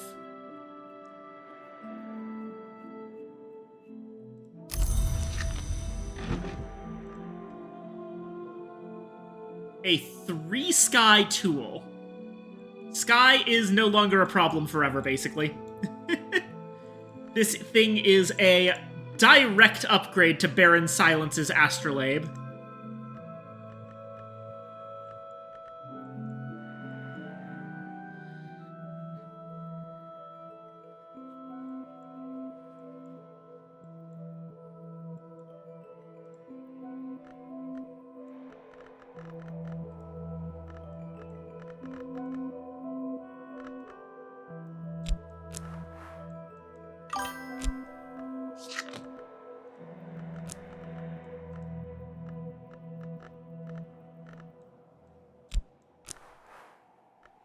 You can make like 50 of them.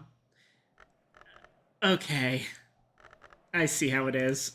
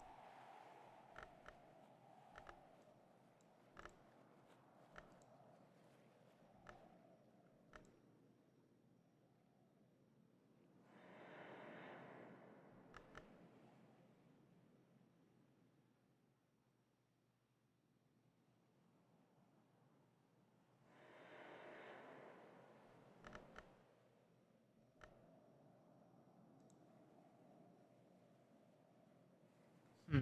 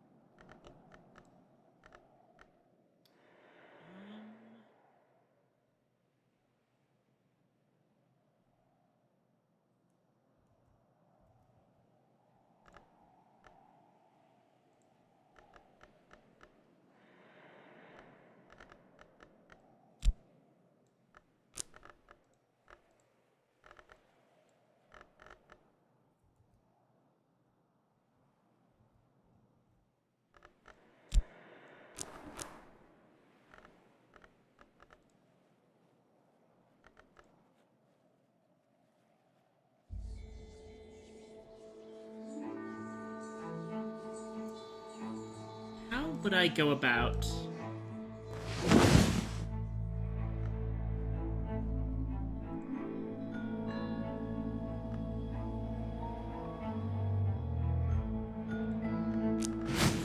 No idea, honestly. I've got my Swaddled Thunder, but I don't remember how to actually turn it into anything useful.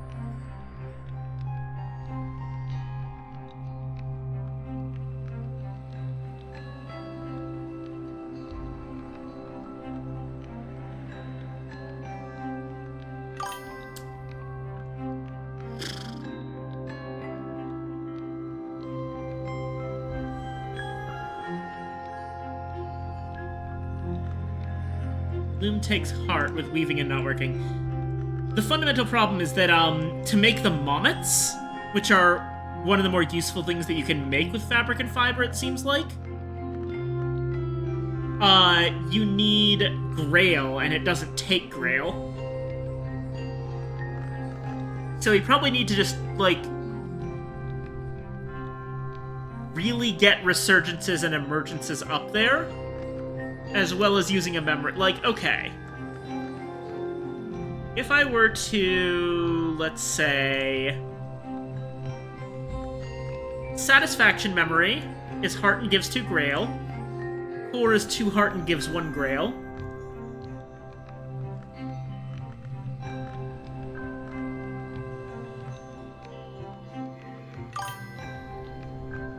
That's 3 Grail.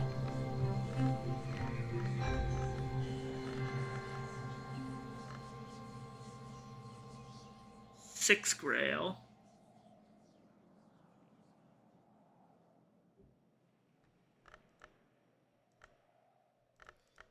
Yeah, basically 6 Grail.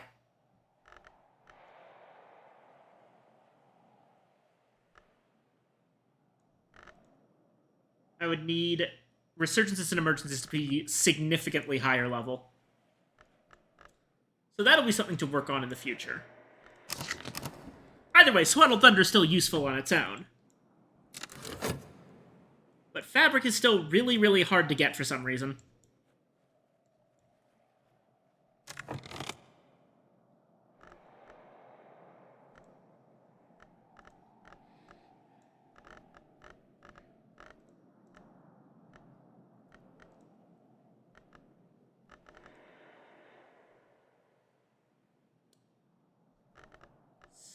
Speaking of Grail.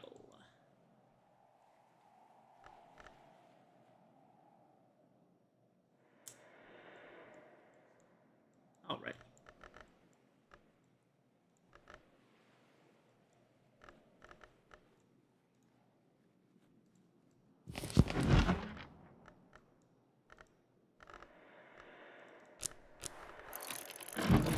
Reread Queens of the Rivers.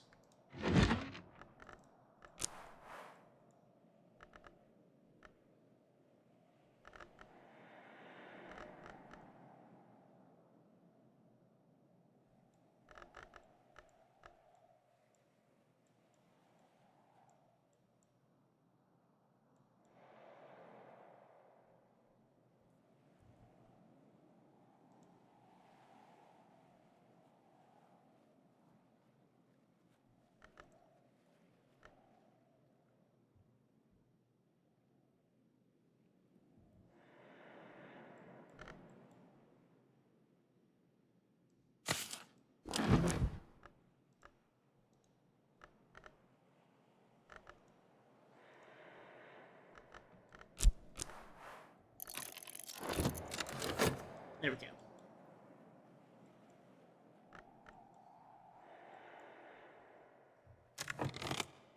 Today's going to be a slower day, so let's read something.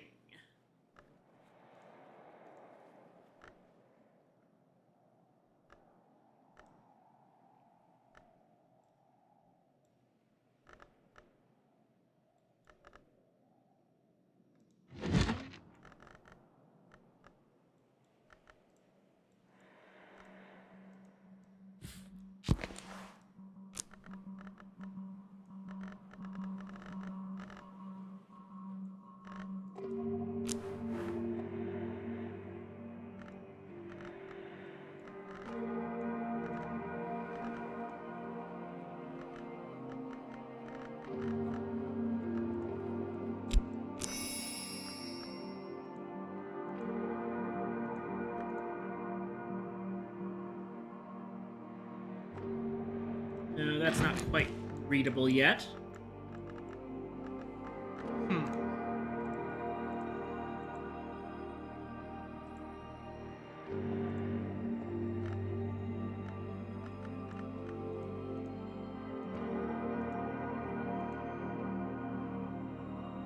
Ah, but the Ascendant is probably very readable.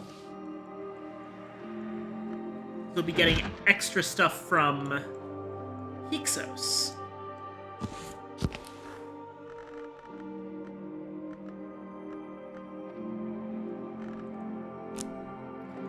Edict's Marshal. Use some metal. Add Hyksos. Wait, what? Oh! Oh, we already read this one.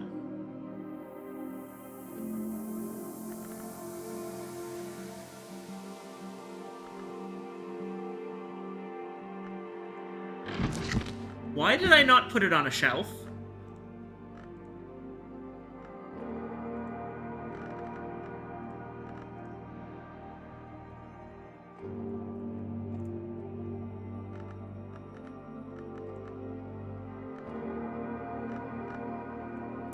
Apparently it's a contradiction book.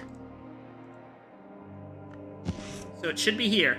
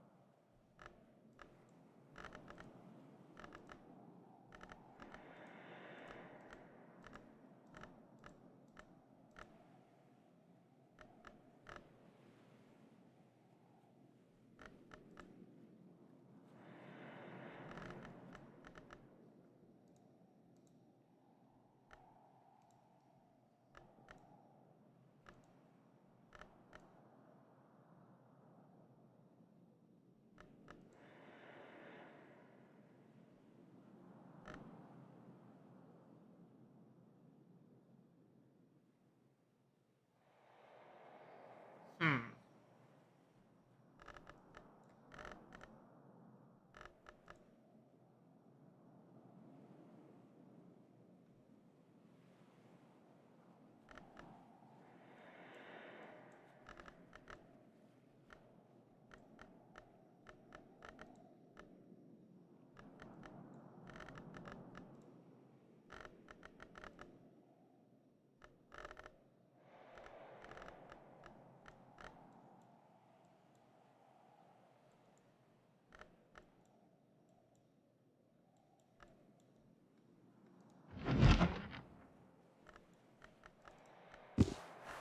We're getting a lot of reading out of Singlefoot songs. For various reasons.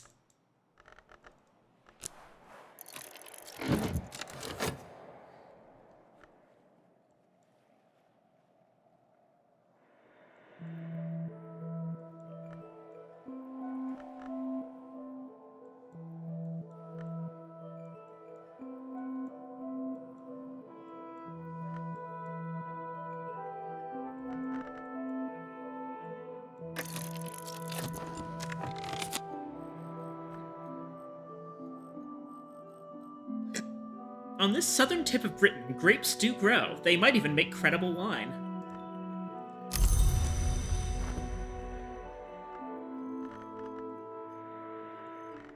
Right.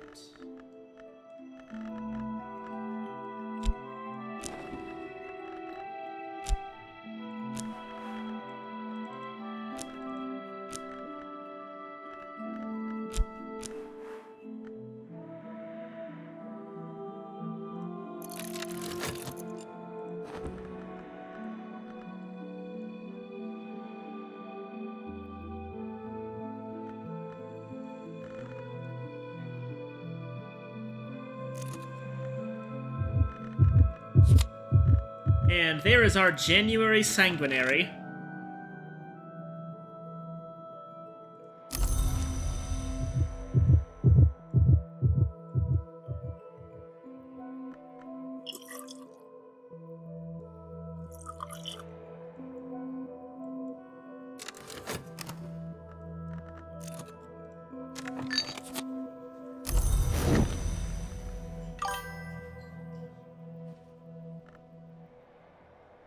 Sanguines Januarily.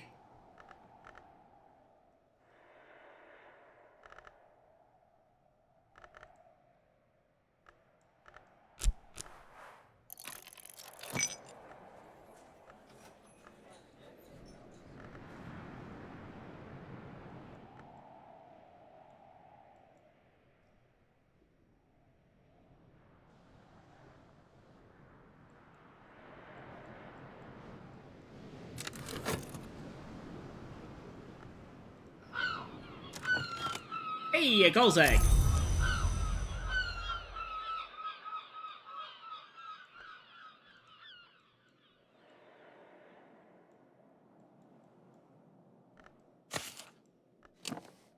That down there.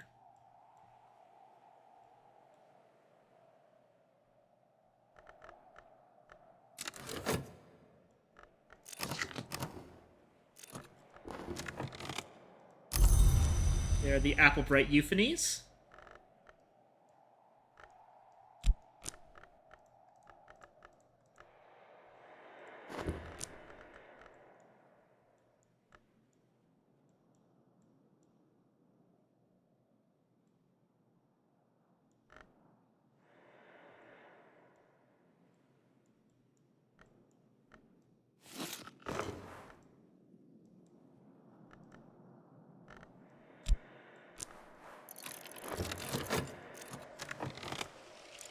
Oh, hey!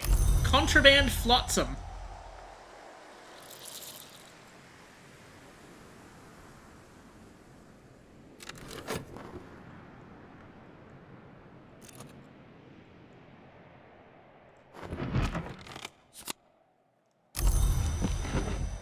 Gossip.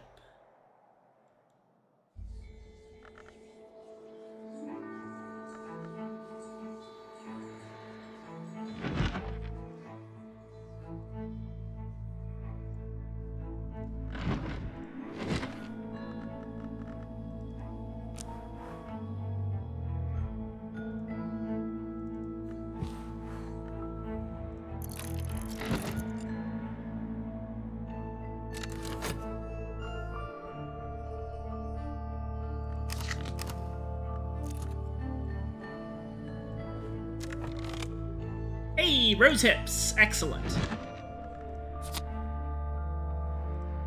And there's our Savage Hymn from Singlefoot Songs.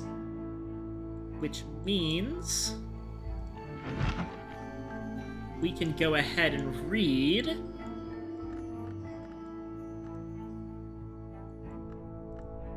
It Is Written.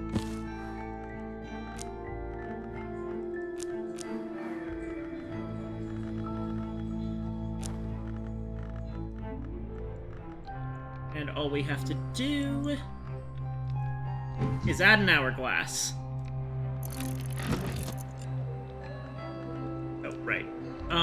Okay. Got a full inventory. We should probably rearrange some things.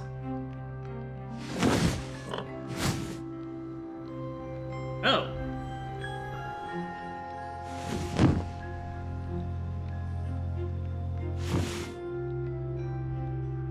That works.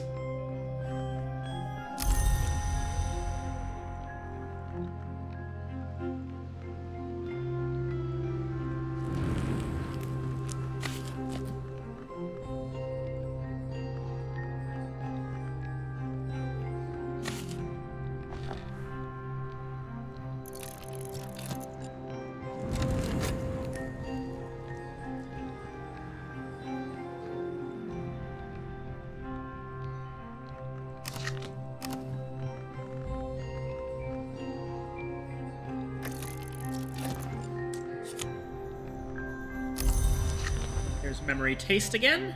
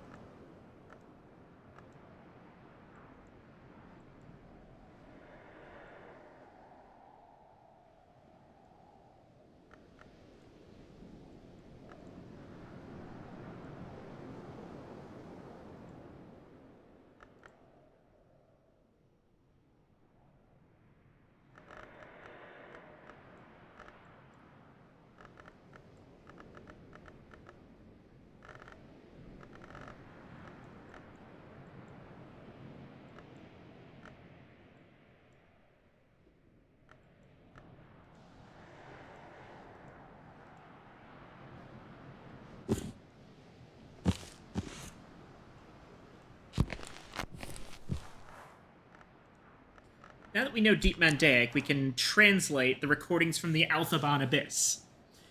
Recordings from a subterranean space in the mountains near Baghdad of conversations between the entomologist Juliana Zawistowski and an unidentified presence. Apparently this is going to be Stone Stories. I believe that's a new one.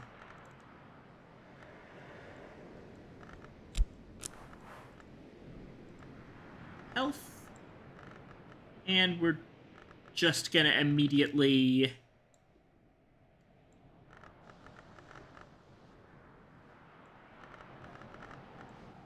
use Horns and Ivories on this one.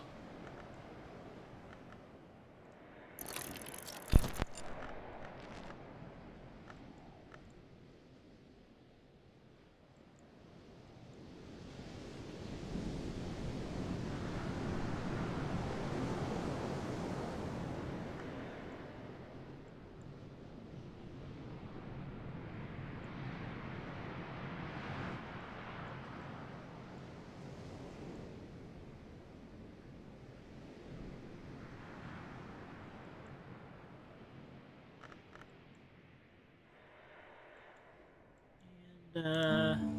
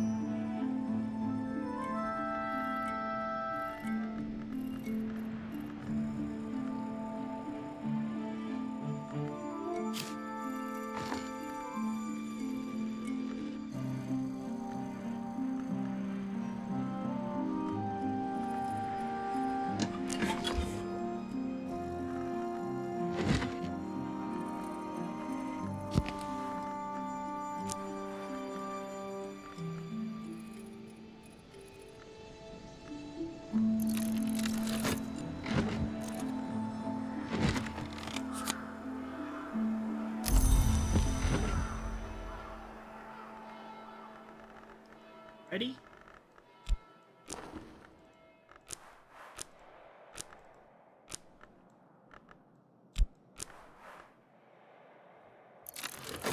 Surgences and emergences to 4.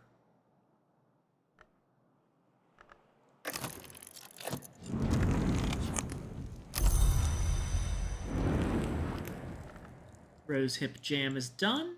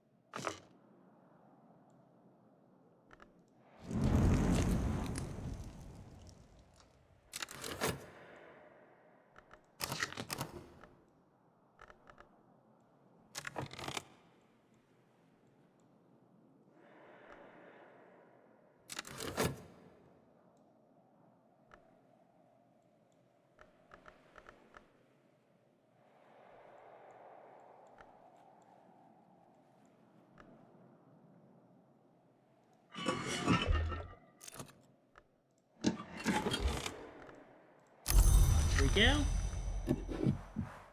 And let's go ahead and use...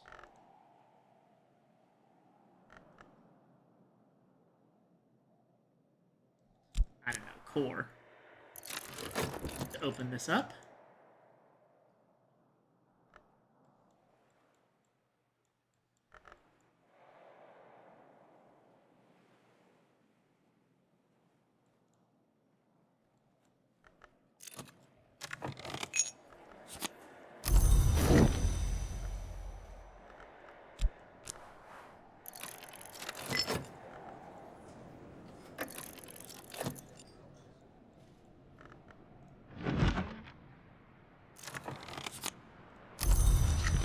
hindsight. Let's go ahead and start fiddling here. We're going to be using Whist with putrefactions and calcinations.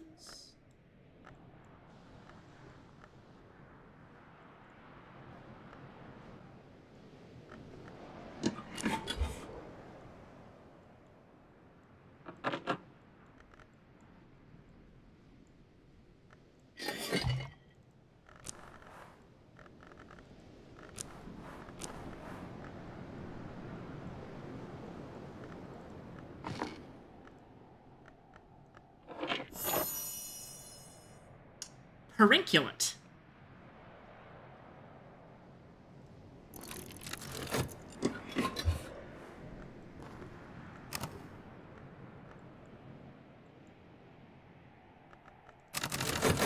Alright, we are officially out of elements.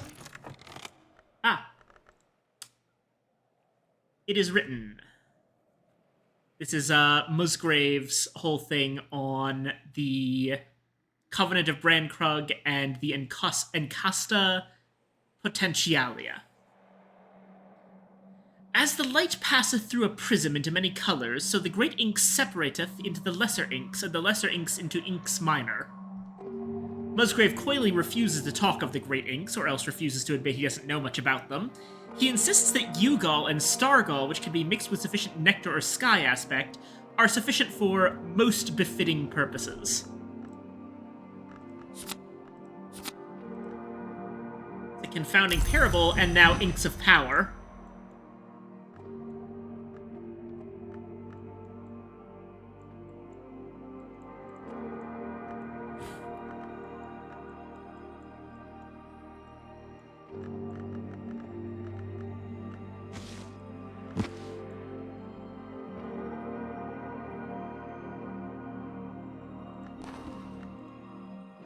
Oh my god, it's a parcel inside a parcel.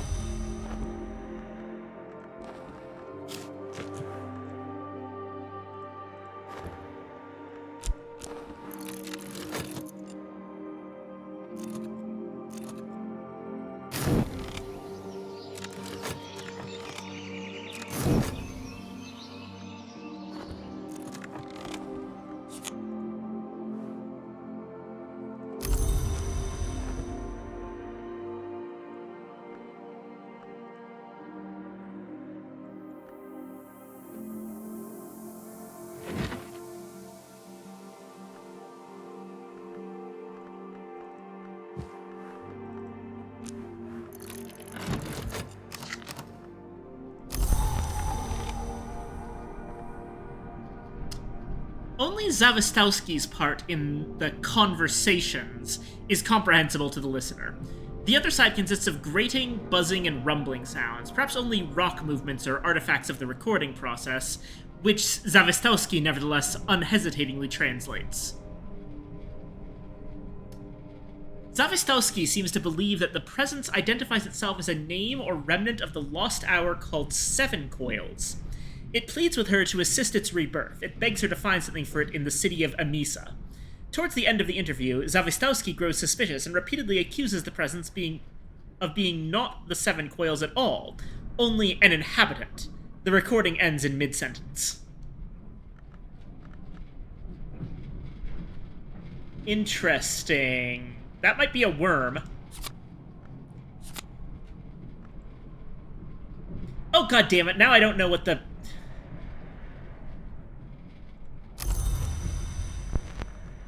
Okay.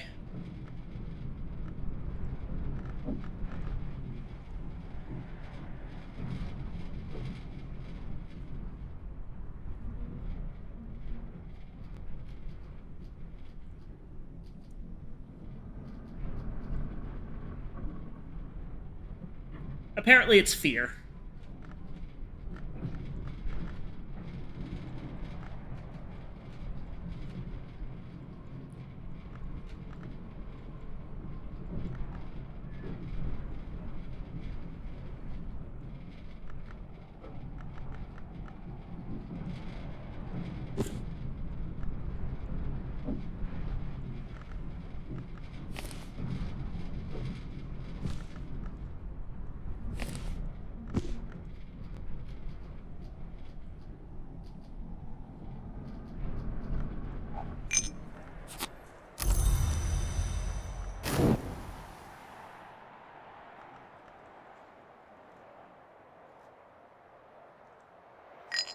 Hey, we made a whole 10 shilling note.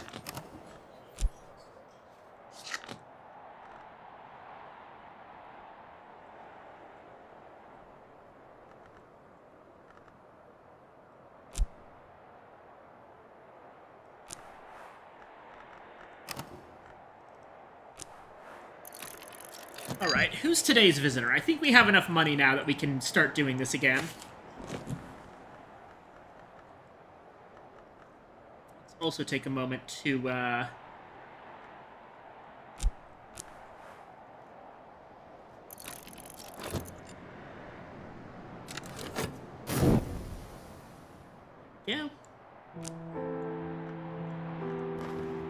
Oh, it's officially winter.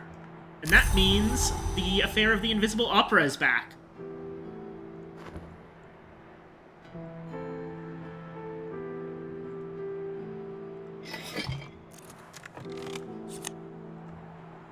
And there we go, Perunculate. With Keeper level edge, Perunculate is the precursor to Serpent Milk.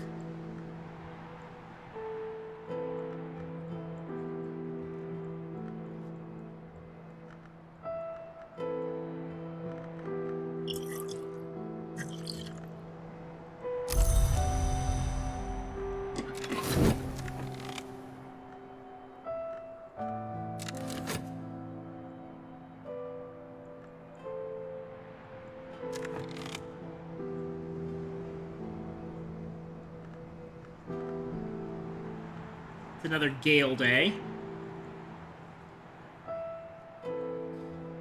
Should we make another Swaddled Thunder? It's getting a little bit ridiculous by this point. I might... Hold on, actually.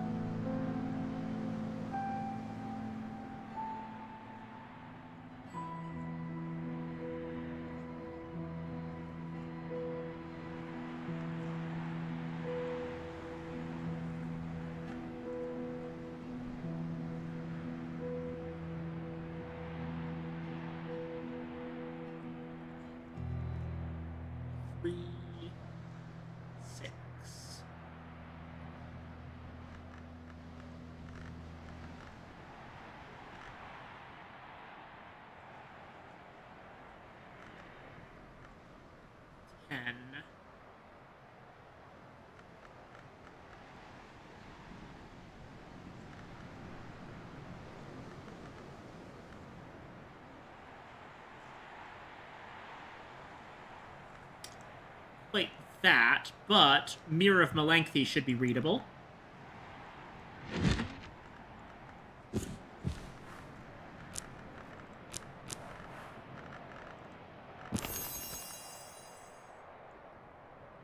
Applebright Euphonies, and...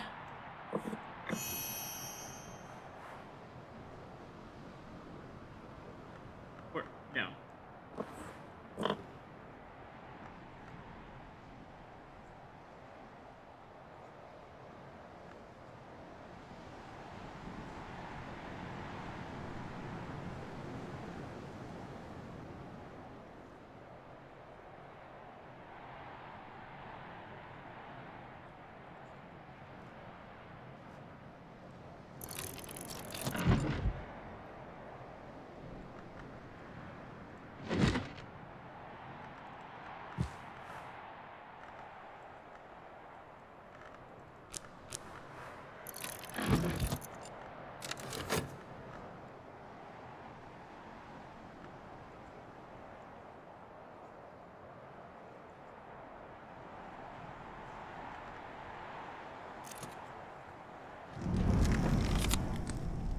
And a Wild Viper.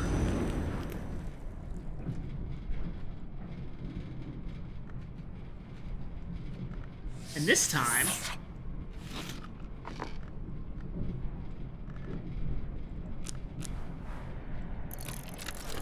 we can feed it a Gull's Egg without having to go through the whole rigmarole with the,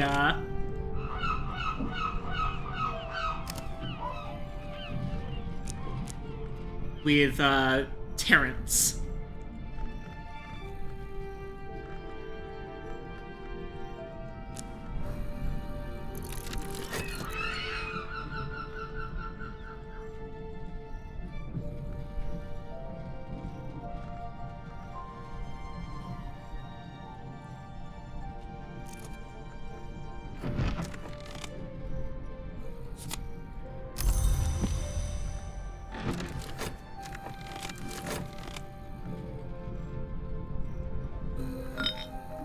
Looks like it's a musician today.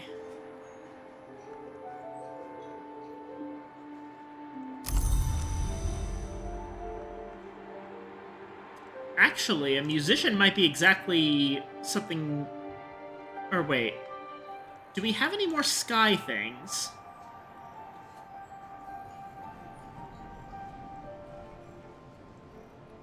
Probably not for a minute. What about rows? Can I get this musician to 13 rows? Well, right off the bat, there's 2 from the parable. So that's 6. So I need 7 from everything else.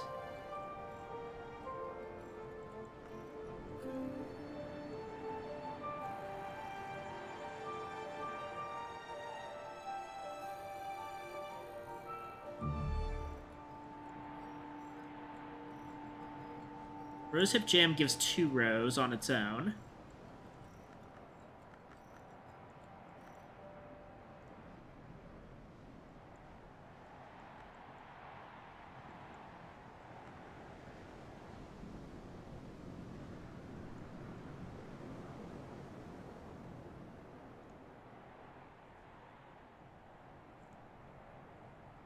There's Rose Cregan whiskey, so that's 4 together.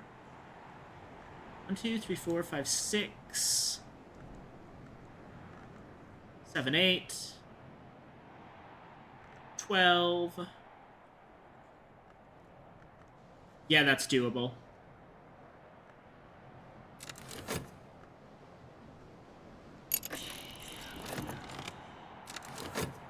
Oh, it looks like we're actually out of visitors, I think, for the Invisible Opera. Yep. A story has no beginning or end. Arbitrarily, one chooses that moment of experience from which to look back or from which to look ahead. Graham Greene.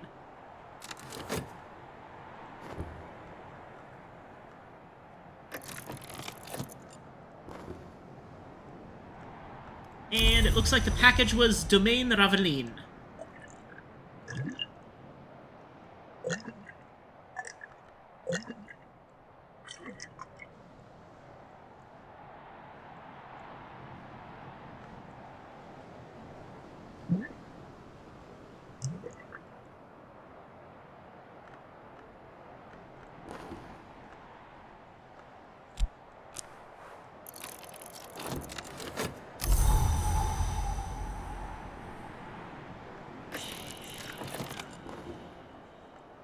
Ah!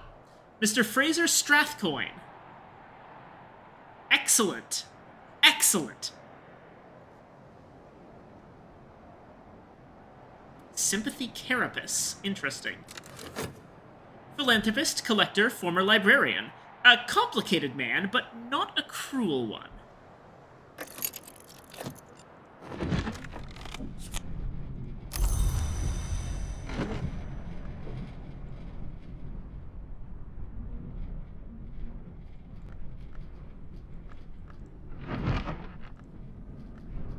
Awen. And extra effort soul. Okay. That's easy enough.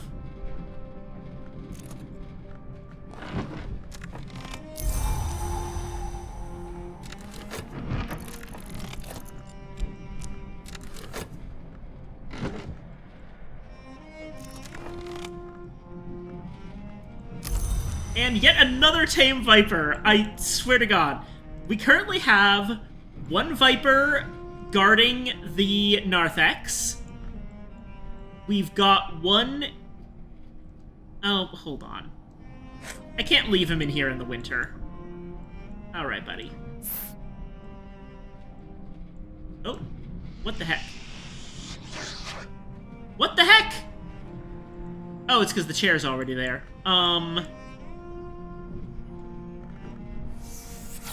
You stay right there. Nice and warm.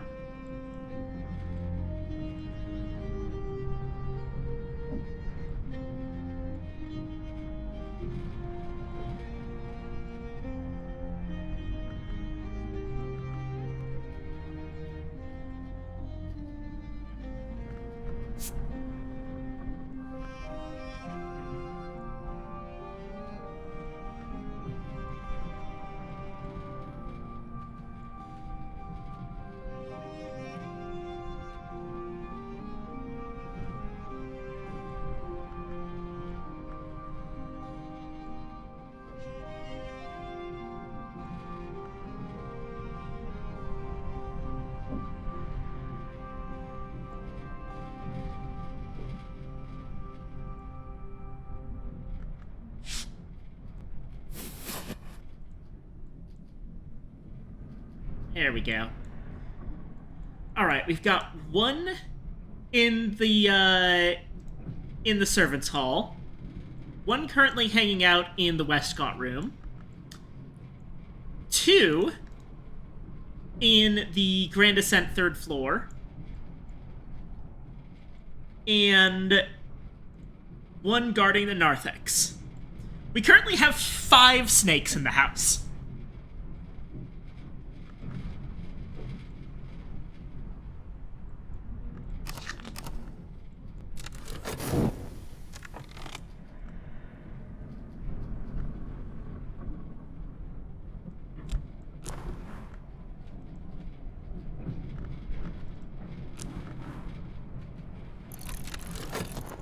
Yeah, we're hiring the musician.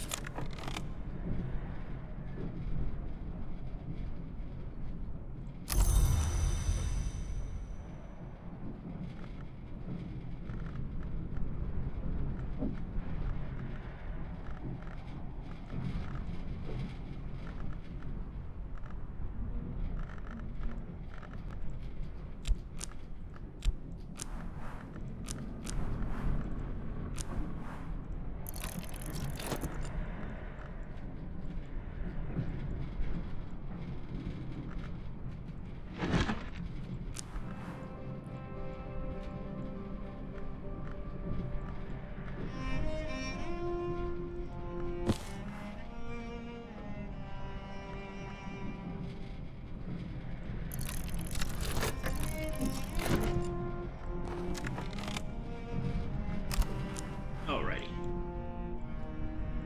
So, got that rosehip jam.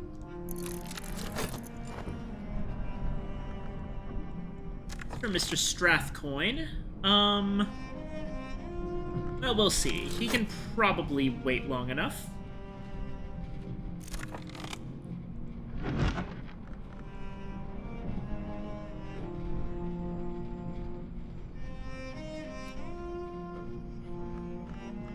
The Daybook and Dream Journal of Abbess Melanchthie, venerated as a saint and respected as an alchemist. Melanchthie speaks longingly of those he would call from behind the sky. Melanchthie claims that the sights and sensations arts that she describes can be used to invoke the dream of a star when sufficient sky aspect is invoked to uplift an ascendant harmony. Ooh, interesting. Ah! A Solace book.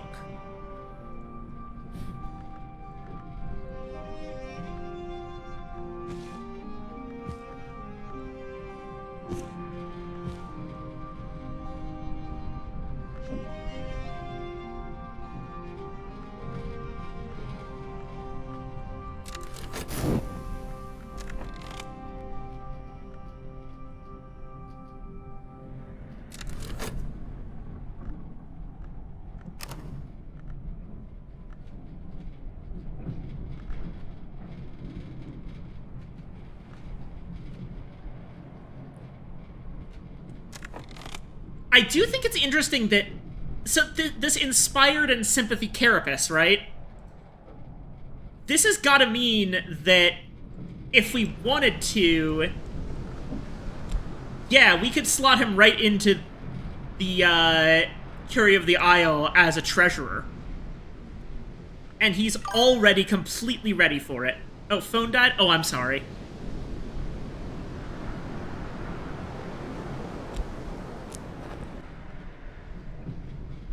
Are you doing all right now, Base? Phone okay?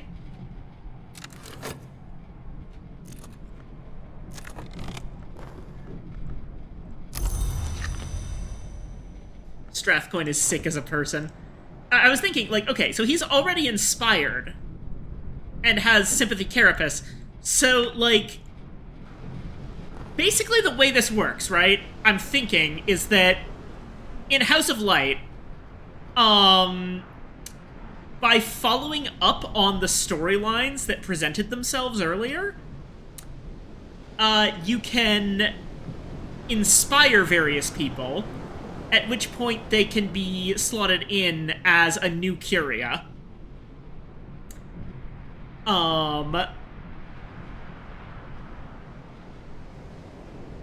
But Strathcoin actually starts out inspired the second that you meet him, which is fascinating.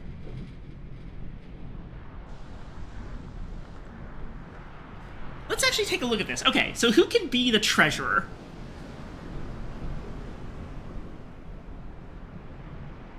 Strathcoin, Princess Coquille, Daymare, or Strathcoin, Coquille, or Daymare.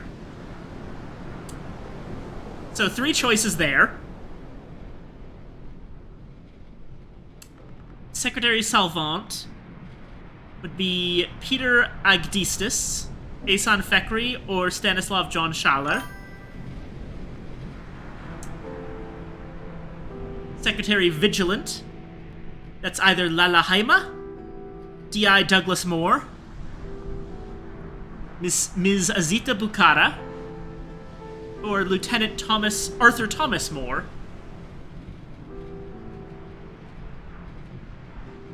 Hey, hold on. Are Douglas Moore and Thomas Moore related?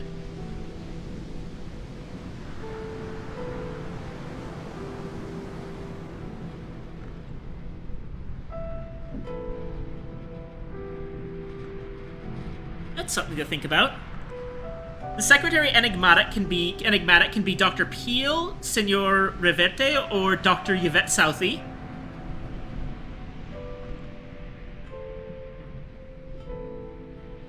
Secretary Nunciant can be Serena Blackwood. Madame Olympe Bechet. Dr. Ibn Aladim. Oh, quick note about this guy, because I find this guy fascinating, is that in Cultist Simulator, he's one of the few characters you meet that doesn't have the mortal trait. Meaning this guy's a long. Or MCO Constance Lee.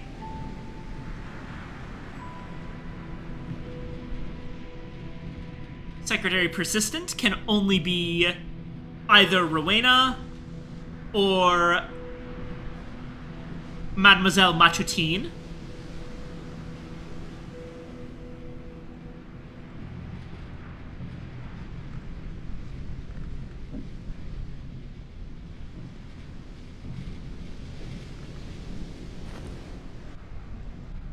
Hell yeah.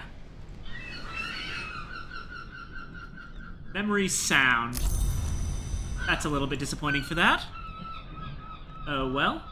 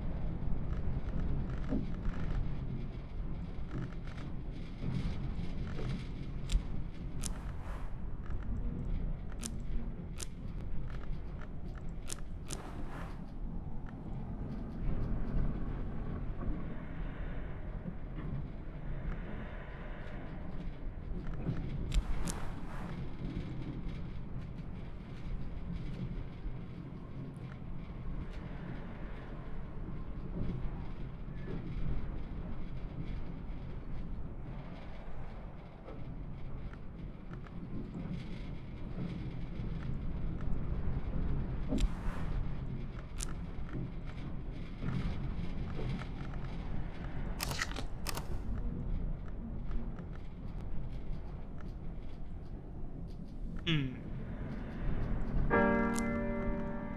What to do with all this heart?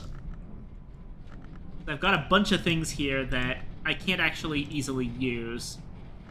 I suppose actually these are both sky, so I can use them for the sight and okay, yeah, that's what I was originally gonna do with them. Alrighty.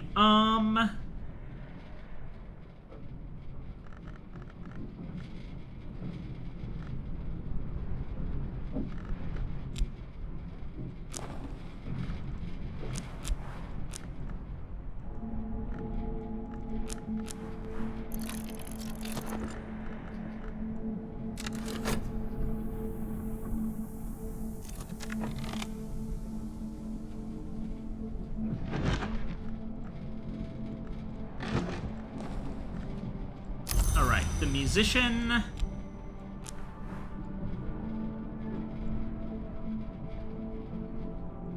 We shall also serve a bit of Roskragan.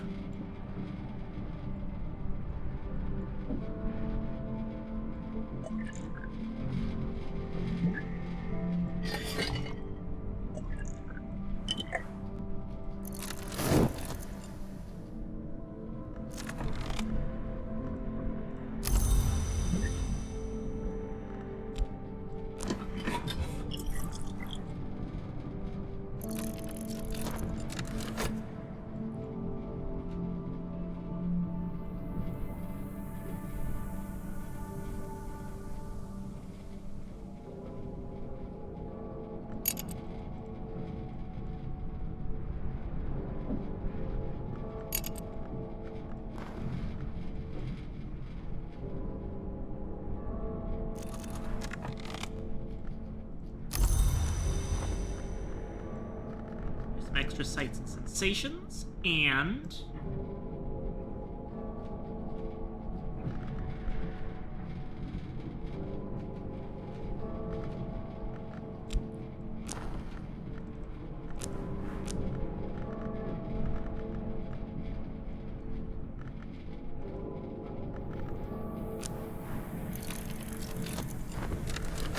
we'll also upgrade Watchman's Paradoxes.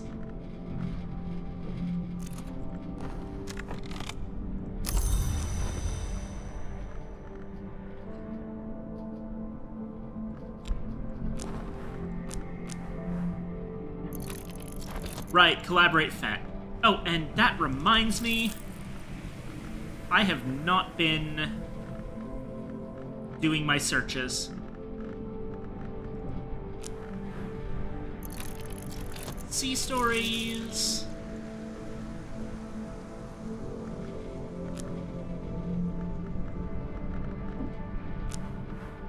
And stone stories.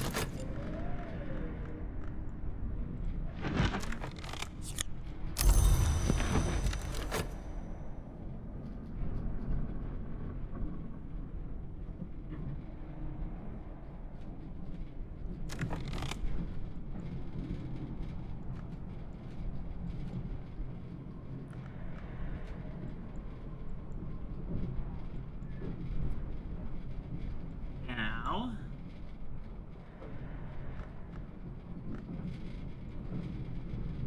what to do with the rest of all this? Oh, sweet bones. Have some shaft.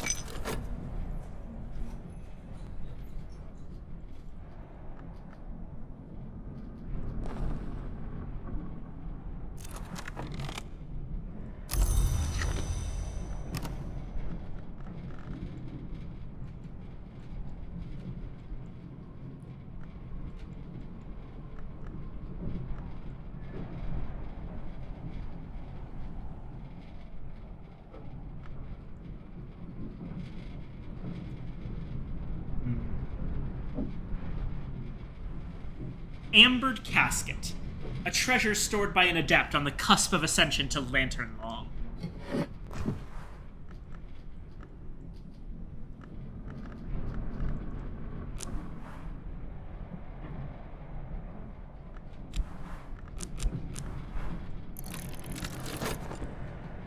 I'll open one of them.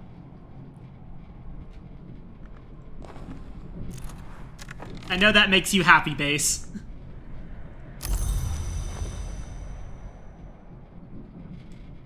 If you didn't see it, I'm opening the ambered casket off of the silver vault.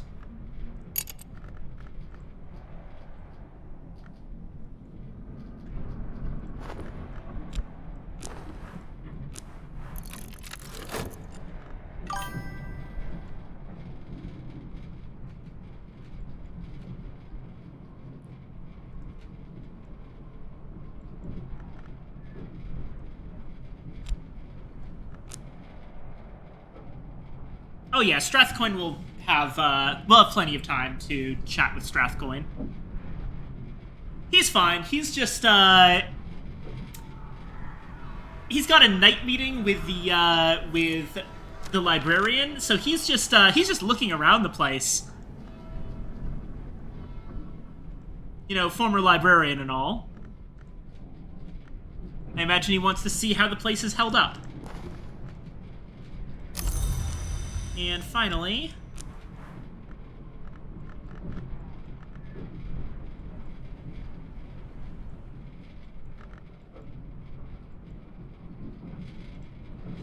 the lunar globe.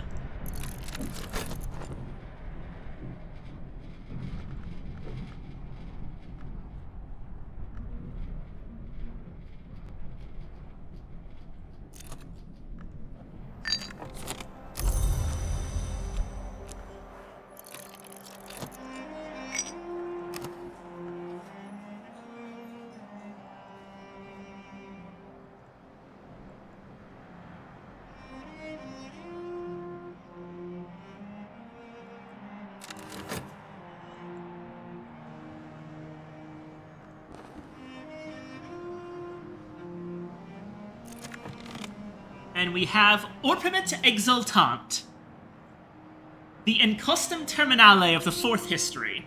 It's the incandescent orange of Forge. One ingredient, it's been, as it were, long rumored, is the blood of candescence. Certain Masonic and related traditions venerate what they call OE.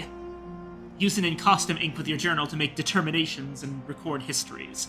If the hours listen, the world changes.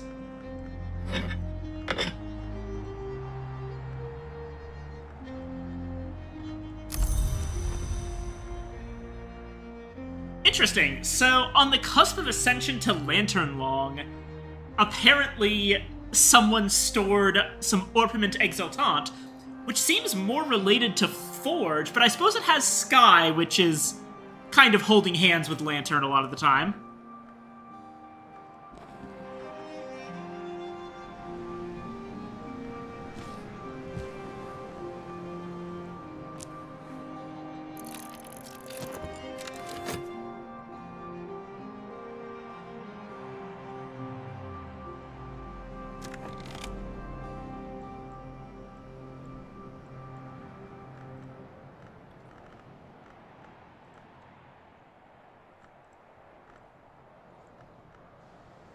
Wonder.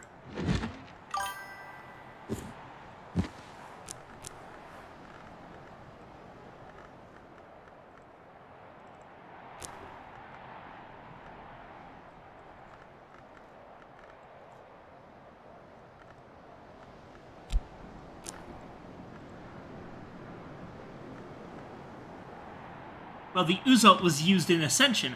Oh, that makes sense, that makes sense.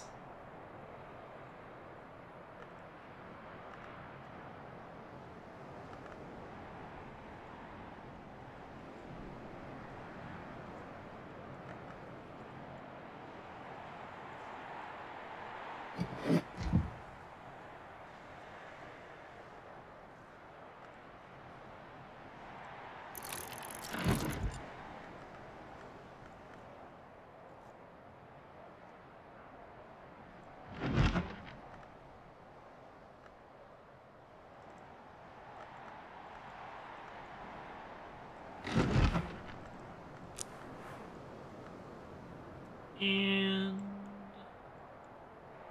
just in case.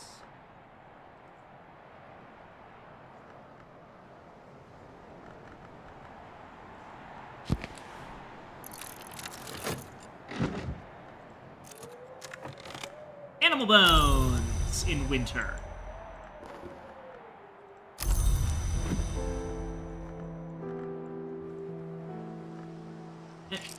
Sand.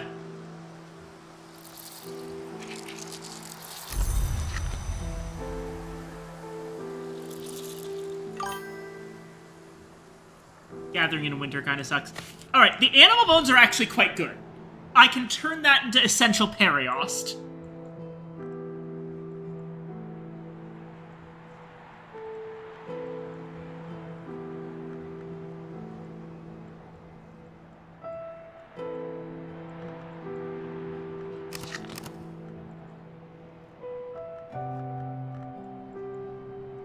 Right. Perilous path.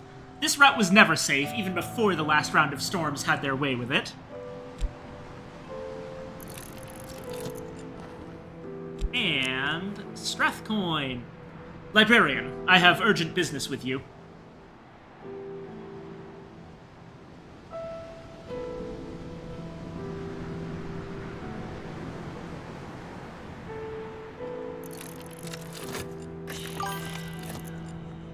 Alright, he's interested in lantern or scale.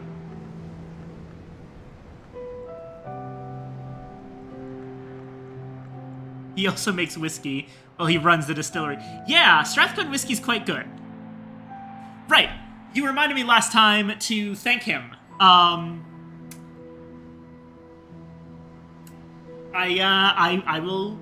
I mean, I've got him right here. I will send it along.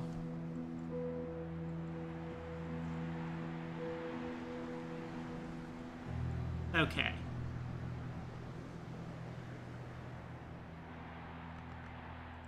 Scale or lantern?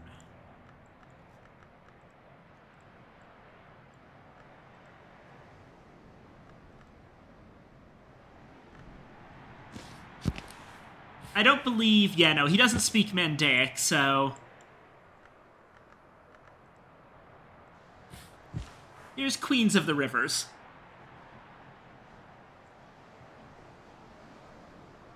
My visitor has questions about matters generally left buried. The answers can be found in my collection.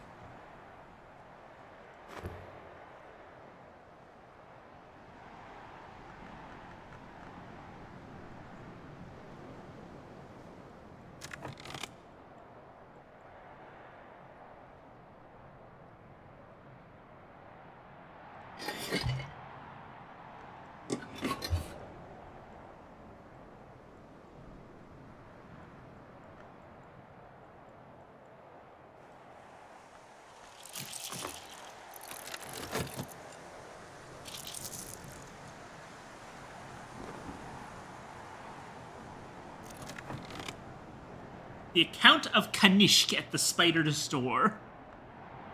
Lok Kahuli, Kanishk's victim and lover, wrote this account, perhaps posthumously.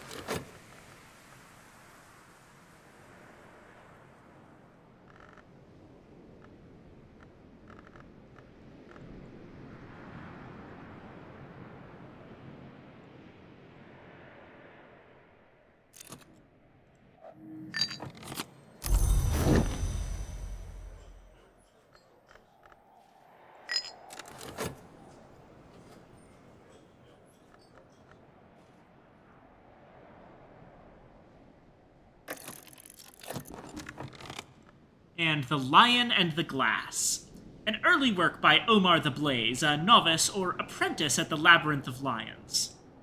Hey, the Labyrinth of Lions. We actually just talked about that a minute ago. Well, more than a minute.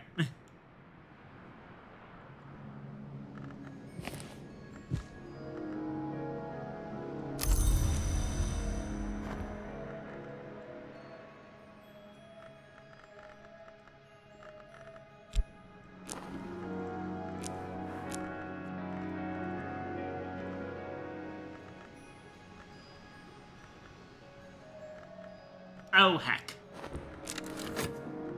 Oh, well.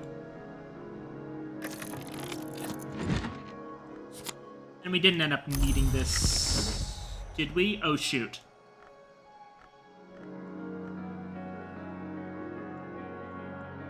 I forgot about... Where did we put it? Where'd it go?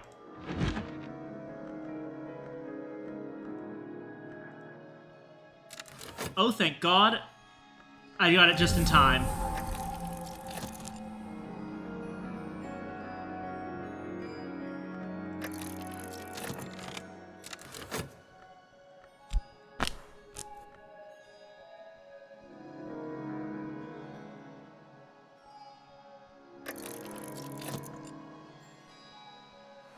Oh, come on, please.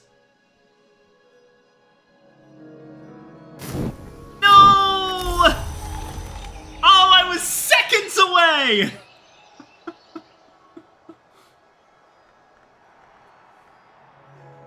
Ah.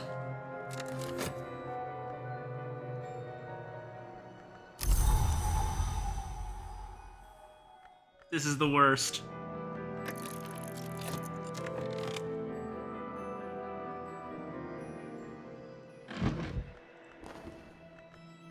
How profound.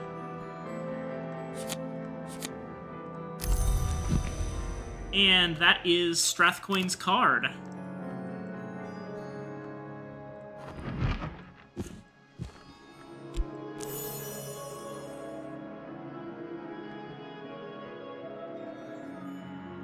Ah, he wants scale.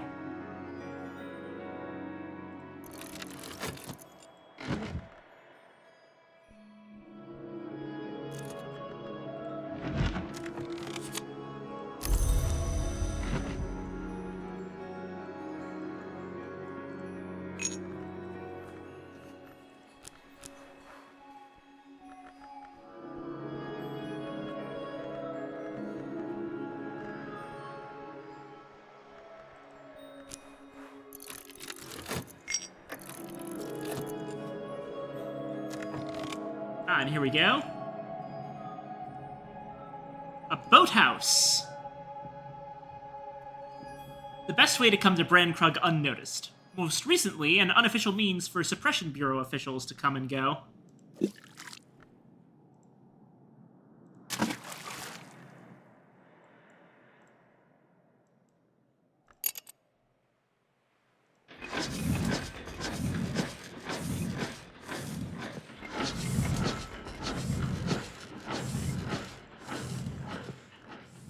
I might actually be able to do something interesting. Let me see. Was it Lockworks and Clockworks? I think it was Lockworks and Clockworks.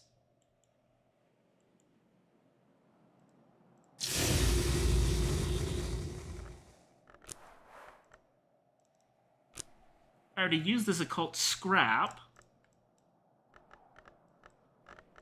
My shaft. And one of my amethyst ampules.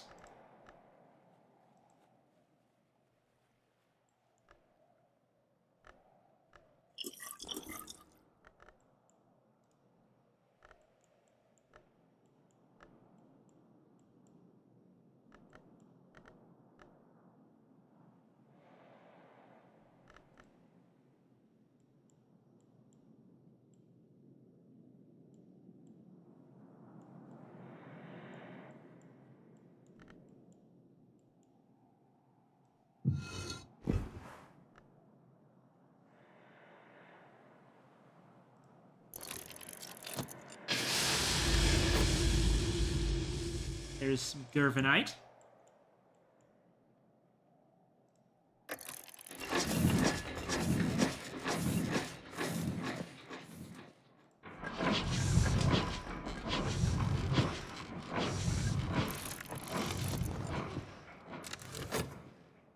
Ah!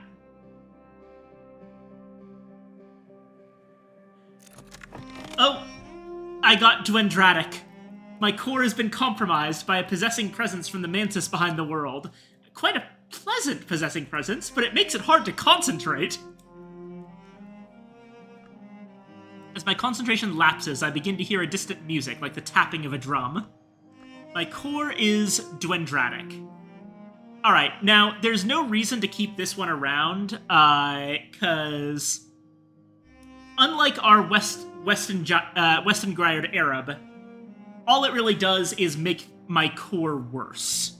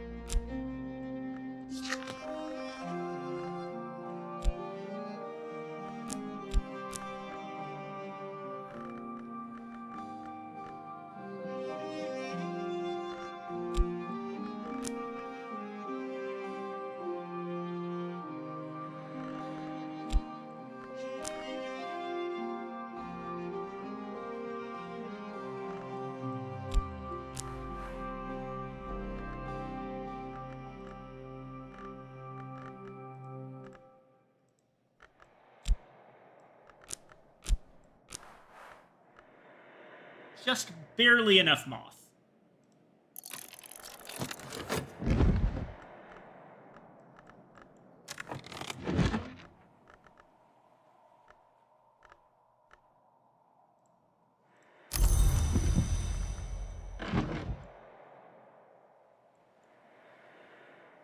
We did get hindsight, so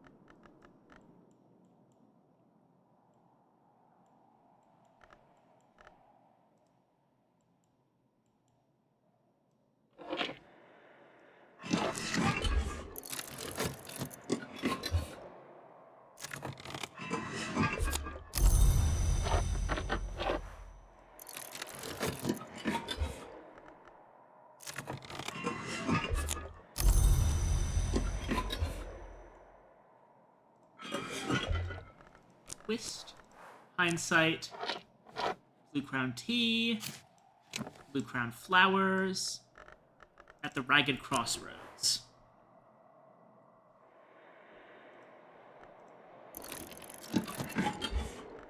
Speaking of, it's about that time of year.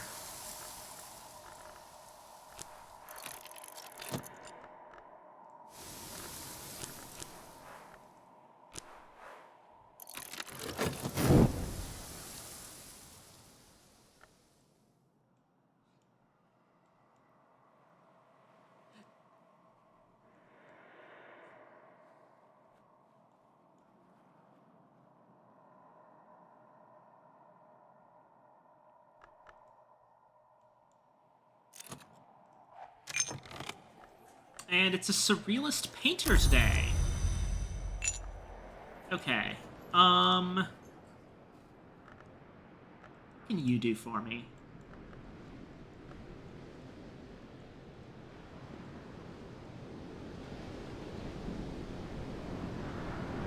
probably Grail for the Worm Gnawed Kitchen.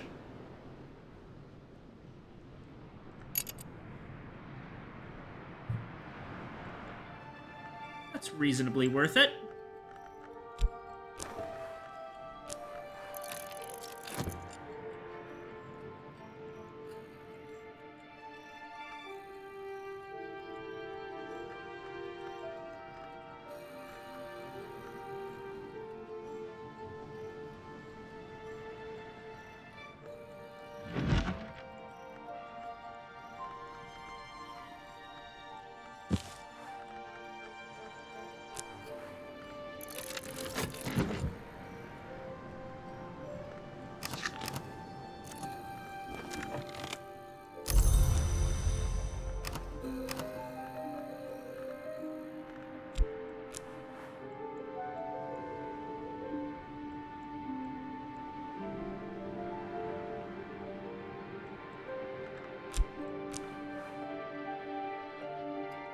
Alright, so once we give the Beguiling Melody, we should be at 8. Our goal is to get to 12, actually, this time. So we only need 4 more.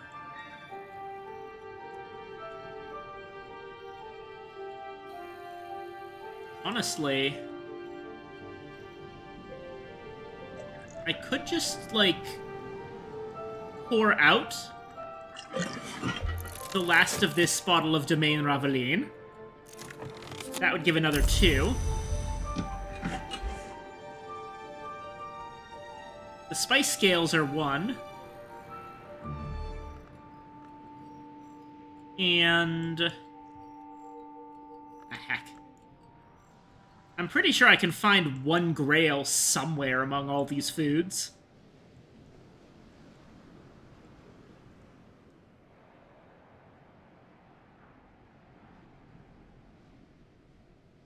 I could potentially just straight up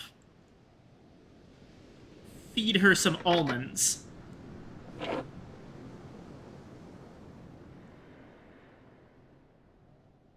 Ooh, or blackberry jam. I've got tons of blackberries. Yeah, that's the plan.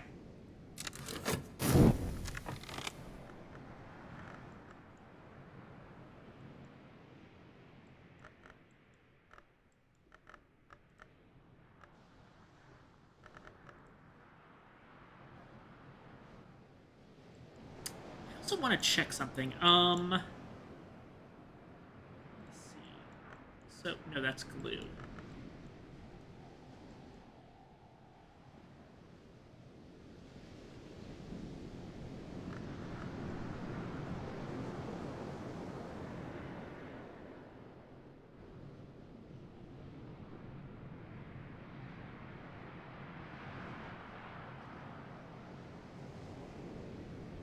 Oh, okay.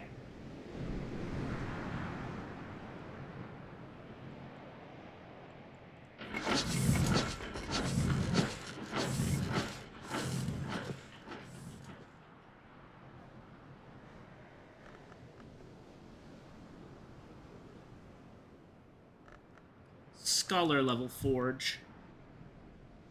I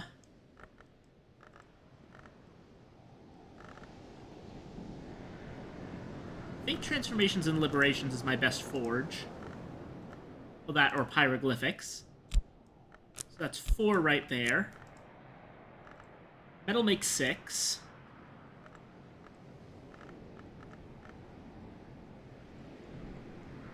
So I'd need some from the fuel.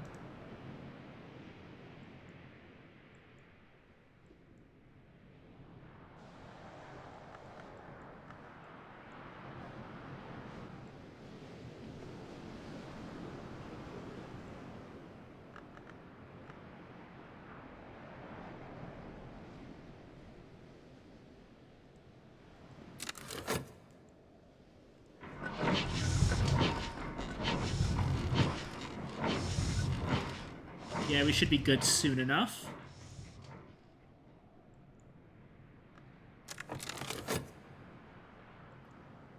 That does leave my fog over.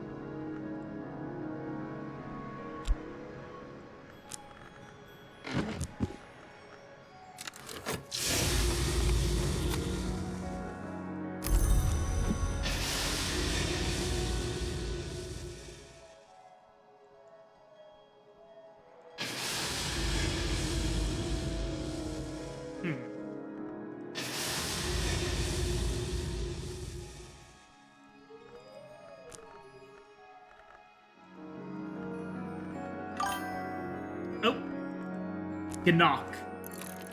Yep.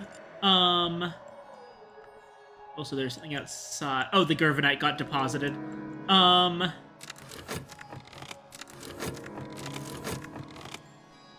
Actually just gonna go ahead and put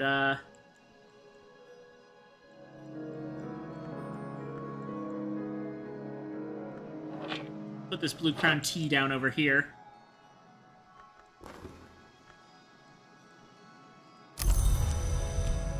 Right. Before we get started, have a glass of Domaine Raveline.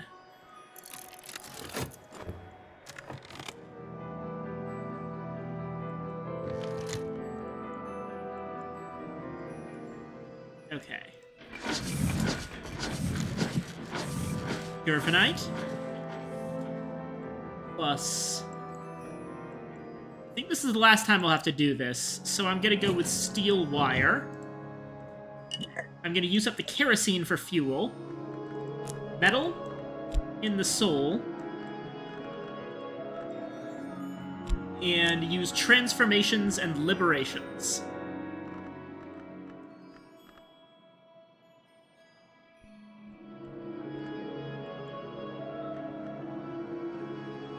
Wait, I actually don't need to use the kerosene. I'll use the paraffin.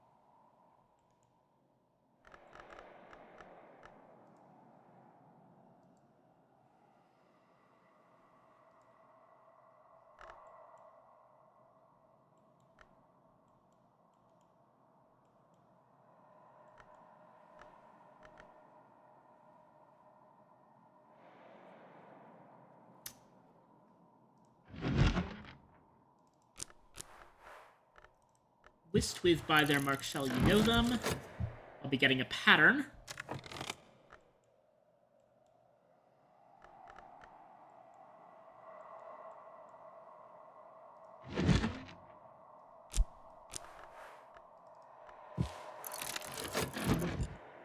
Faust with De Wolf's Journal.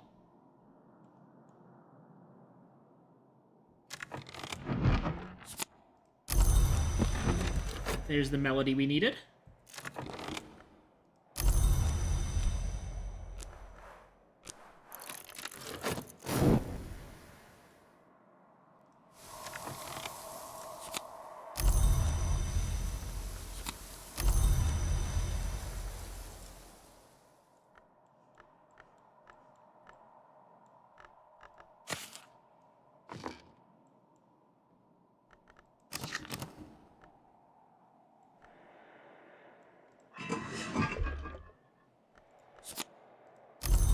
And Solomon's Preparation. Lovely.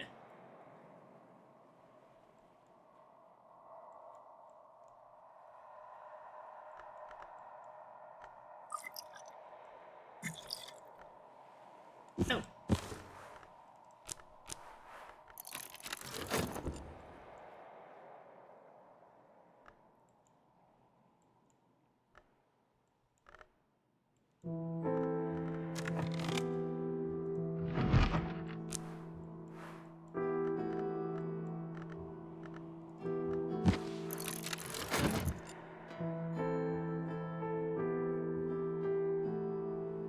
There we go.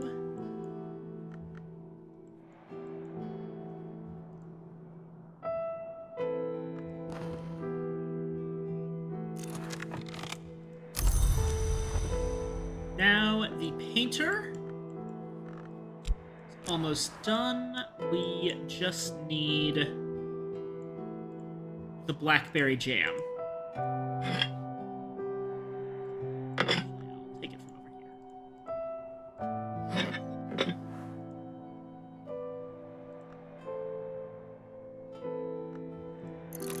Oh, and the spice scales. That was the other thing. The Radical Measure, manifesto for experimental and dangerous-sounding invocatory poetry, written sometime in the 19th century by Dr. Aaron Peel.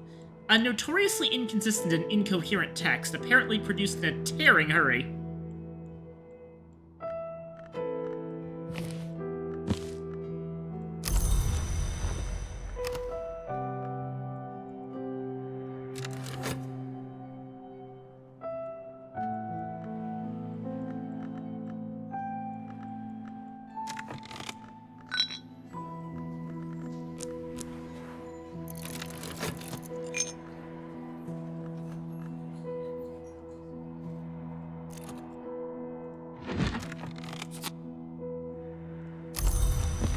Right. Now, if I'm remembering my recipes correctly, the idea was that...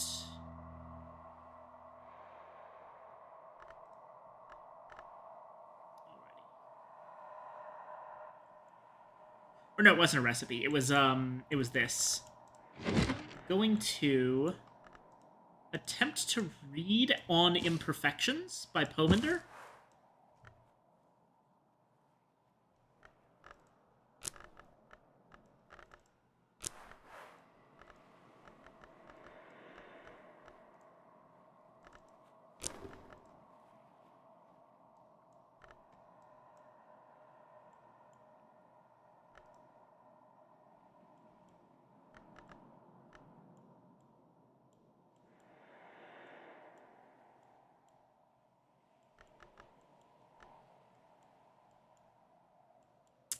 Did I have a relevant ink?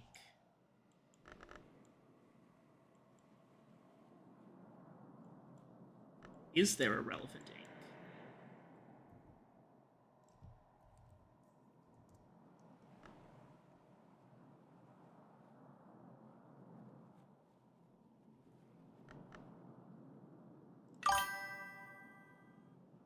Only Noctools, really. Asimel? We do have some Asimel around, actually.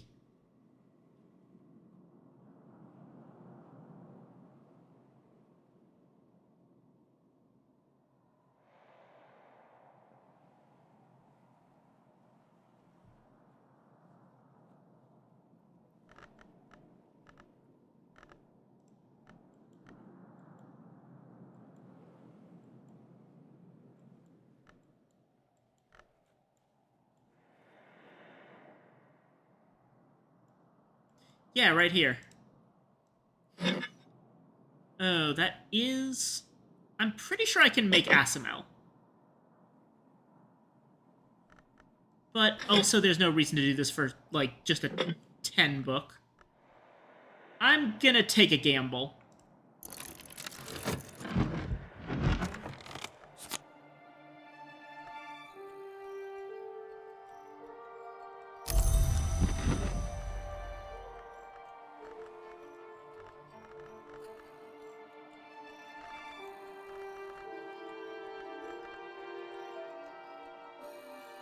I forget why I wanted salt.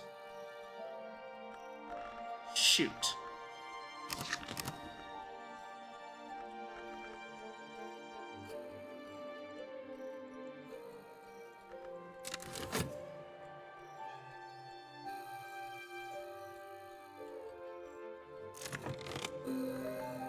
Hey, animal bones again.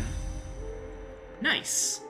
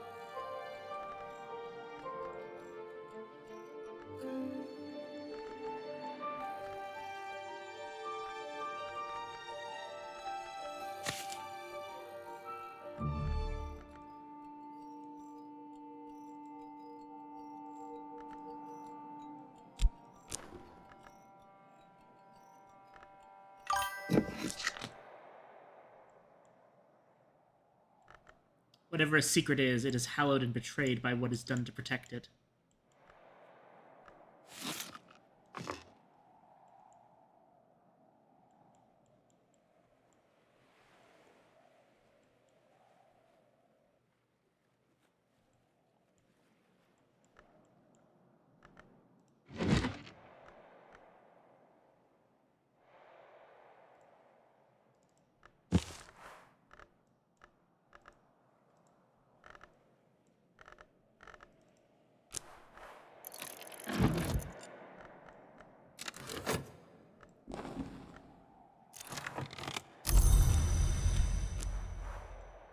And the spice scales.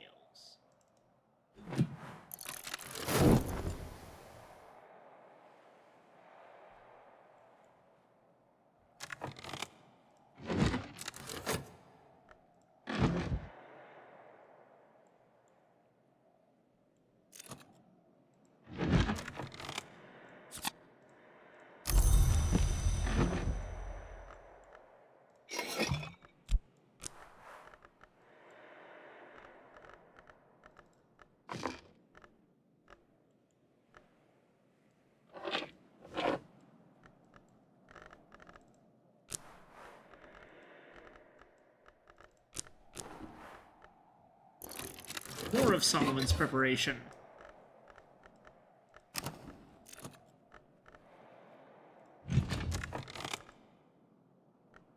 And my core is healed. Excellent.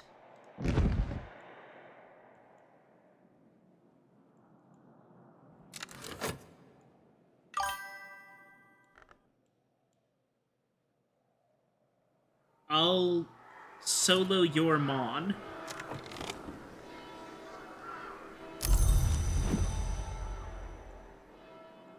I don't know what that means, actually. Let's see here. Right. It was this room.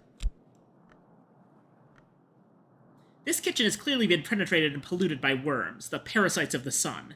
The worms are long gone, but the kitchen will need scouring, it will need decontaminating, and then it will definitely need all its food throwing out, even if it's tinned.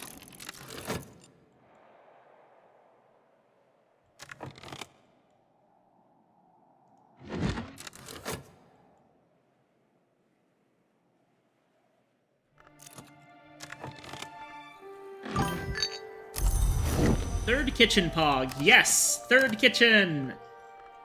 Hooray!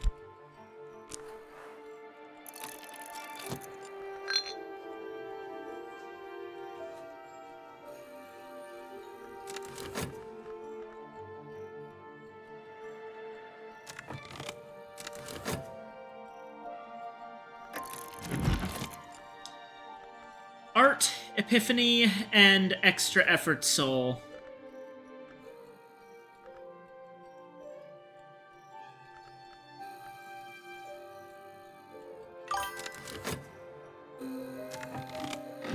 The thing is, we need 3.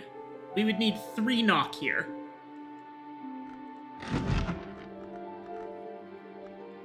I was hoping for a memory or a weather, so that I could use the fog. That was the idea.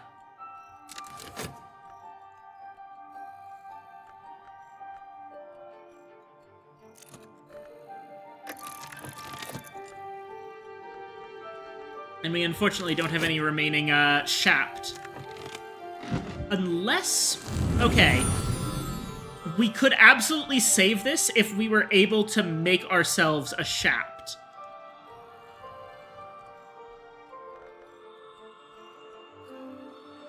Let me see.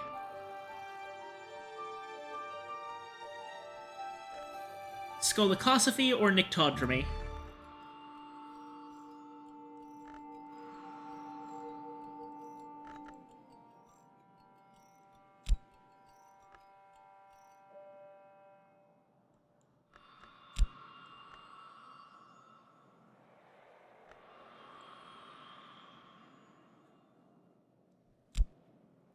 This one would be, when the moth goes a-hunting in the dark of the wood, he remembers a time when the wood was bright, but he uses his horns to find the way, and we may follow him if we choose.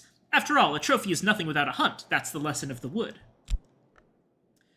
When the Chandler goes a-hunting in the dark of the wood, he shields his candle so his prey is not forewarned, but he leaves a trail of ivory wax so we may follow him and purchase his prizes. After all, the goal of every hunt is to bring home a trophy, and when we understand skolakosophy, we know how to bargain. Is there anything else that would work for this?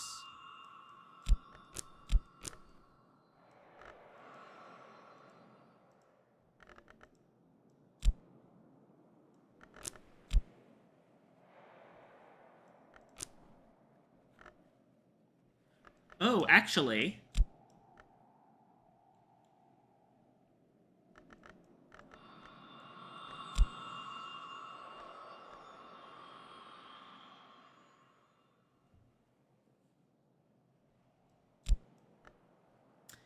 the first sun... let's actually read the last sun real quick. In the dawn times, the sun was lower, so we gave it our blood. From our blood it knew us, and so it was kinder. Its serpents brought us its poisons to drink, and so we died. But we only died a little, and so we dreamed, and returned the next day to give it our blood again. Those times of peace persist in the lessons of hushery.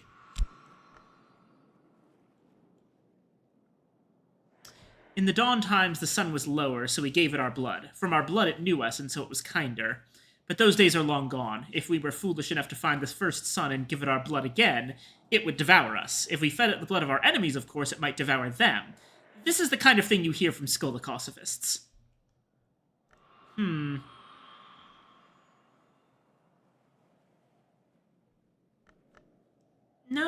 I don't think that the Serpents and Venoms option is in character for our executioner. I'm gonna go with Horns and Ivories, I think.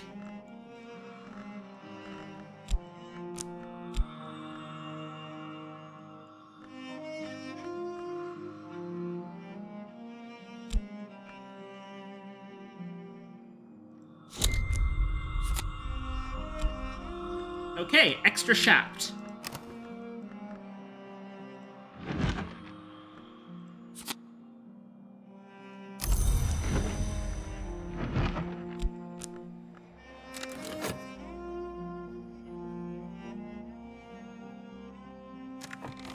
And now we won't be using this fog, so...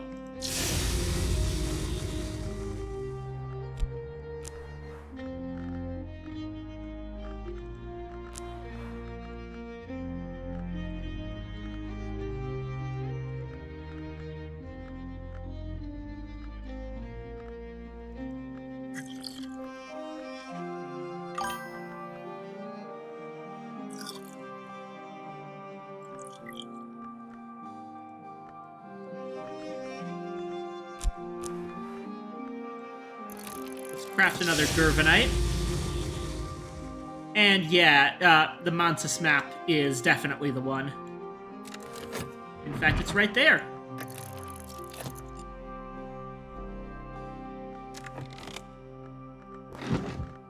Meanwhile, I'm going to increase our understanding of sharps with this Disciples of the Disciplines of the Hammer lesson, Memory of Fear, and our Arab.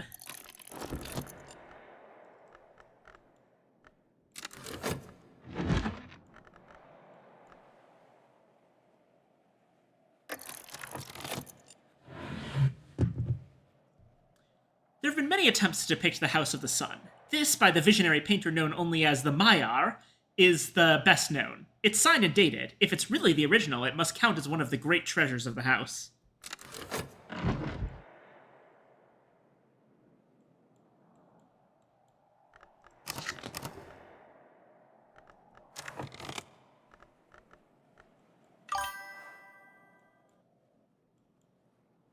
The Maiar centipede, you mean?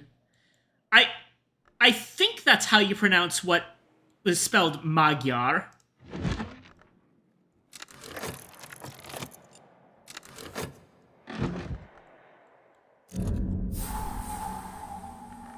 But yes, that might very well be the centipede.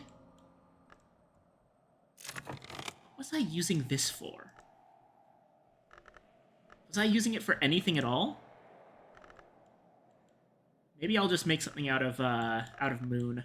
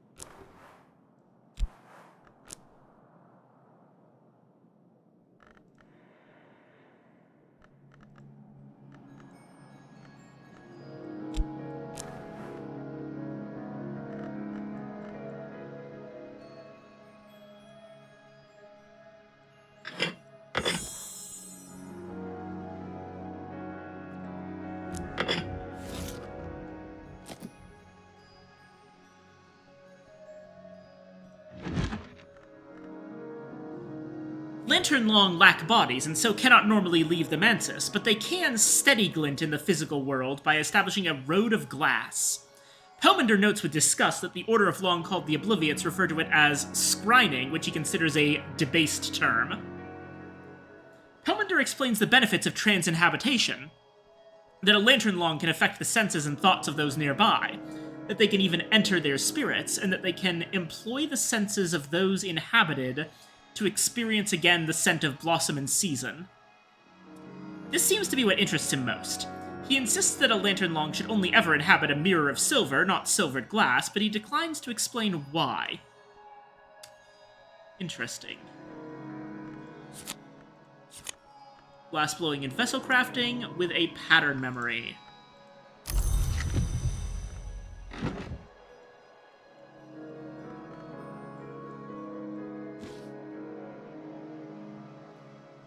So, what's interesting there, the whole thing about Lantern Longs lack bodies but can inhabit others, I know that Lantern Long are, like, basically made of light and can move through mirrors. It's mentioned that, apparently the... Thirza Blake employed Pomander to add more mirrors. Which, if Pomander's a Lantern Long and doesn't have a body, who was he inhabiting at the time? Or did he add more mirrors from inside the mirrors?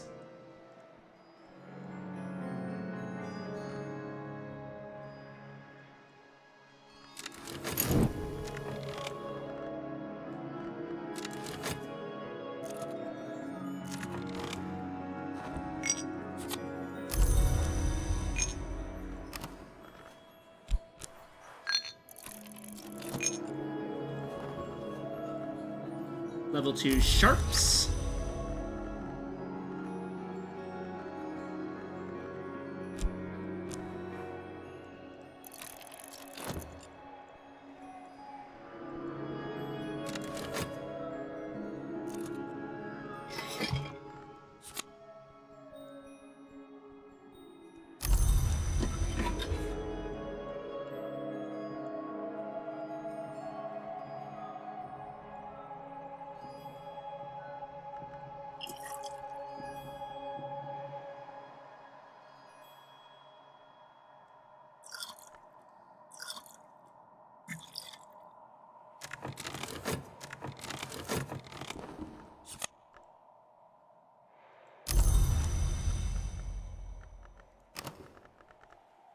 Glass blowing and vessel crafting.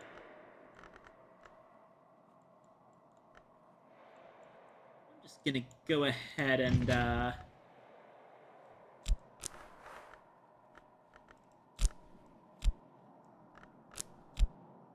come on.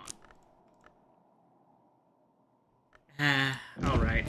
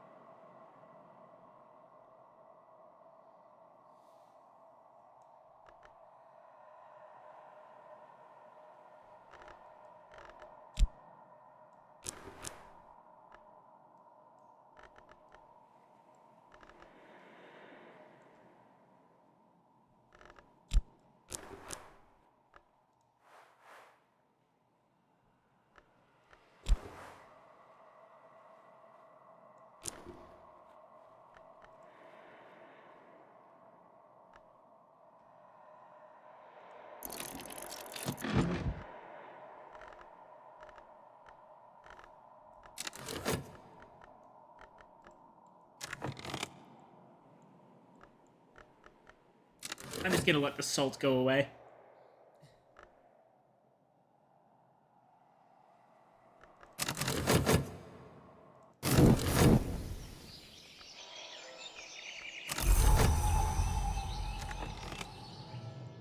And it's a snowy day today. Oh, and our other kitchen. We have flour, more jams, Eigengrau, more cuckoo honey, skinchuck mead, a half pot of Dawn Lion coffee, pickled pilchards. What is a Labitic tincture doing in the kitchen?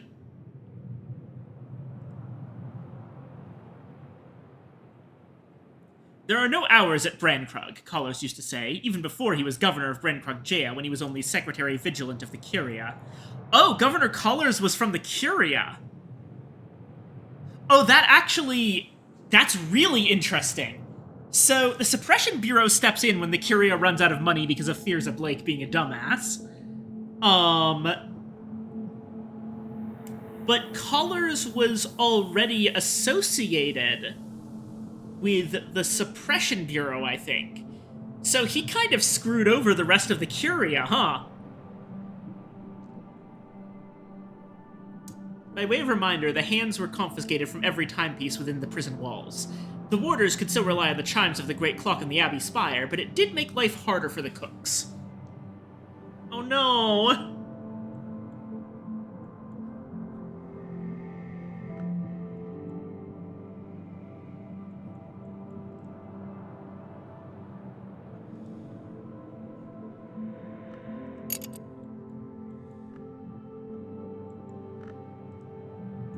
Alright, how long have I been going on at this point? About 6 hours. I want to finish up here. We're very close to unlocking this zone and the submerged caves.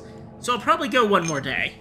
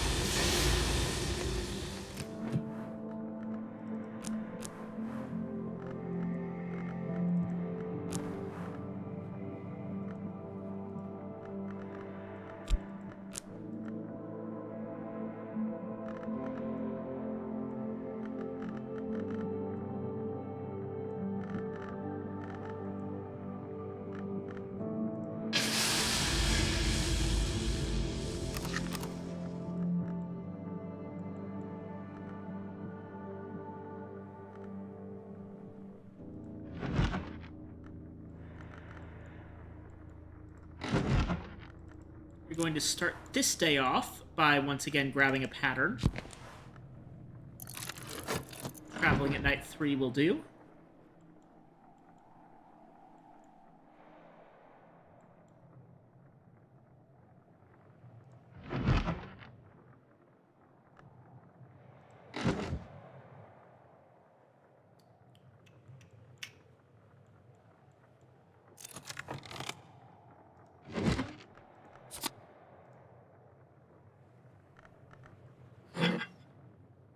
What?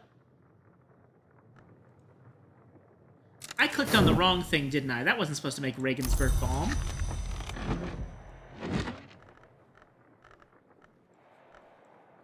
Ah, damn it. Okay.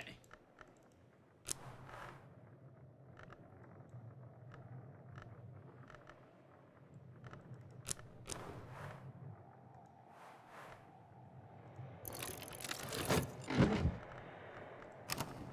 wanted to make an amethyst ampule.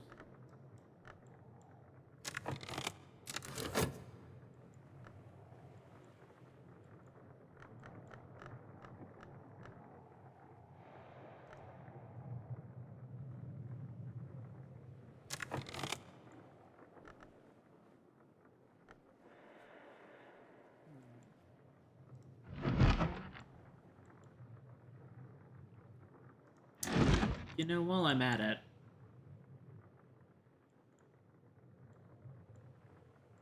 Pale Desk.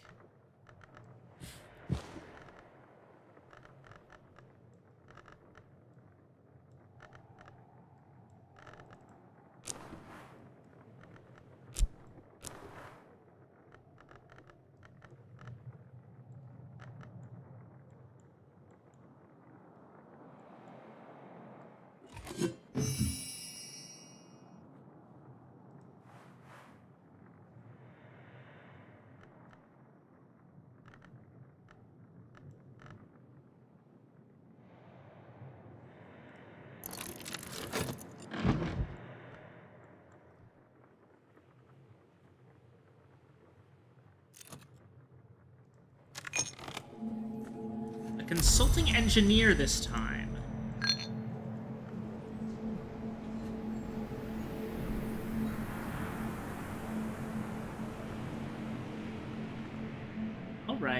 Alright, Forge. You would need to get to 13 Forge. Do that. Takes 9 from various things. I do remember she can use fuel, which should help a little bit.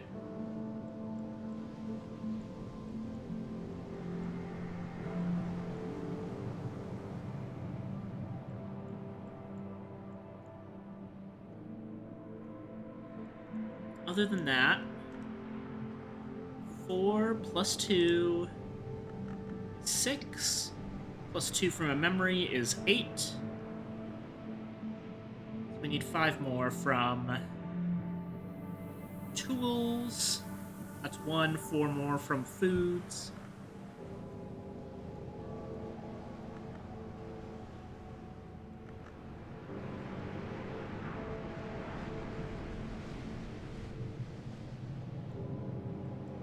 Dawnline Coffee gives 1 forge.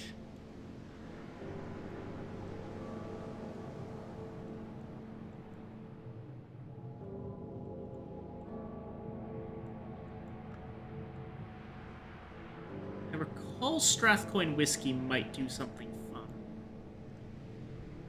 No, that's just 2 scale. It's not forge. Roscrigon gives a forge.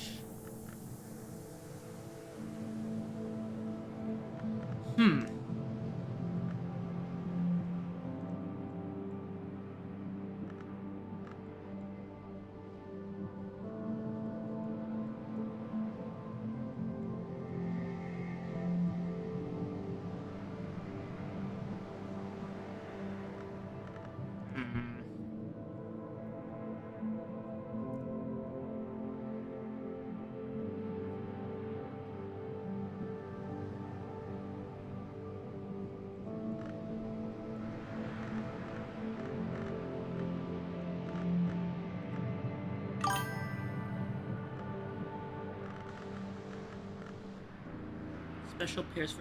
I keep forgetting that Pyrus Orichalcunus has that much forge. Holy shit.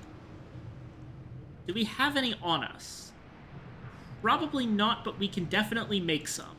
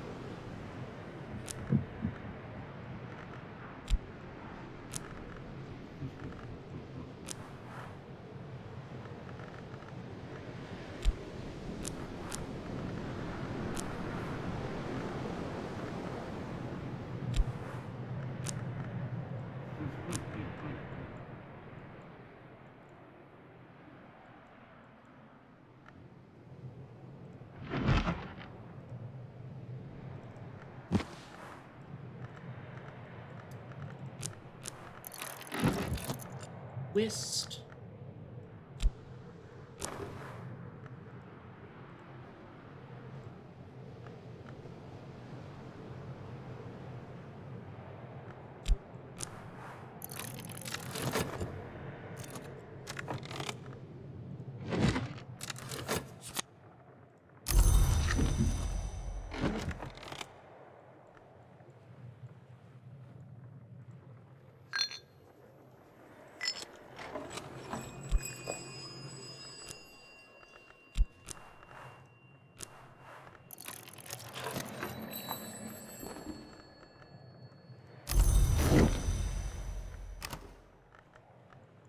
Okay.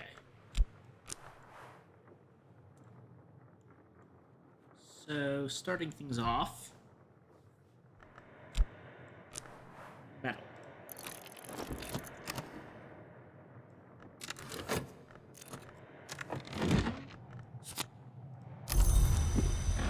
Here's our pattern, which we will need to get glass blowing and vessel crafting up to level.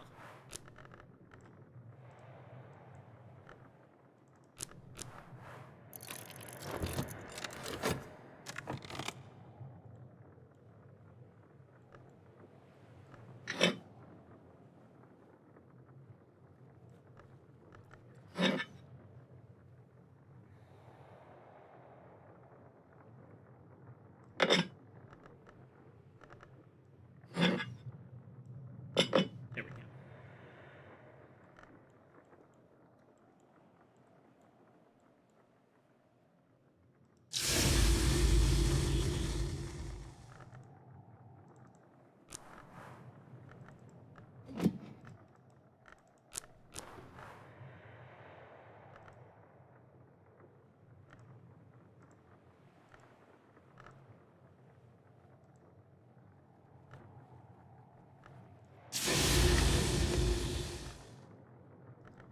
We'll just leave the Gervanite here for now.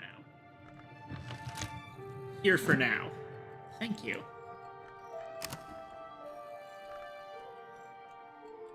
Okay. Shit, what was I doing? Right, making Pyrus Orichalconus was the plan.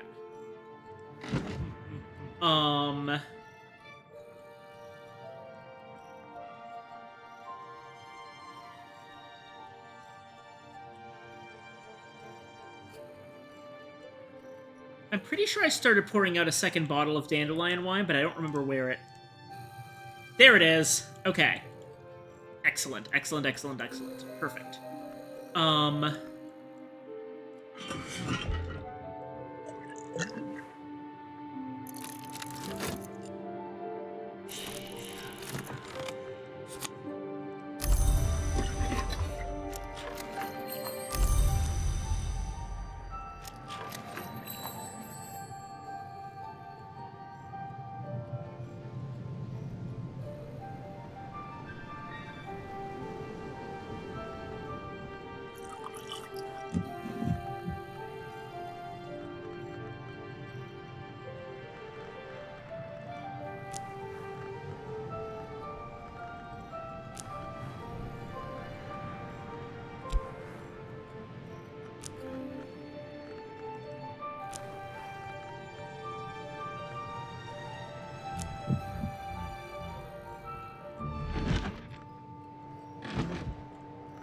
That'll be ready in a bit.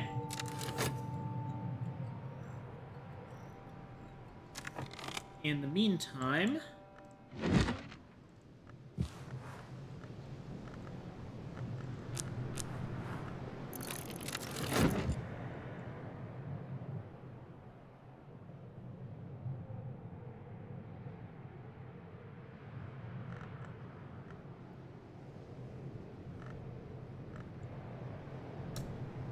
Probably do something with the snowy day. You know what putrefactions and calcinations does?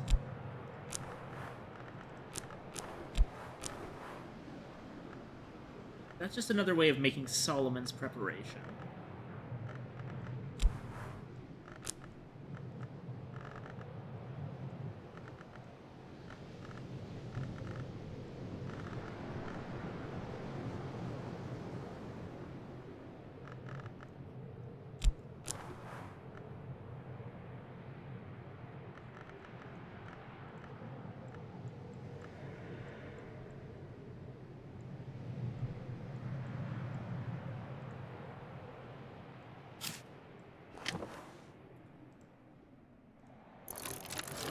make some essential periost.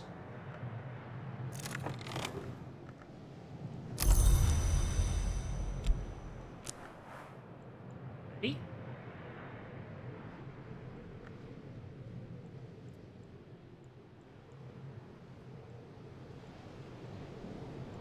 Gonna need to use a forge tool at some point, so might as well just hand her the spanners now.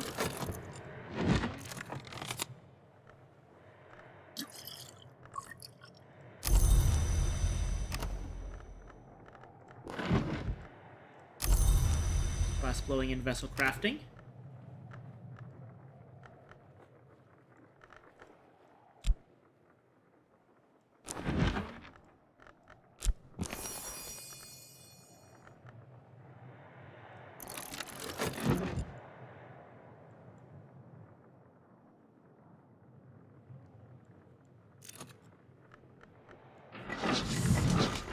Aha! Uncovered depths. Once more, the sea has withdrawn from the caves of the Isle.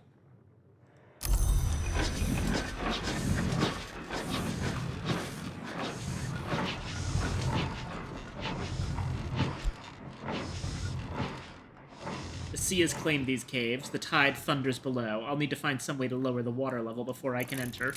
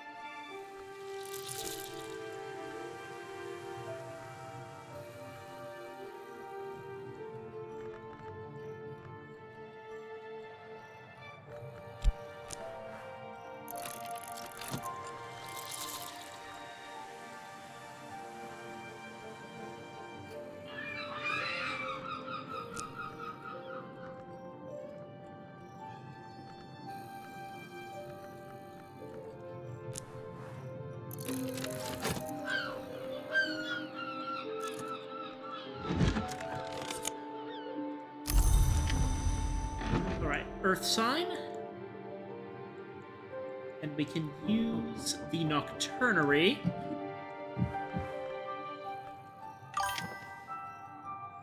I could barely contain my excitement while I was driving, but I was so ready to backseat. I'm so sorry, but, like, I'm probably done after this day.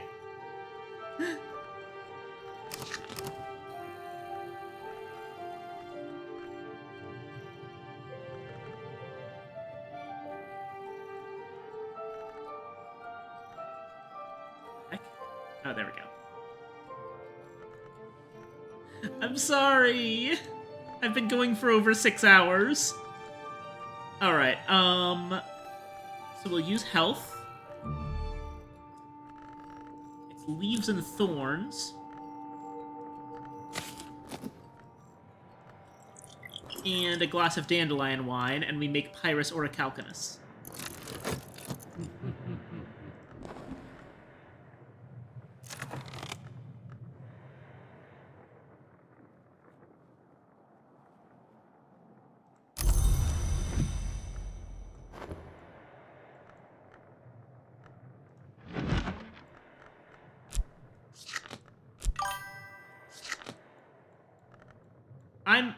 We really are very, very close. That's super exciting.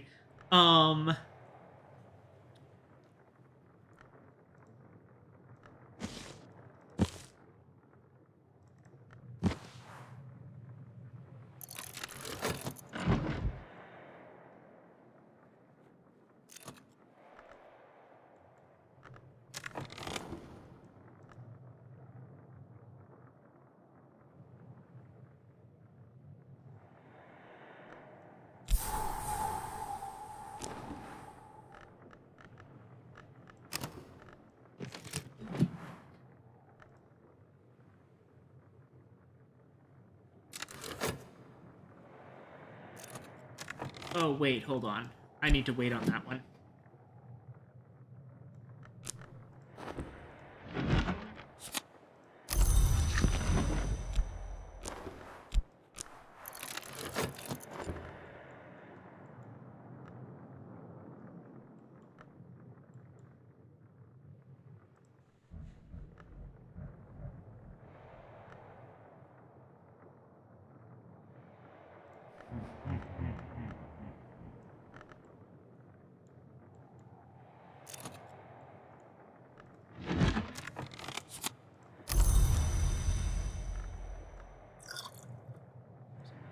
This ampule?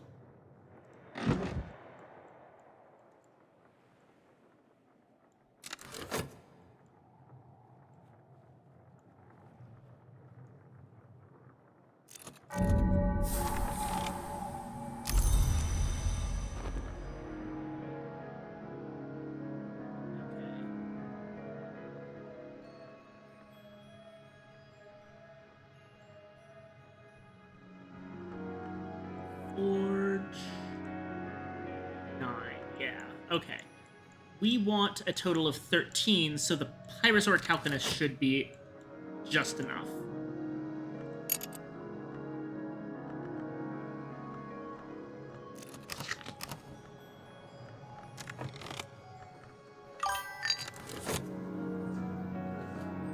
One more day, bottom of the prison. Would it help if I said pretty please? I can't guarantee that we'll be able to do that unless you have a specific plan. But you know what? Sure.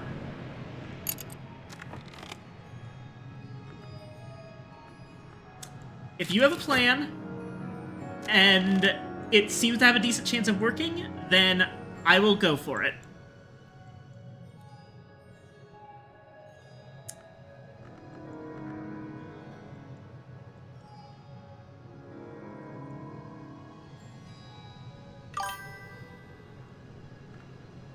Oh yeah, it's all coming together.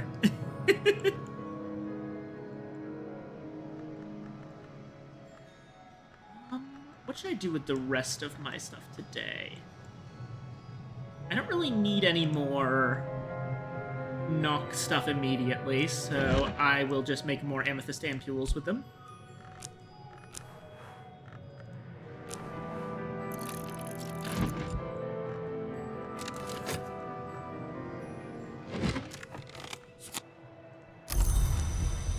Foresight.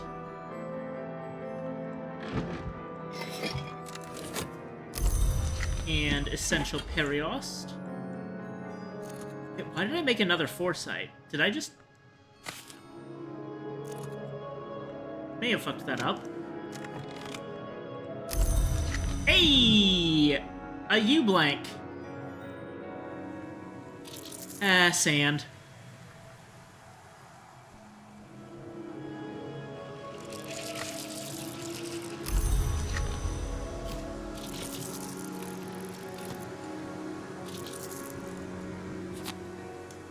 And there are the Pyrus Orichalcunus.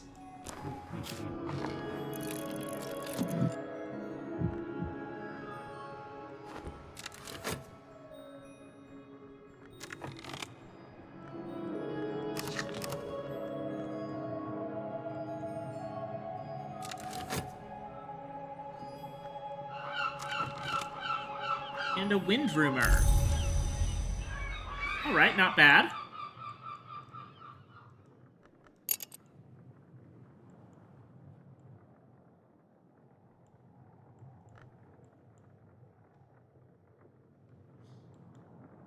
Oh yeah, we managed to uncover this. The sea caves are here. The Curia's last secret. Right under Governor Coller's nose, Levinson, Blackwood, and Von Loren all continued their careful investigations of the Brankrug Sea Caves. Many of the species here are unknown to Cornwall. Some have not been seen anywhere under this sun.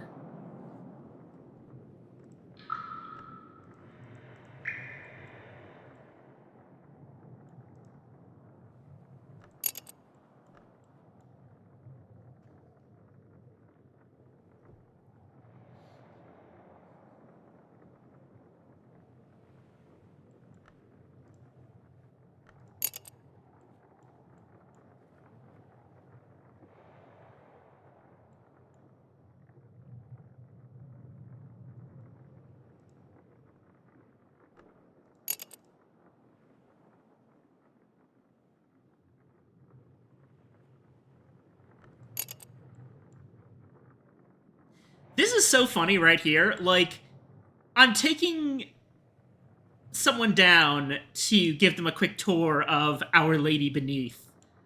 Uh, I'm walking around with Mr. Strathcoin, and it's like, oh yeah, you have to climb down the well now. And it's like, what? Isn't there a staircase near the wine cellar? Oh yeah, we don't use that staircase right now. It hasn't been restored yet. There's snakes, and you'll get asked a bunch of riddles. I see.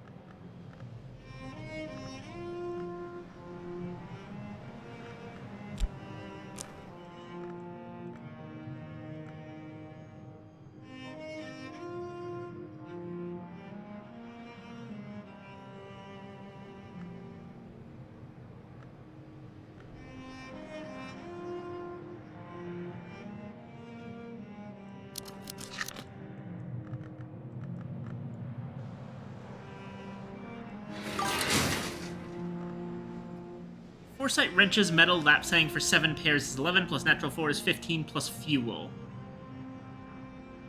Hutch House Restoration is so peak roleplay-wise, yeah. Okay, yeah. That could work.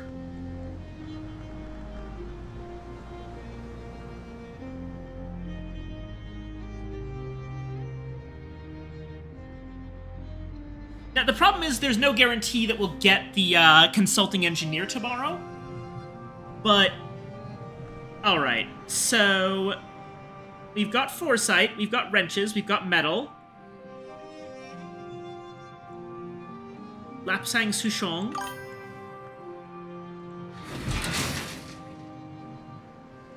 Ah, but we can probably use Denzel.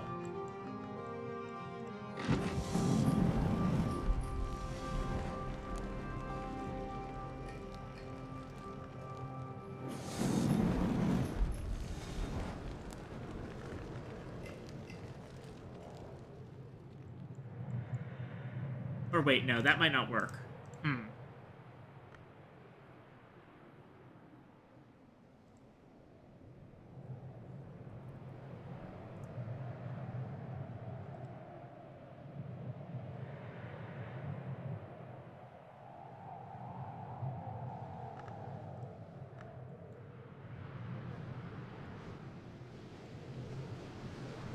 We could sacrifice our other...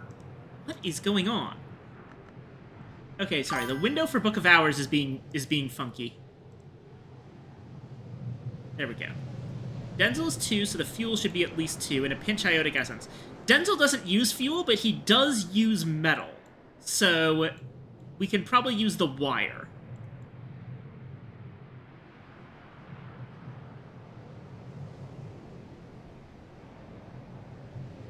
Yeah, if we can get the pairs, like you said...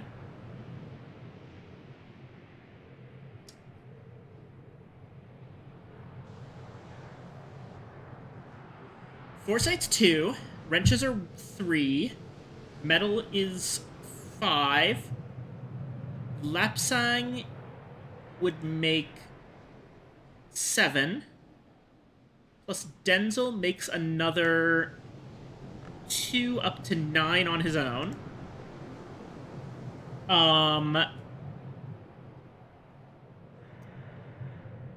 Then the pairs should take us to 13 from there, and then if we just sacrifice the other wire, the other steel wire, then we should be golden.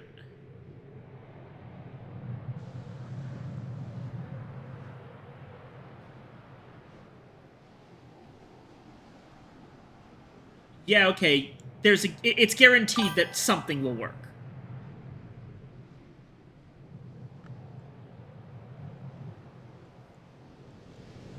Yeah, we can get to 15, and it would honestly be kind of poetic to do it with Denzel since we started off with him.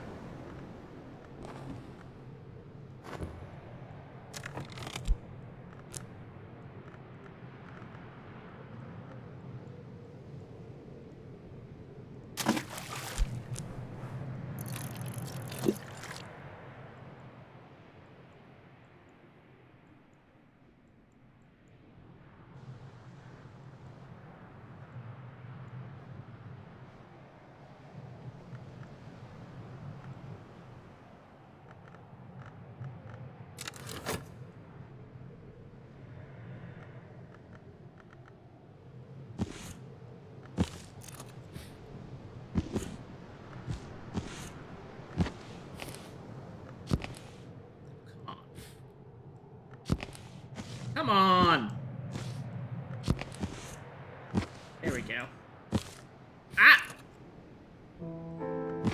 What the fuck? This worked minutes ago!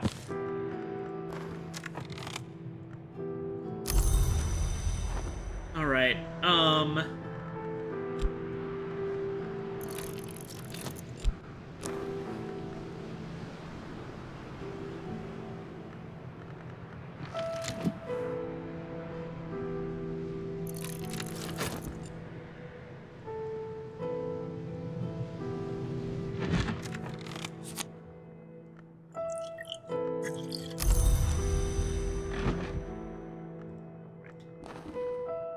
This room, too, has been visited by worms, the abomination of the relict kind, but almost no traces remain.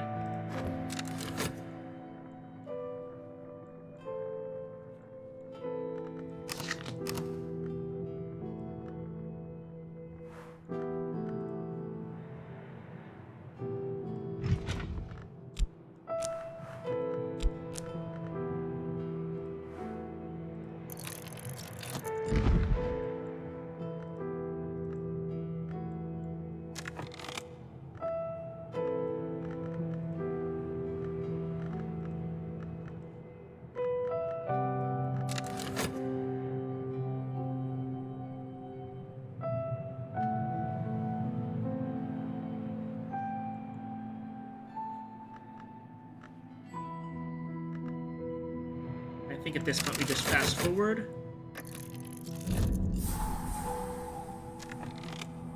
Oh, wait, hold on.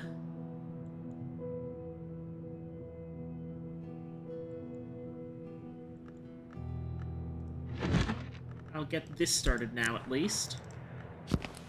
Because we'll need it.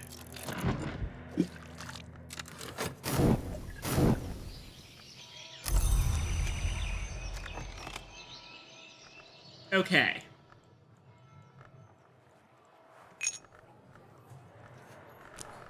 Just in case.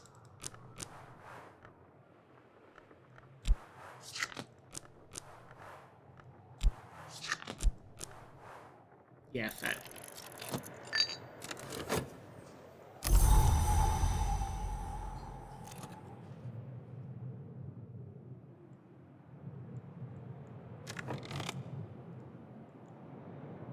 Oh!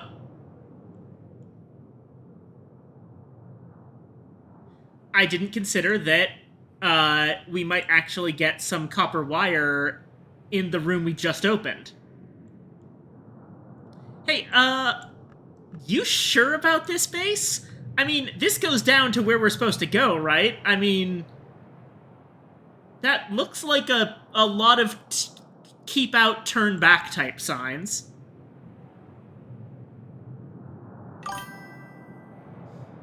In the Carmine Petal unexpurgated version, they talk about how they captured a forge name. Yep.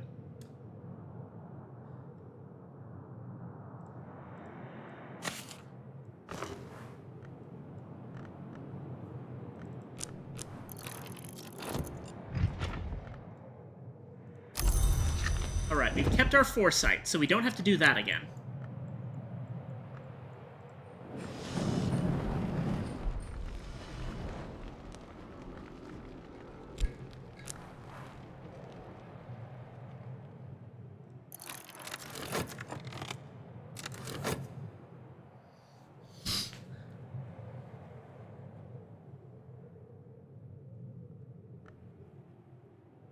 You know, I should have waited on that, but oh well.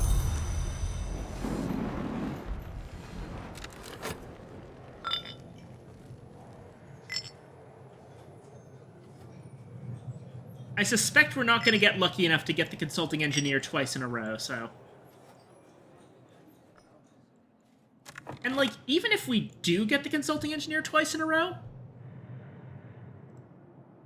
there's probably a way to juggle it so that we can have Denzel help with the wing-haunted cave. Just, like, simultaneously.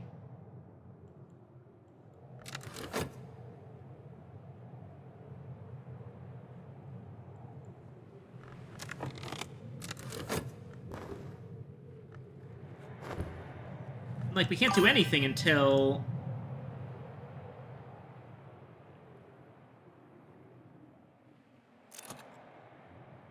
we finish our tutoring session with Mr. Strathcoin. There's the Earth sign that we needed. So we're going to go to the Nocturnary. And once again, do our thing.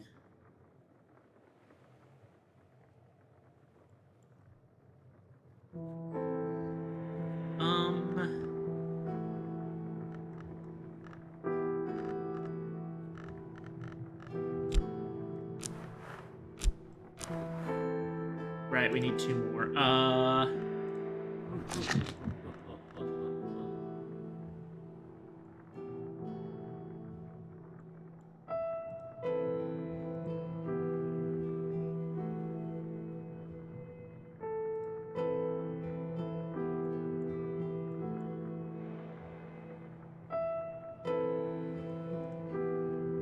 Oh, right, we still have 1 remaining bottle of dandelion wine. Perfect.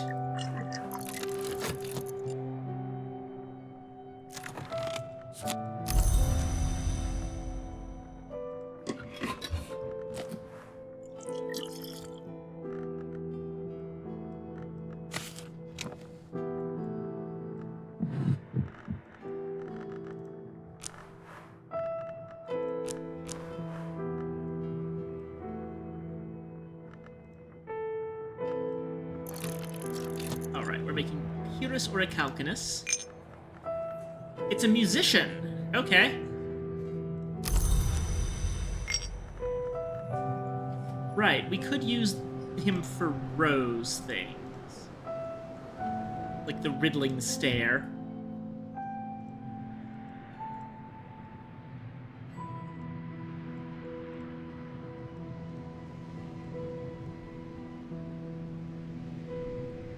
Yeah, we would only need 8, which...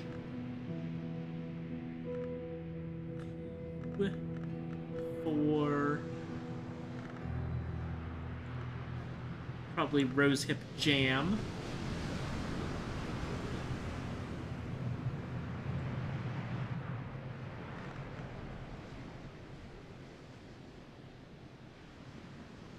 Memory. Collaboration.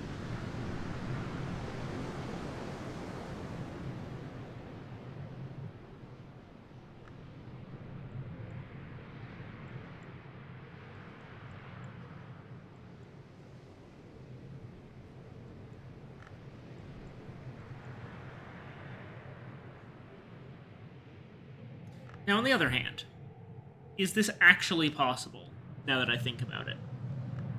There's about 6 minutes each day. For Denzel, 1, 2, 3, 4, 5, 6. So Denzel takes 3 total minutes. The musician would take... 2... Oh, wait. Musician would take... 1...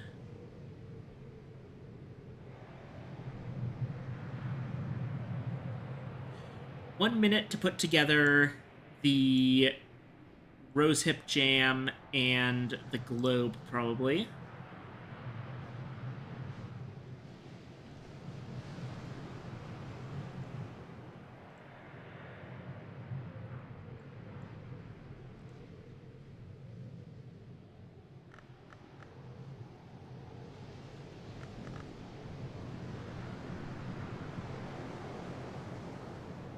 And then 2 minutes for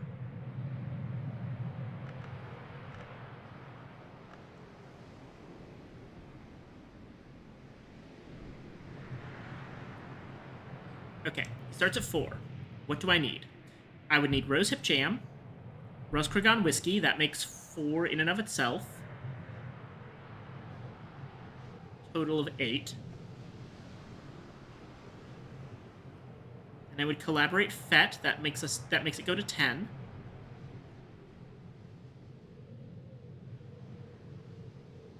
And then a confounding parable. That makes 12.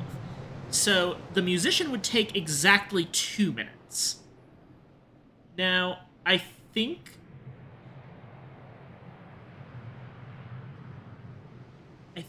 we're already past the 1 minute mark, which means that I don't think we have enough time.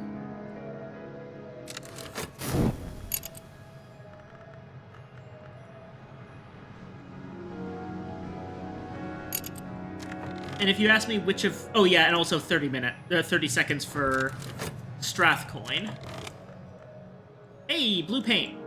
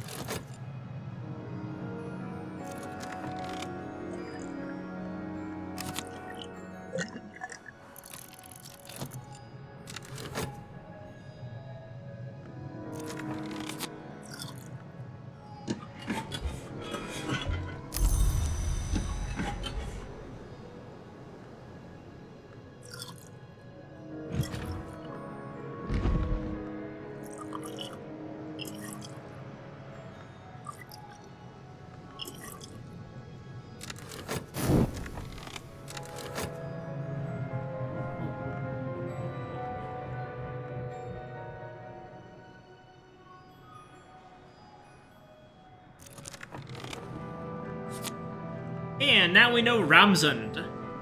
This language has been called Mantik Altair and Lenga Ausel, and the speech of birds, and Ramsund and the hazelnut tongue, but it's a language of secrets, and its true name may never be used.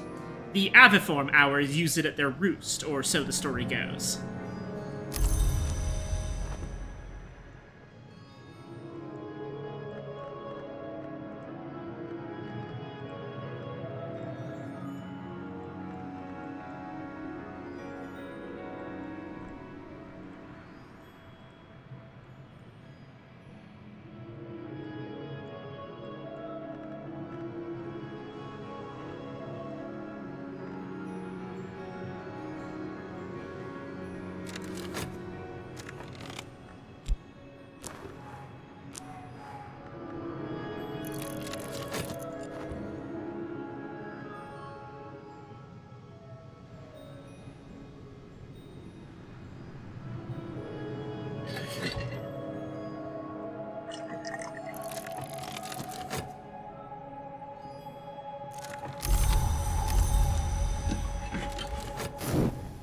There's Lapsang Souchon.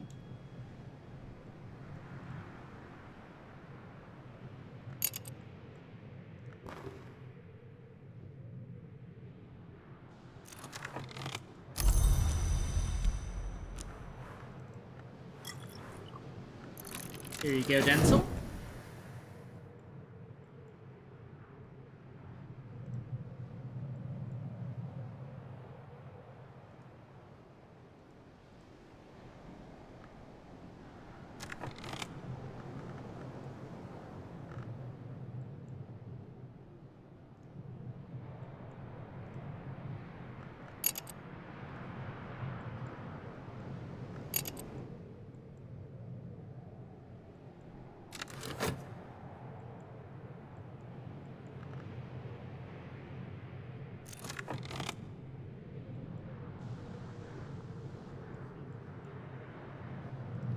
Actually,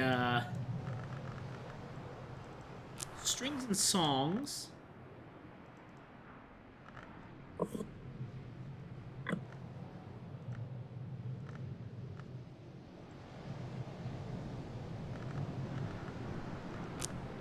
Plus Faust.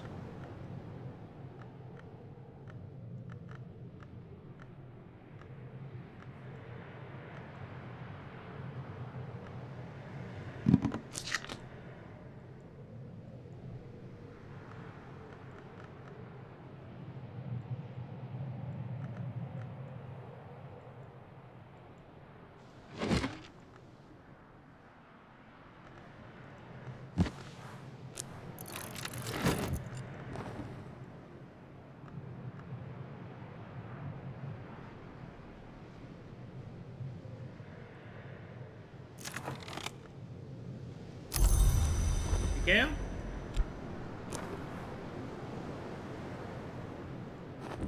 Next up, we have the Pyrus Orichalcunus.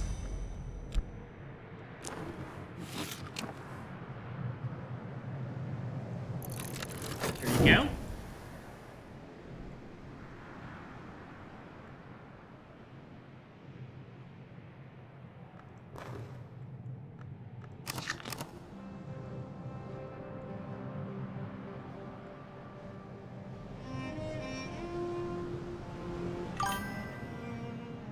Denzel has never forged so hard in his life.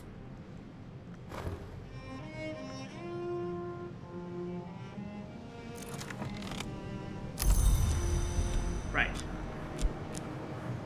Collaborate metal.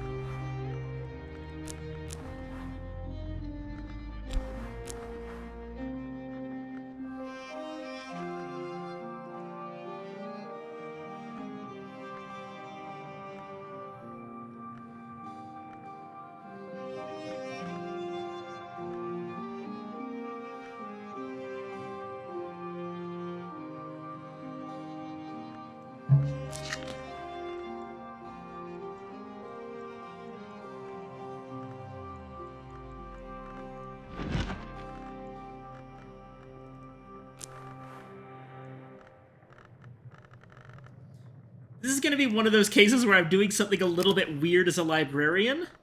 But, Faust, Memory Storm, Strings and Songs, right at the, right at the reading room desk. And top it all off with the Mazarine Fife. So I'm just playing the flute in the middle of the reading room.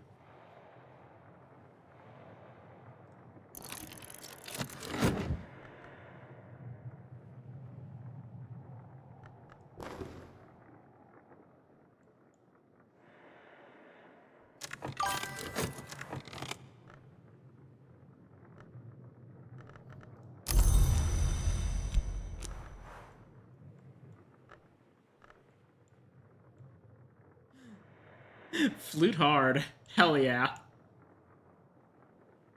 I suppose actually, you know what? I'm gonna comment on a bit of a design flaw.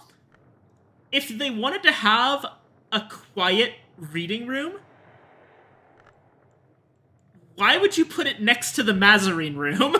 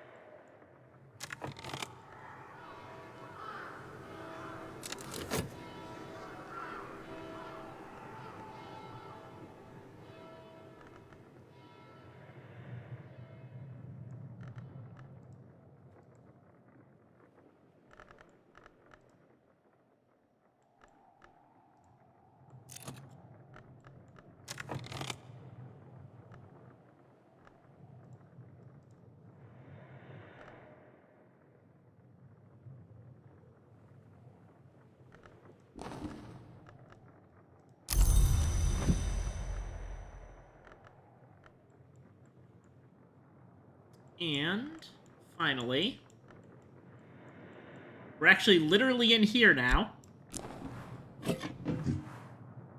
Additional supplies. Up to 15.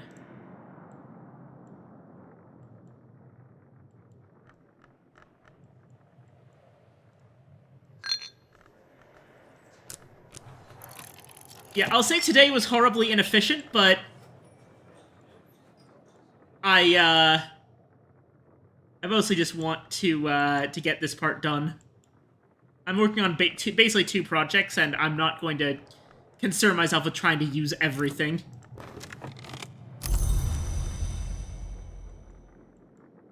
Alright, 15 Forge. Denzel is ready. Sullen heat still roils below. Its originator must be long gone, but it must be quelled before I can descend safely. I believe in you, Denzel.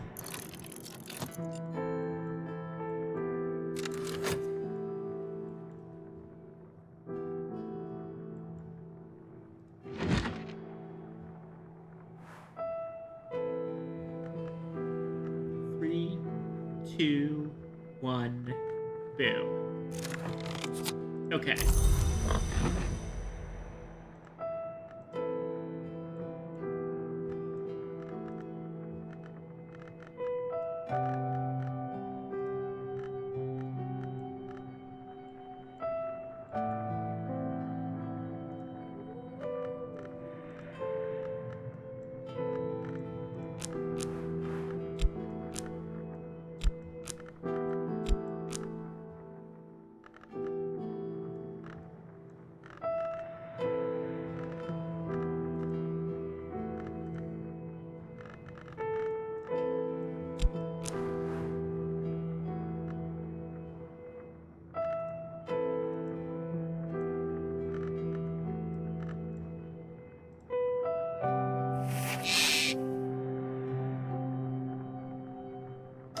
Nope, apparently Strings and Songs doesn't, do that thing with the Ascendant Harmony.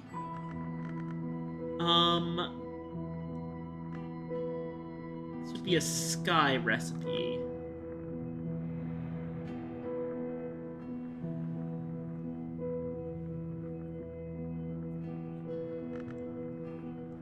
Oh, but Applebright Euphonies might almost work. Damn it. Just barely not quite.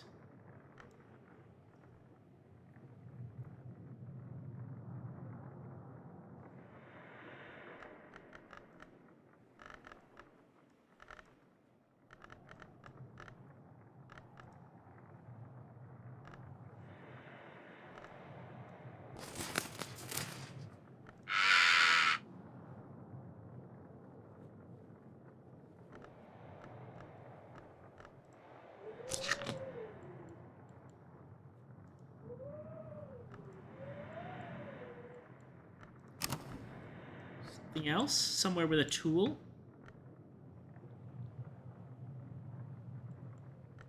I would need an extra memory slot and a tool slot. Let me...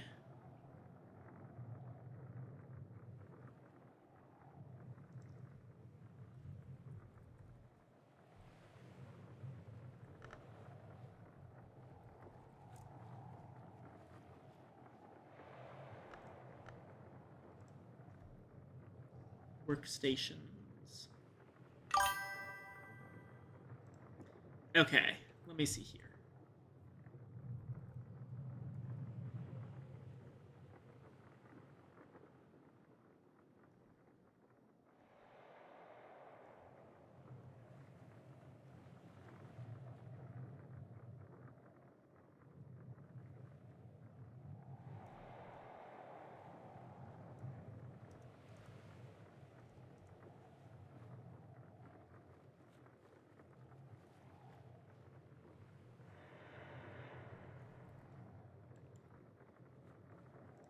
Maybe.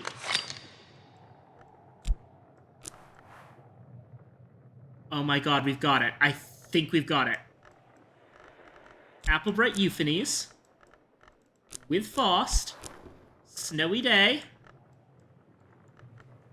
And the Mazarine Fife. Boom!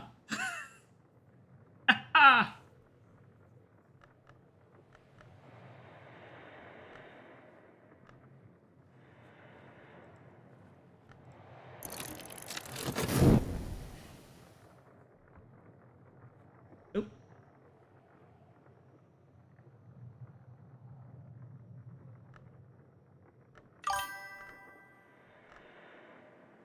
Hell yeah, it's peak.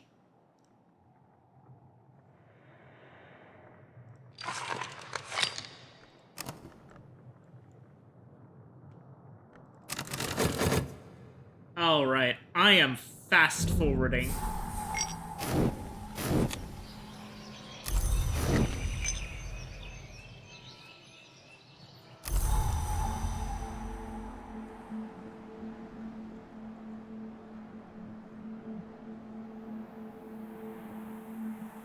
I suppose it's going to turn into 2 more days.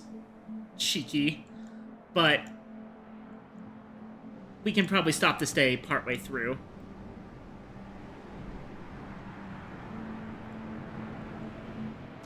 Oh, there we go. Actually, wait. Yeah.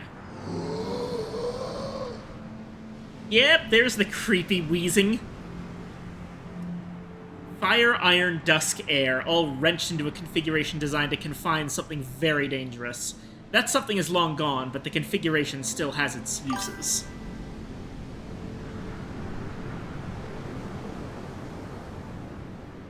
My backseating is this just disciplines? Right.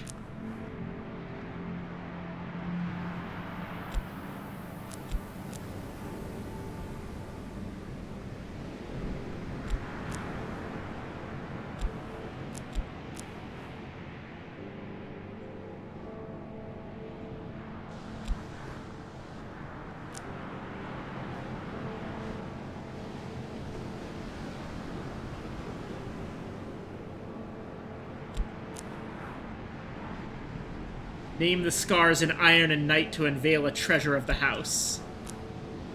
Align the surfaces of fire and air to unveil a treasure of the house.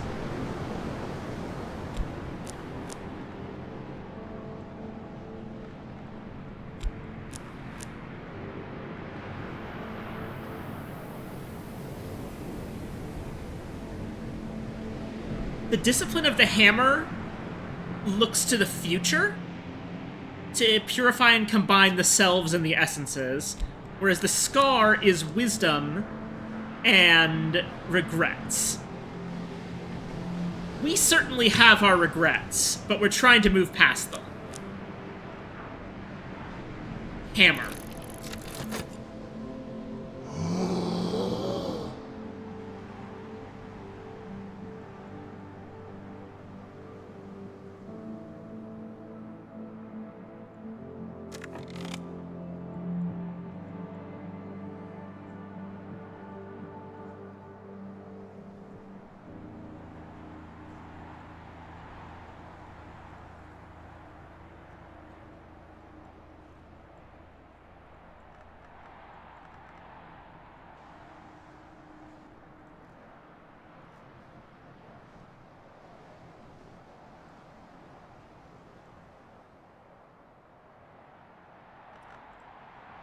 Here's my guest list.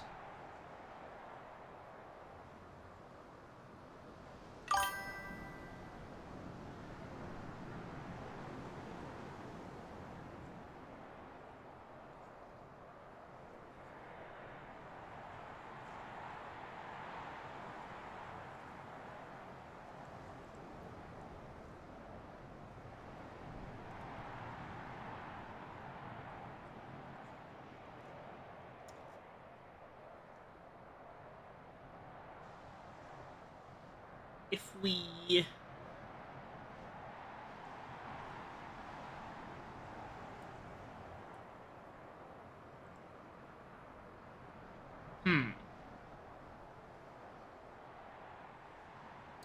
Who's even in our guest book now? If we wanted to start setting up for next time.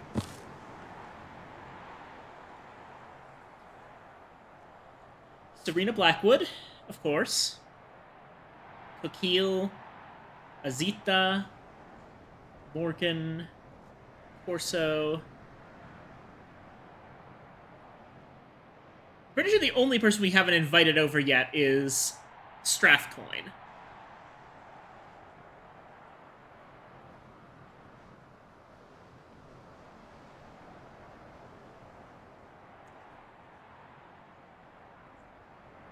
Oh no, we haven't invited Azita Bukhara yet.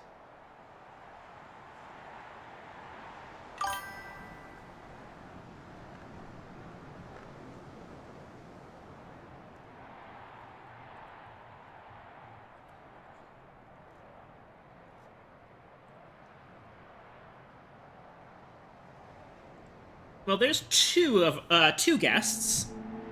We would want about two more.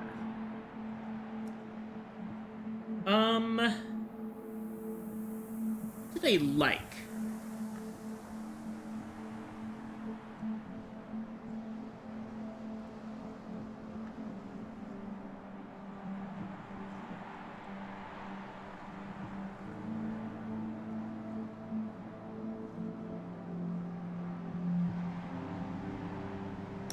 He likes scale food and drink.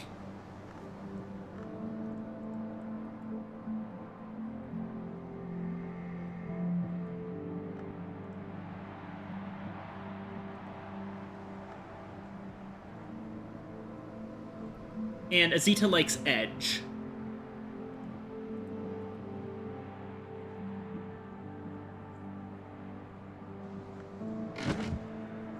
So if we were to invite them...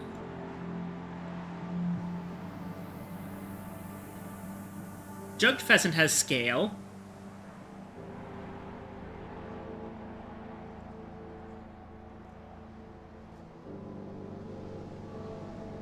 What's a food that has edge?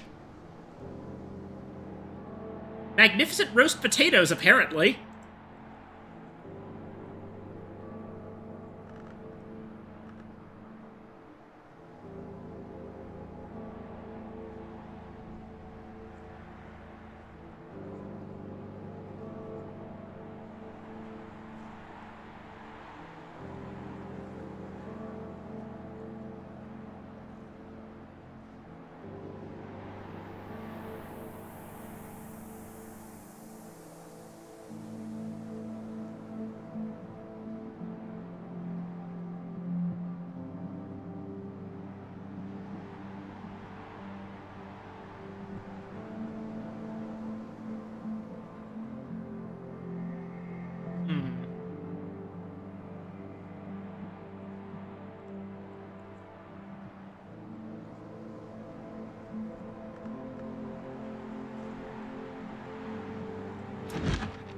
We'll take care of the writing the invitations right now.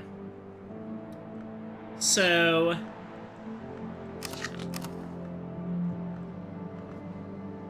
considering how many invitations we've written to Strathcoin, I'm guessing that what's actually happening is, like, you know, he's nearby, and we've sent him, like, you know, while you're in the area, I'm hosting a blah blah blah. Would you like to come? Type thing.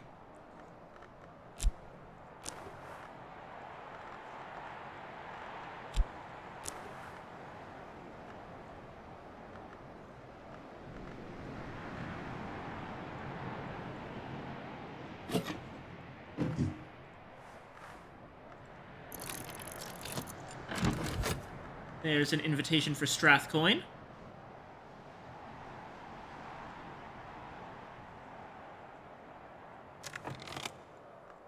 And we'll, of course, be setting up for the day.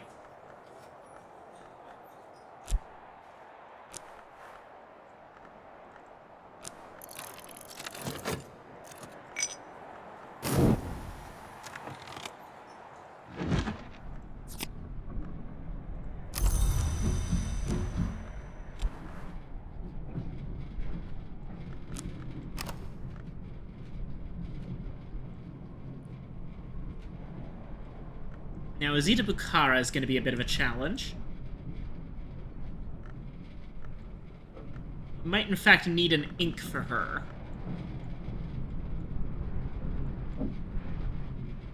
Apparently, 7 edge.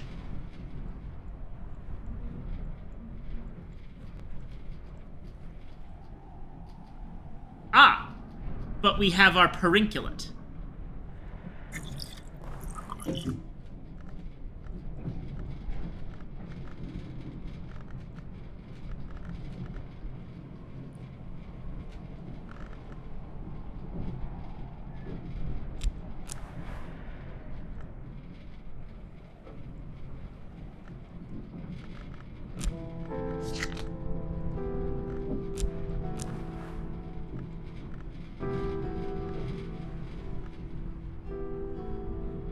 The heck? We have enough edge.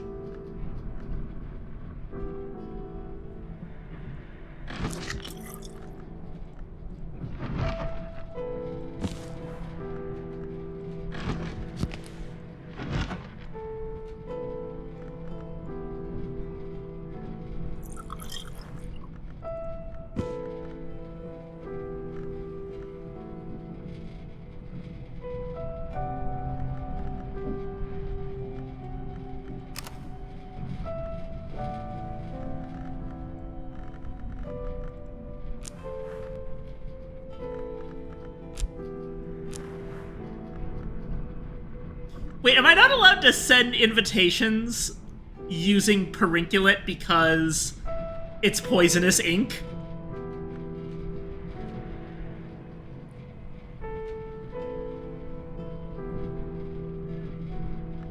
Hold on, I need to...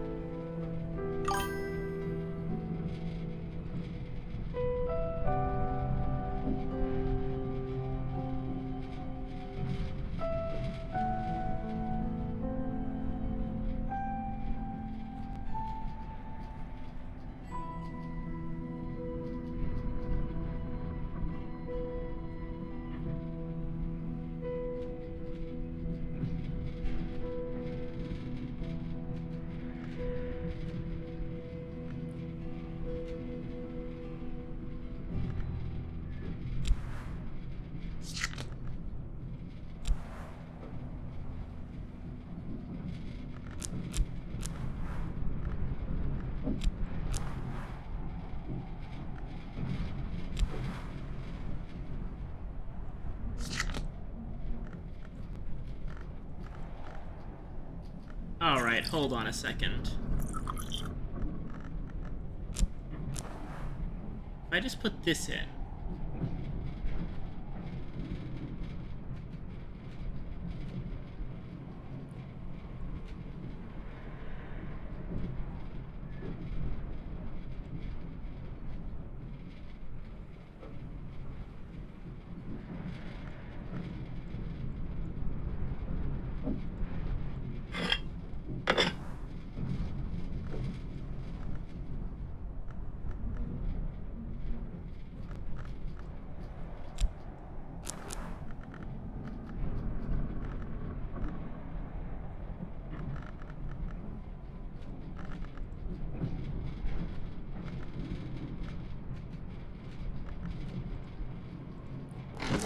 Okay.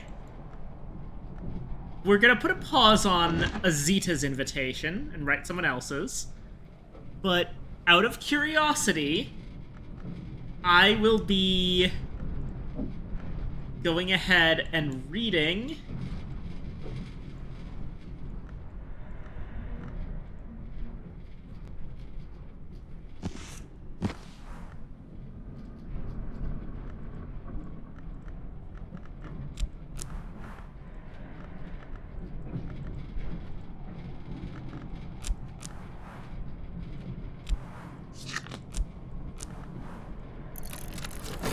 this book.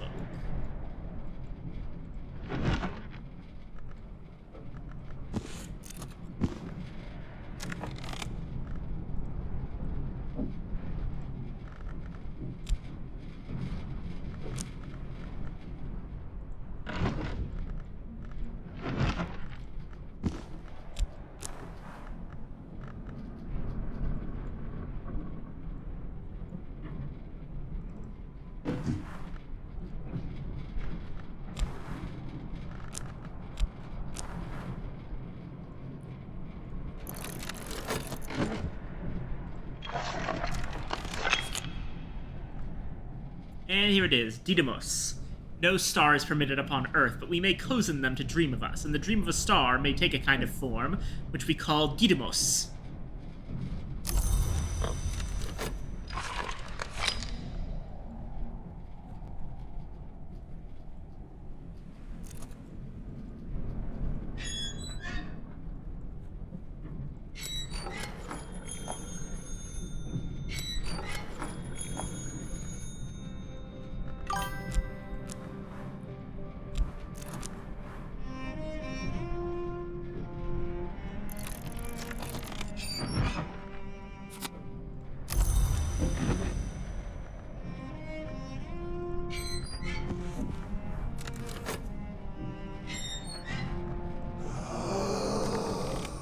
Here, impossibly preserved and folded in the cage wrought to contain the former prisoner's energies.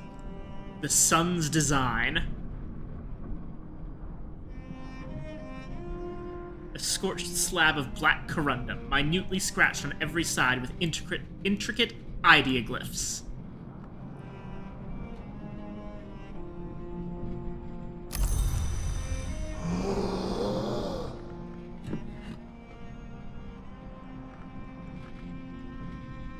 We are taking this.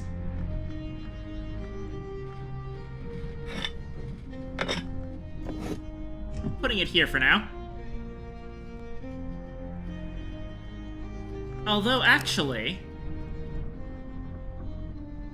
You know, it doesn't seem all that complicated. It's only written in CrackTrack.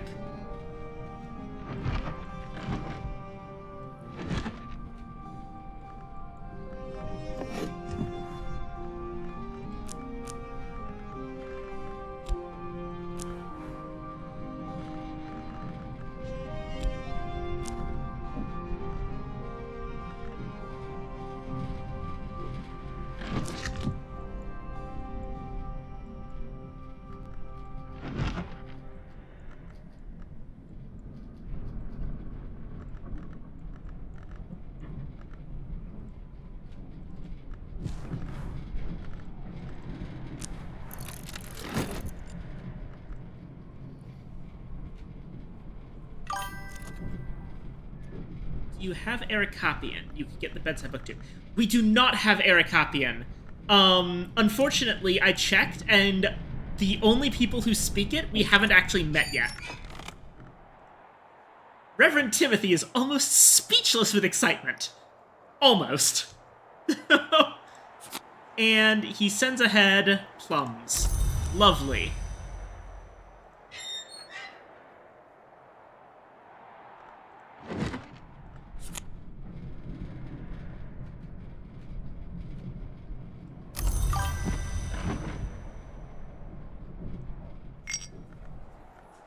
Oh, hey, a fugitive. Oh, we could actually use him.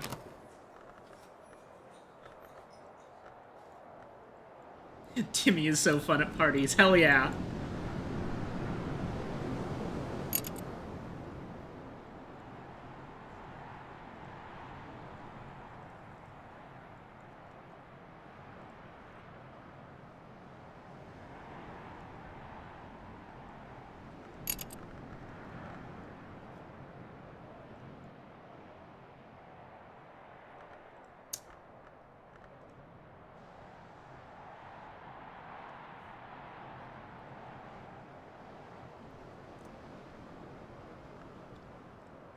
Let me see.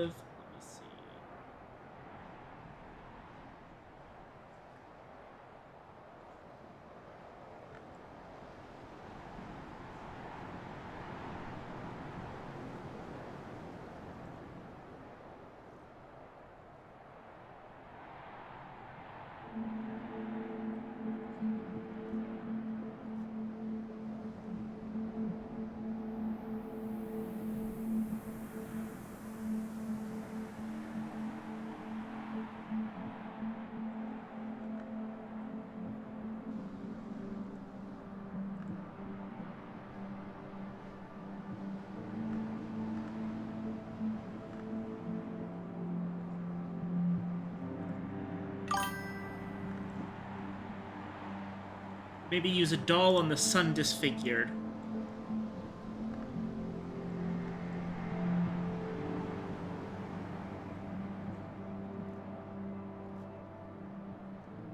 Oh, I should do that too. That's doable, but what I'm looking for right now is a way to get Edge up real big.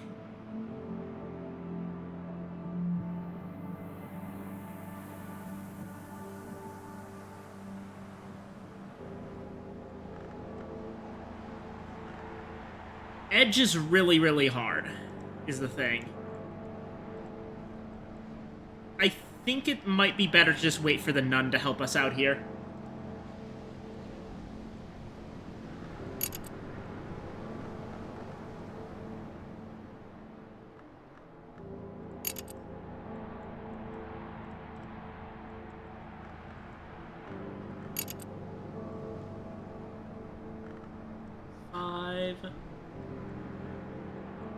We would need a total of 6.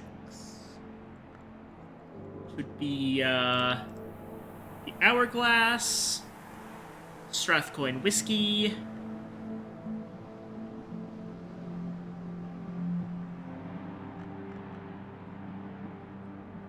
wait. No, okay. If I used health, it would get, yeah, 5. But yeah, no. Hourglass, Strathcoin Whiskey. Then we would only need 3 more. We could get 2 from a memory.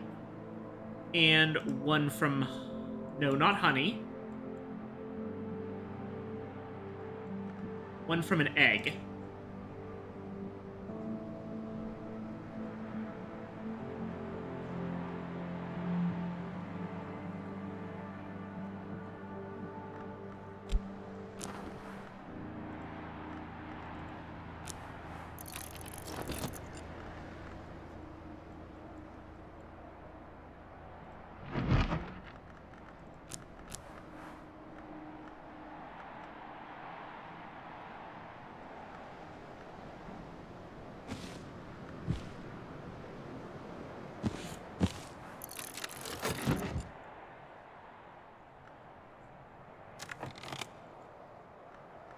In the meantime, okay.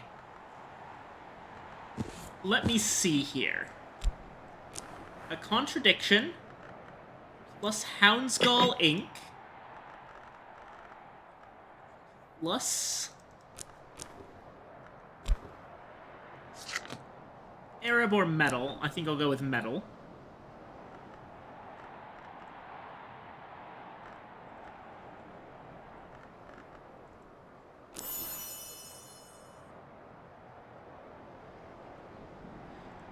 Okay, and now it works. So yes, it's literally just that you can't invite people to stuff using Perinculate.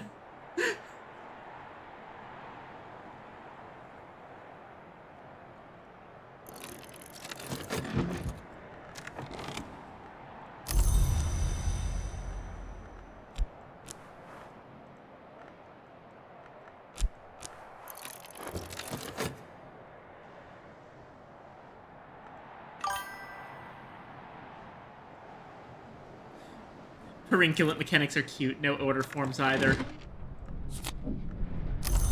Now I have an invitation for Azita. And as for our 4th person... Honestly, I was thinking of just inviting Kokil.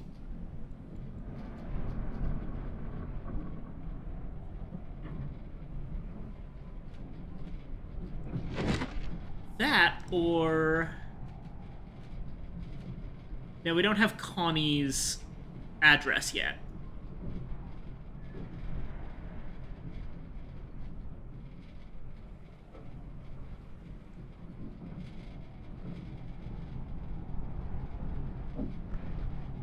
Yeah, let's go with Kokil.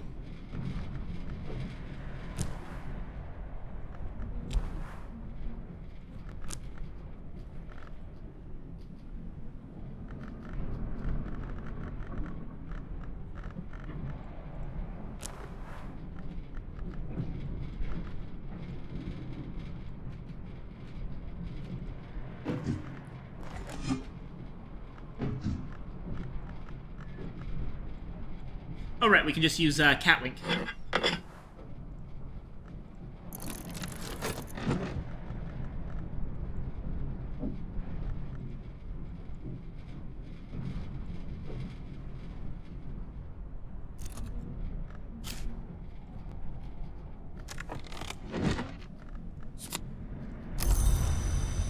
And there are all our invitations.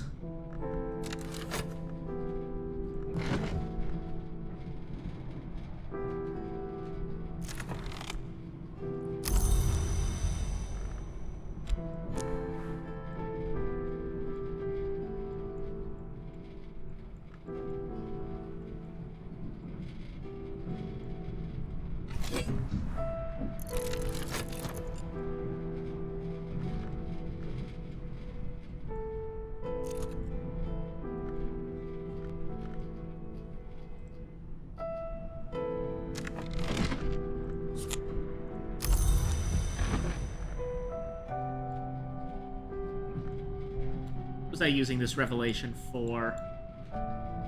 I know I was using it for something.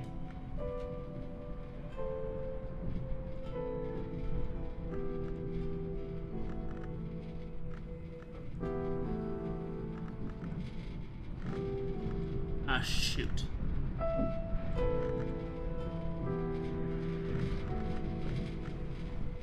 Right. That's what it was.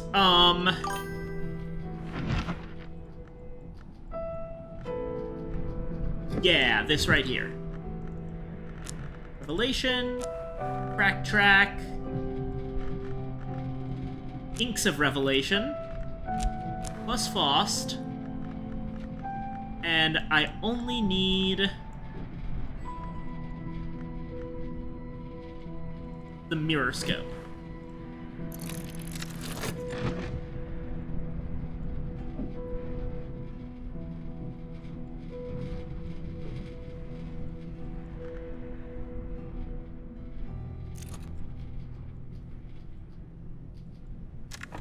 Now, as for our food for the next thing, it's gonna be, Edge, Scale, Forge, and Grail. Got Scale covered in many ways. The Jugged Pheasant also has Edge. So, a boiled egg and a Jugged Pheasant should be good.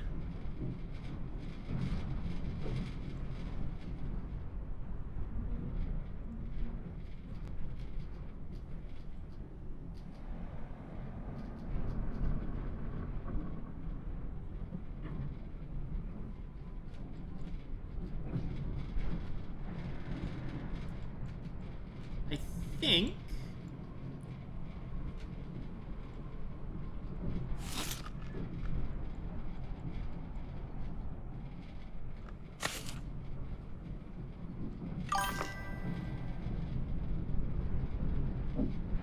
yeah, onion rings should be perfect. As for the drinks, Schloss Jannings should do for Azita. Domaine Raveline for Coquille. Strathcoin would probably like some of his own whiskey. And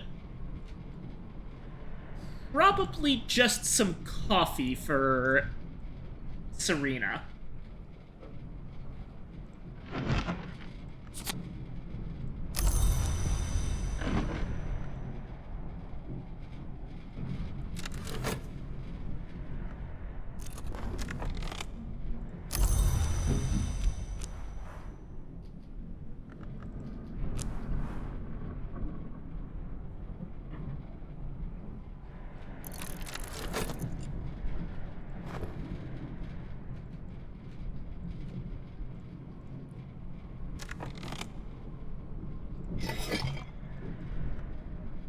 Speaking of Strathcoin whiskey,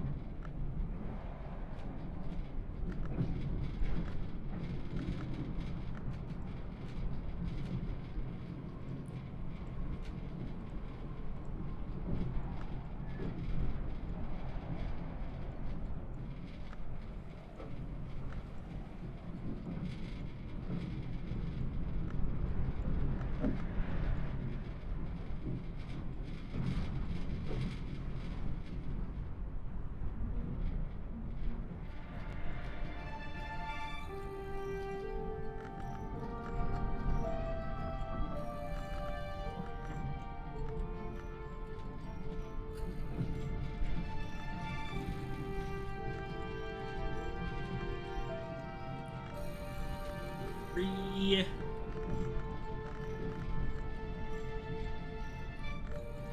Seven.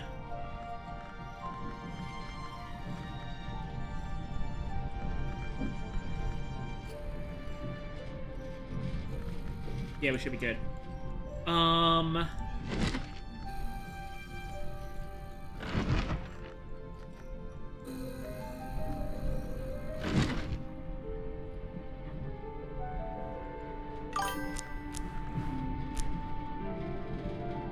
If two people eat Grail at the same table, do I need 2 Grail dishes or just the technical necessities? I mean, does it super matter? I mean, okay, I suppose it does matter, but you need to provide enough dishes for everyone anyway.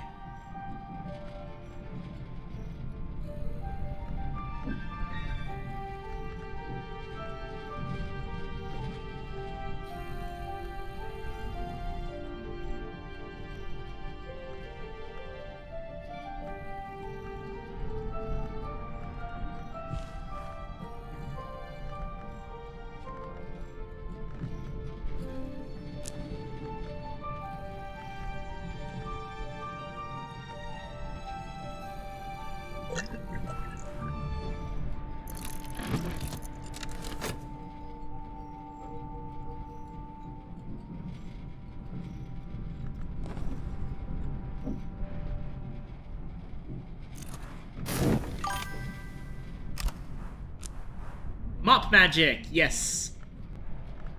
Alrighty. He's at 8. Whiskey will get him to 10. And then I just feed him an egg.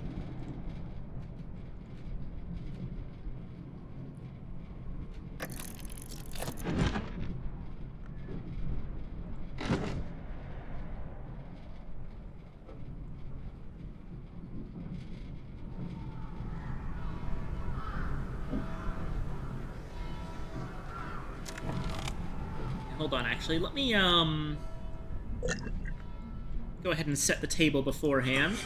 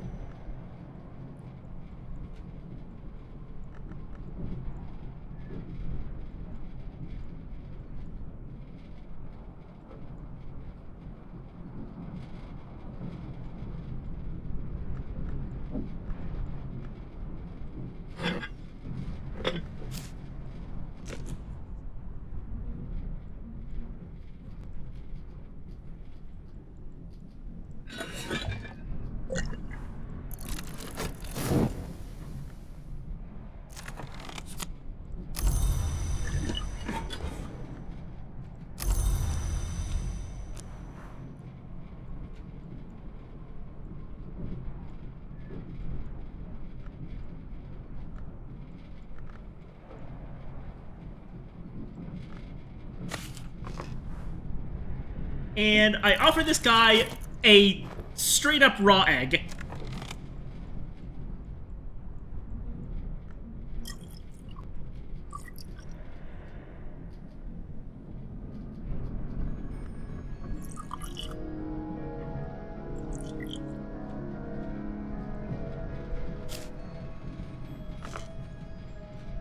Alright, now for...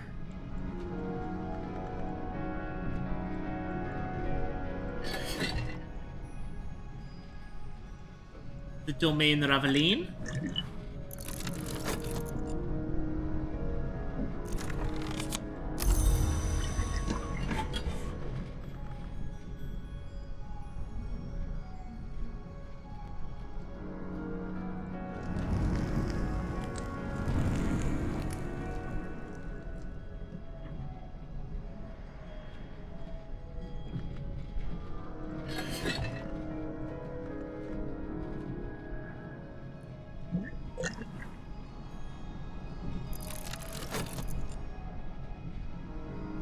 And Dawn Lion coffee.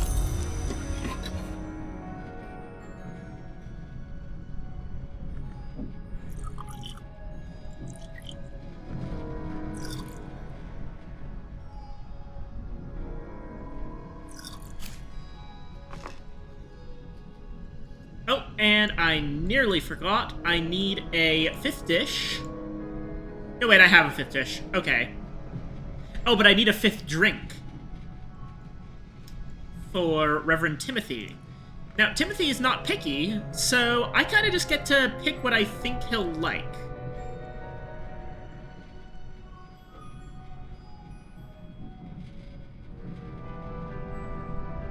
You know what? Let's have Timothy drink the last of that bottle of Schloss Jannings.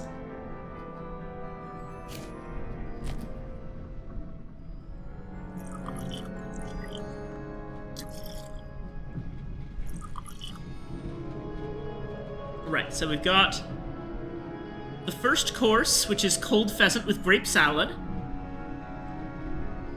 A side dish of onion rings. A jugged pheasant for the main course. Poiris as the pudding. And an additional boiled egg.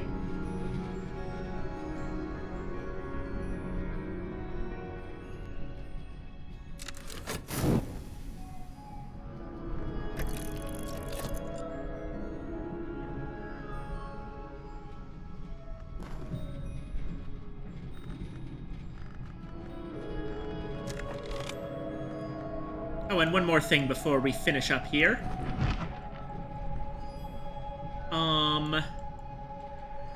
Because I can do this now. Hitling Ripe. Red with Resurgences and Emergences. With Trist. And bingo.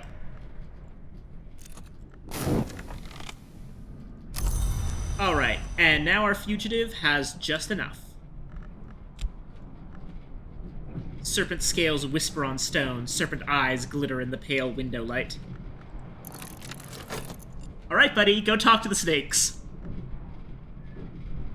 Don't worry, they don't bite too much. I mean, you know, if they do bite, at least you're not going to live long enough for them to bite a second time. Good luck.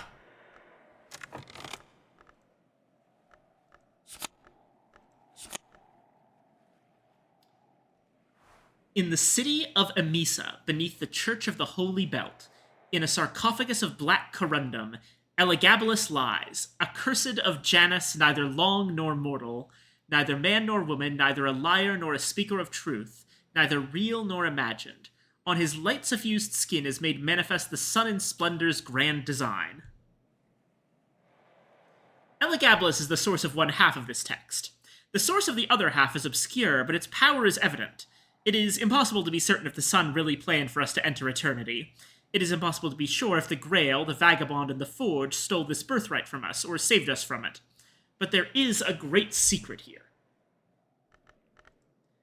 Newman, the paths of the sun. The sun has charted his paths, paths beyond walls and woods and bounds. When the sun lights our way, when we are ready, all of us will enter eternity. At least, in the right history.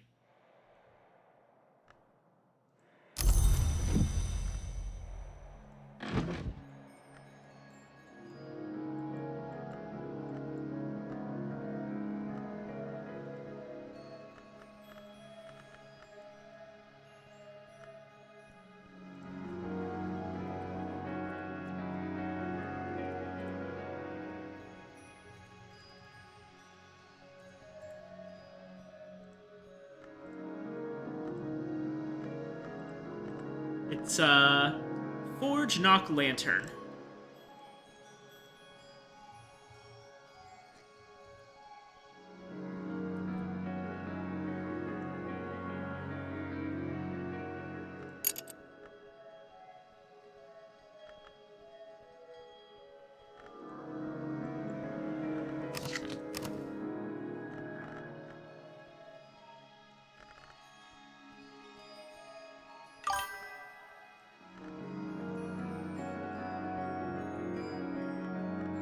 I could, but that'll be something for tomorrow.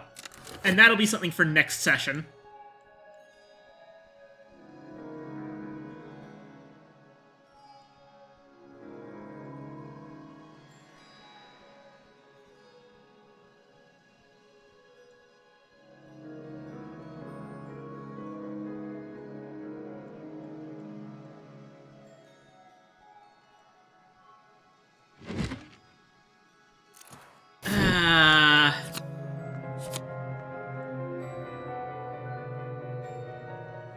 Okay, hold on.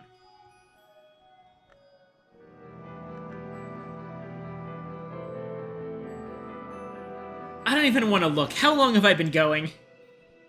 I have been going for nearly 8 hours, Base. I am wrapping up at the end of today.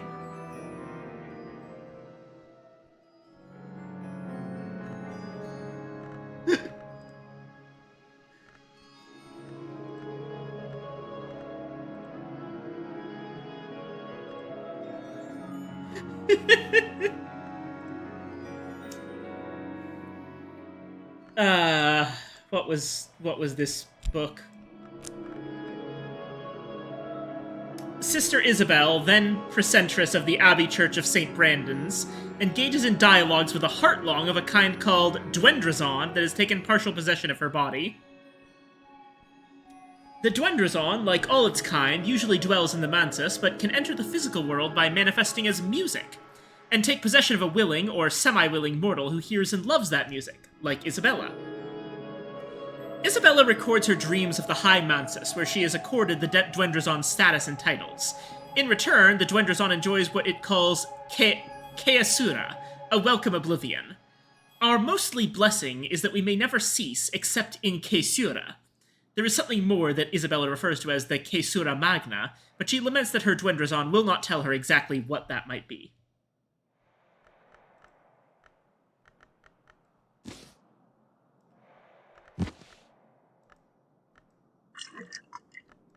And it's a cheerful ditty.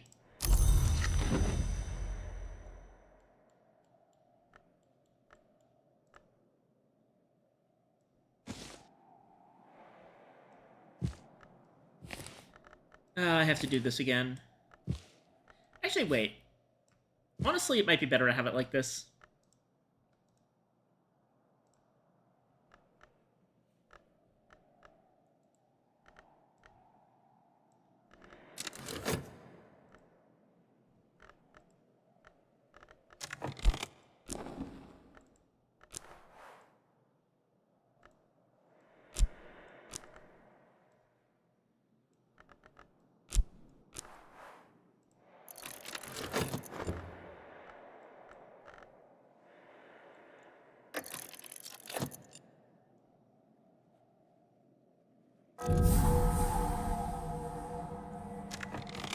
And there we go, the winding stair. After Briot's retirement in 1861, the Curia found itself short of promising candidates until the arrival of Willem Harries, a former Dutch Lutheran priest and a sometime correspondent of Stanislav Schaller. He had been a missionary in the Dutch East Indies until his faith was lost or transmuted into a devotion to St. Agnes of the Gate, and he was drawn to Hush House. He won his position by presenting the Curia with a key long lost. That was the key to this very stair, but only the naive would assume the key was a tangible object.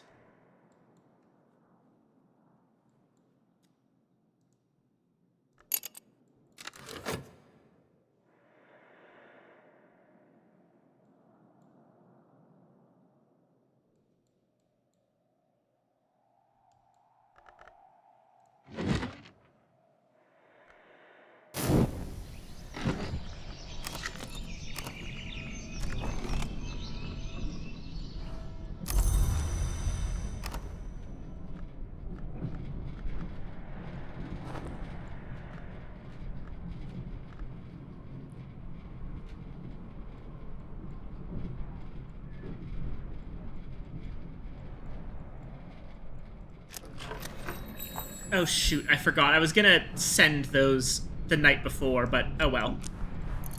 Anyway.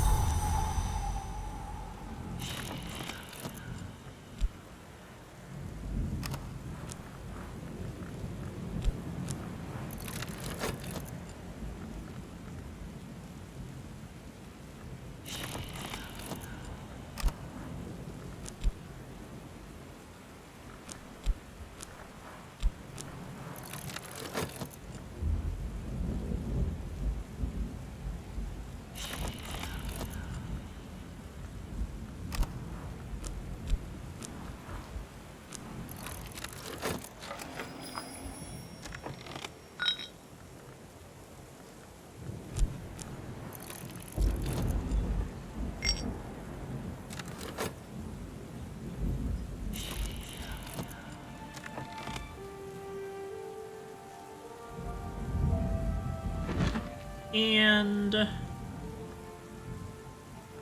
after they get here, I'll also have this running. You said...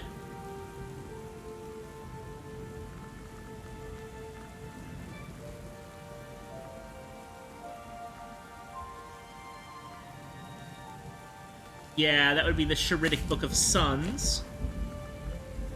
Plus Didymos. Plus Deep Mandaic.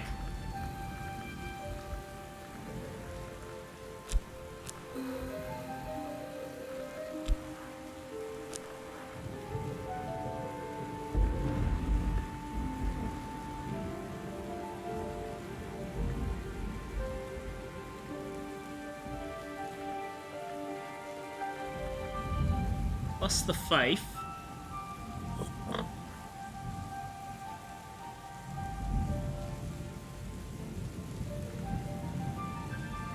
Do I really need the Didymos here? It almost seems like overkill, but...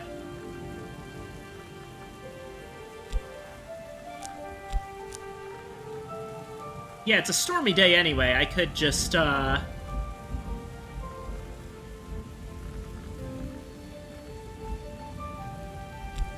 Sky Story it.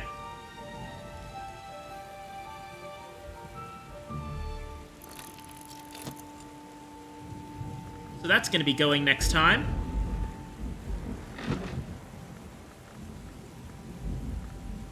And... Okay. Done.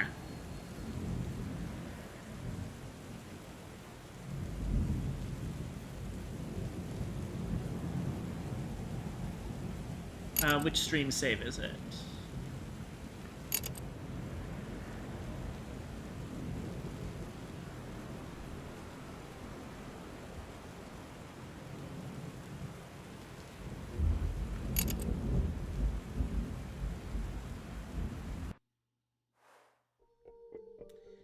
I really should not have gone this long, but I guess this just kind of happened. This game is bad for me. I'll see you next Wednesday.